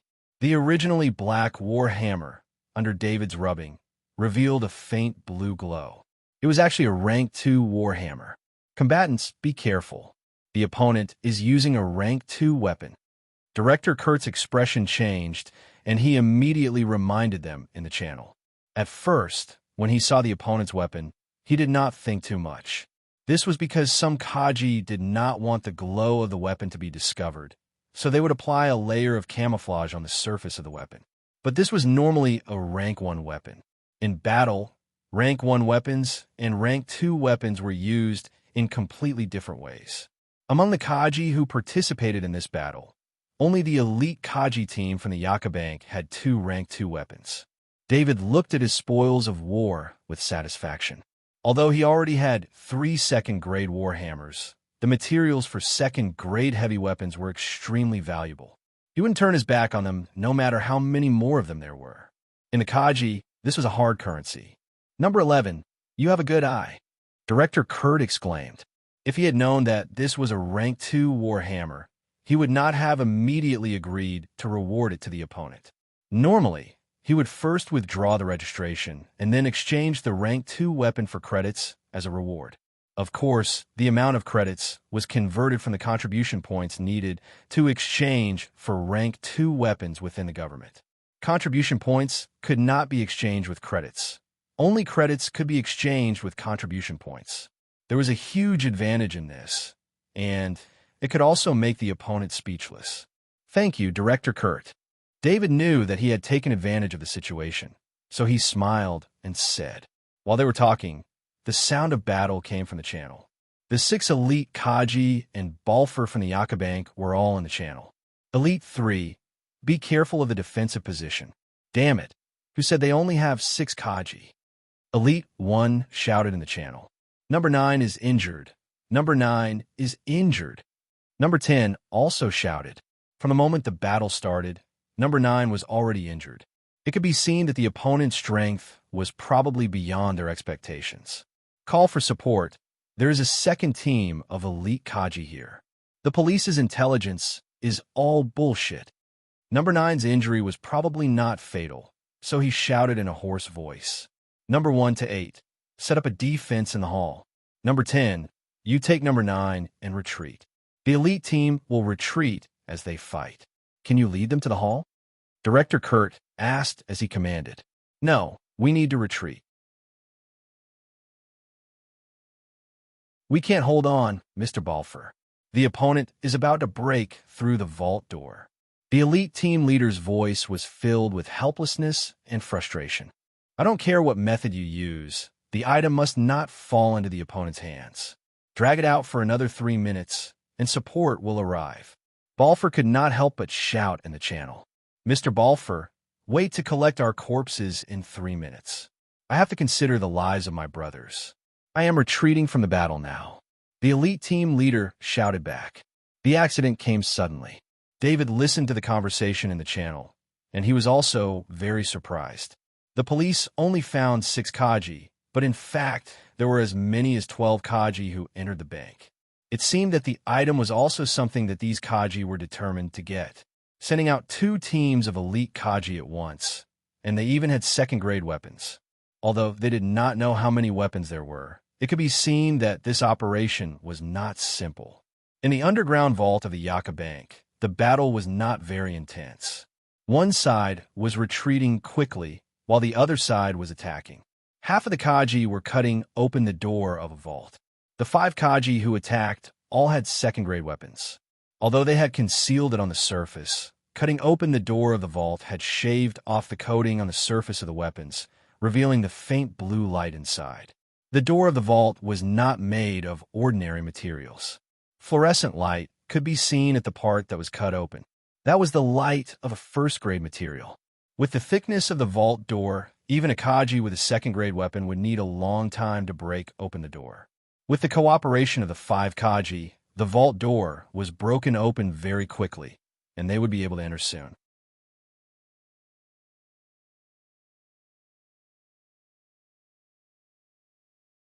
Chapter 261. The elite Kaji team of Yaka Bank was completely suppressed by the other elite Kaji team. Fortunately, they only wanted to defend the safe room and did not have any intention of rushing out. When the elite Kaji team of Yaka Bank retreated, they only continued to suppress them, but did not attack. When the elite Kaji team of Yaka Bank retreated from the safe room, 3 of the Kaji's weapons had already been damaged, especially their large shield. The rank 1 shield in the hands of the Kaji team was the most damaged. There were 2 large gashes on the shield, almost cutting it in half. The other 2 elite Kaji's weapons were also severely damaged. At the very least, the 3 elite Kaji's combat power had been reduced by more than half. This was also the reason why the elite Kaji team of Yaka Bank retreated. The 6 Kaji had been together for more than 30 years, and the relationship between them was more than a normal family relationship. In a battle of life and death, the team leader naturally would not let his brothers risk their lives. In this situation, not to mention 3 minutes, even if they stayed for 10 more seconds, one of their brothers could be killed. If it was not for the team leader's prompt decision, the elite Kaji team of Yaka Bank would not be complete. Hearing Balfour's crazy roar in the channel, the team leader of the elite Kaji team showed a helpless expression.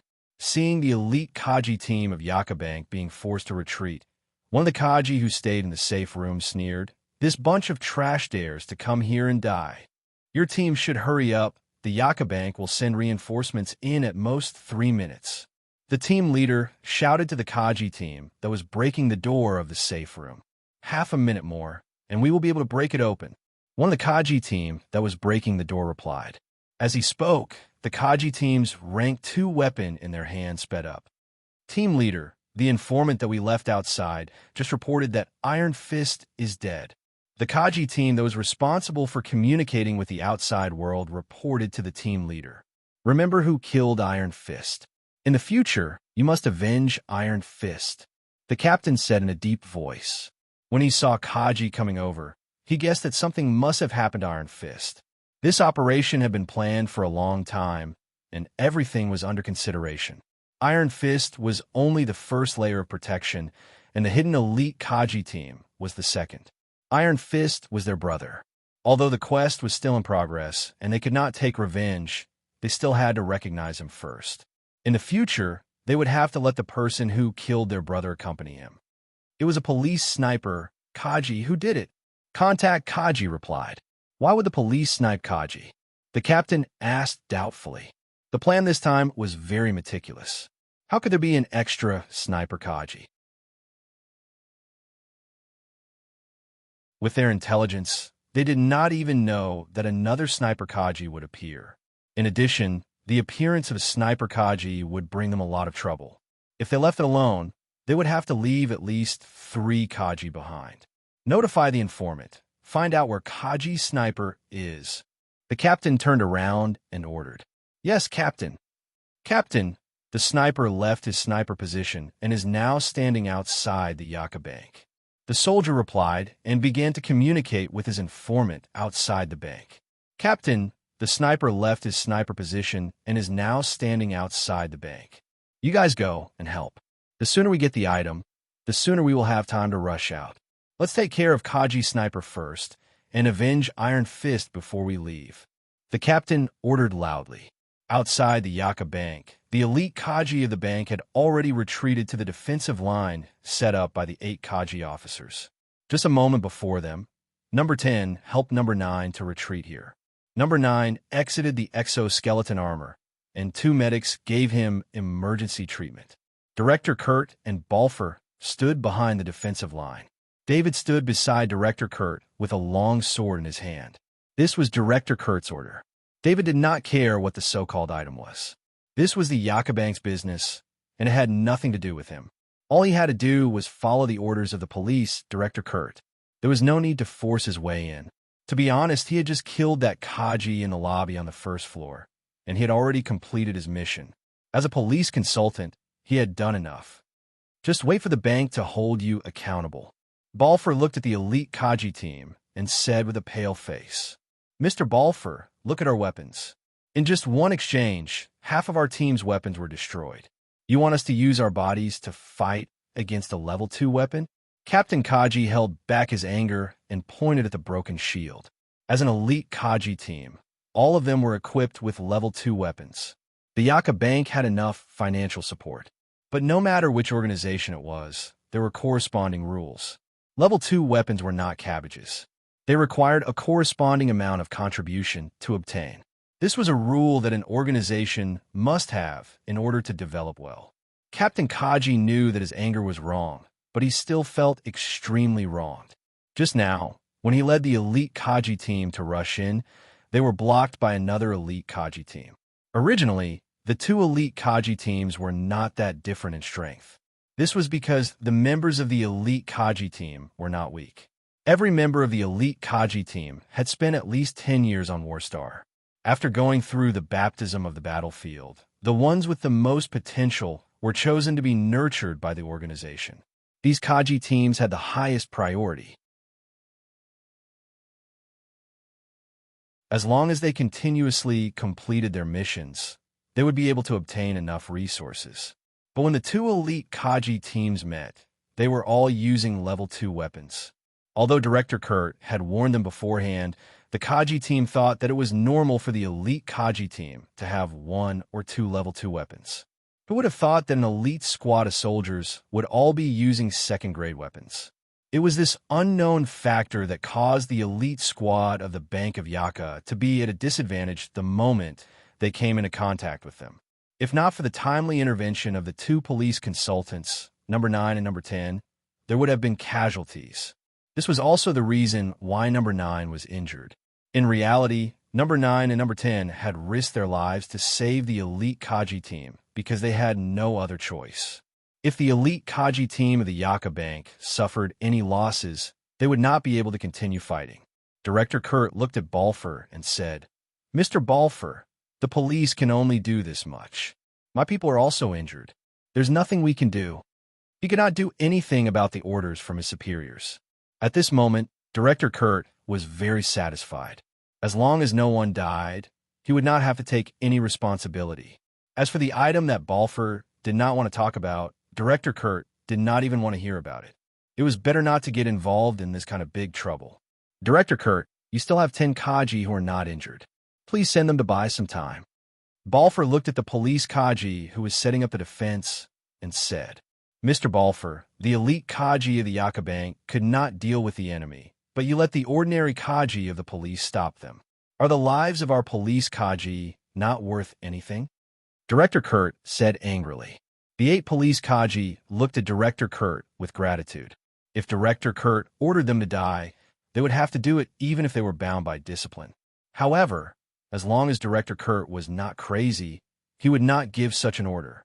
No matter what the situation was, as long as he gave such an order, his reputation in the entire police system would be ruined. Who would dare to work for him?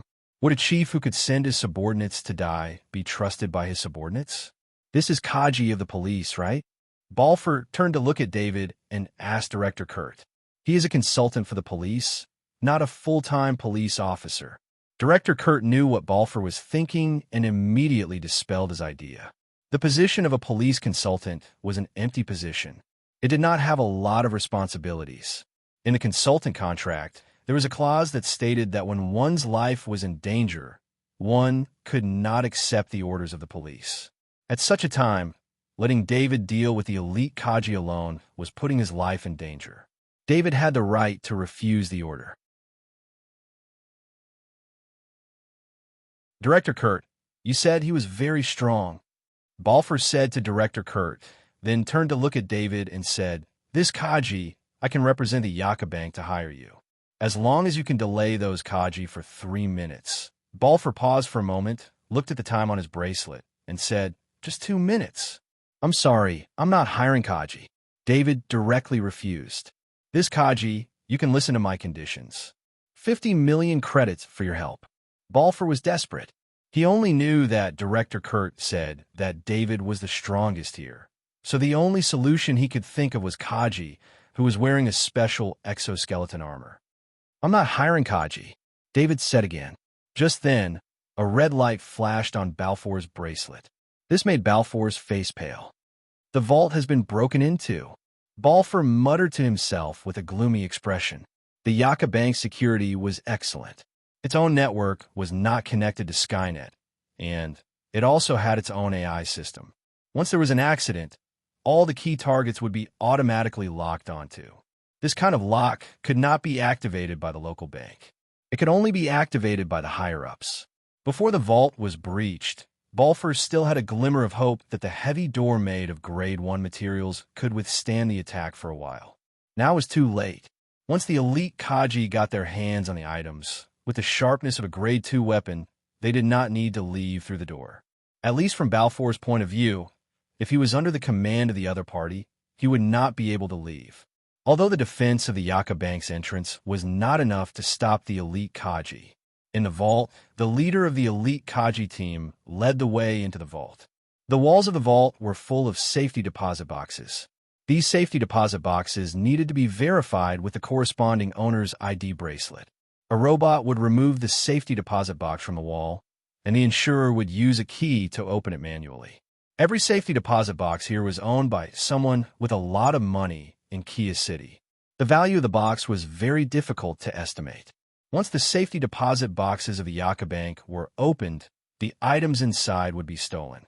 Then the Yaka Bank would not only lose their wealth, but also their 1,000 years of reputation. The Kaji team leader did not care about the safety deposit boxes on the wall. Although the wealth there was very tempting to him and the other elite Kaji team members, they only knew that if they knew what they were doing, they would only take the risk. However, they also knew that if they only took the target's item, then it would just be a conflict between the two organizations. If they dared to touch the Yaka Bank's safety deposit box, then what awaited them would be the Yaka Bank's relentless pursuit. This was the rule of the game between organizations. The life and death of the people under them did not matter. As long as they did not touch on sensitive points, the organizations would not do anything to the people under them. However, if they crossed this line, then with the power of the Yaka Bank, no matter what organization they were, they would have to consider whether it was worth it to protect the Kaji who crossed the line. If the elite Kaji team touched the safety deposit boxes, they would be destroying the 1,000 years of reputation of the Yaka Bank. This kind of action was the rhythm of going against the Yaka Bank to the end. Therefore, even if they were very tempted, none of the elite Kaji team members dared to touch the wall that represented the wealth. Found it. It's really here. The Kaji team leader saw a safety deposit box that was half the height of a person. He could not help but be surprised. The safety deposit box was very high. It was so high that even he could not open it. This was because it was made of rank 2 materials that had been strengthened. After sacrificing the sharpness, a special formula was used to increase the hardness of the rank 2 materials. Even rank 2 weapons would not be able to break this safety deposit box. However, the Kaji team leader did not want to break this safety deposit box. He did not have the authority to do so. His mission was to take this safety deposit box away and hand it to the designated person. Then, his mission would be completed. The Kaji team leader stepped forward and lifted the safety deposit box. He then waved his hand to the Kaji team leader beside him. The Kaji team leader on the side helped him secure the safety deposit box to the back of the Kaji team leader's exoskeleton armor. Brothers, the mission is complete. You can keep these rank 2 weapons. The rewards for the mission are also very generous. The Kaji team leader announced. This sentence made the 10 elite Kaji team members very excited. The rank 2 weapons in their hands did not belong to them. They were given them before the mission. However, they did not expect that the reward for this mission would include rank 2 weapons in their hands. This kind of unexpected surprise made the elite Kaji team members very happy. With rank 2 weapons, they could increase their combat strength, accept higher-level missions, and complete more difficult missions. In the future, their resources would also be better and better. For any Kaji team member, having a rank 2 weapon was a leap in strength. The Kaji team members who had rank 1 weapons could only be suppressed by them, just like today. You're tuning into the Warrior Lore YouTube channel. Don't forget to subscribe and join us on this journey to catch the most captivating stories.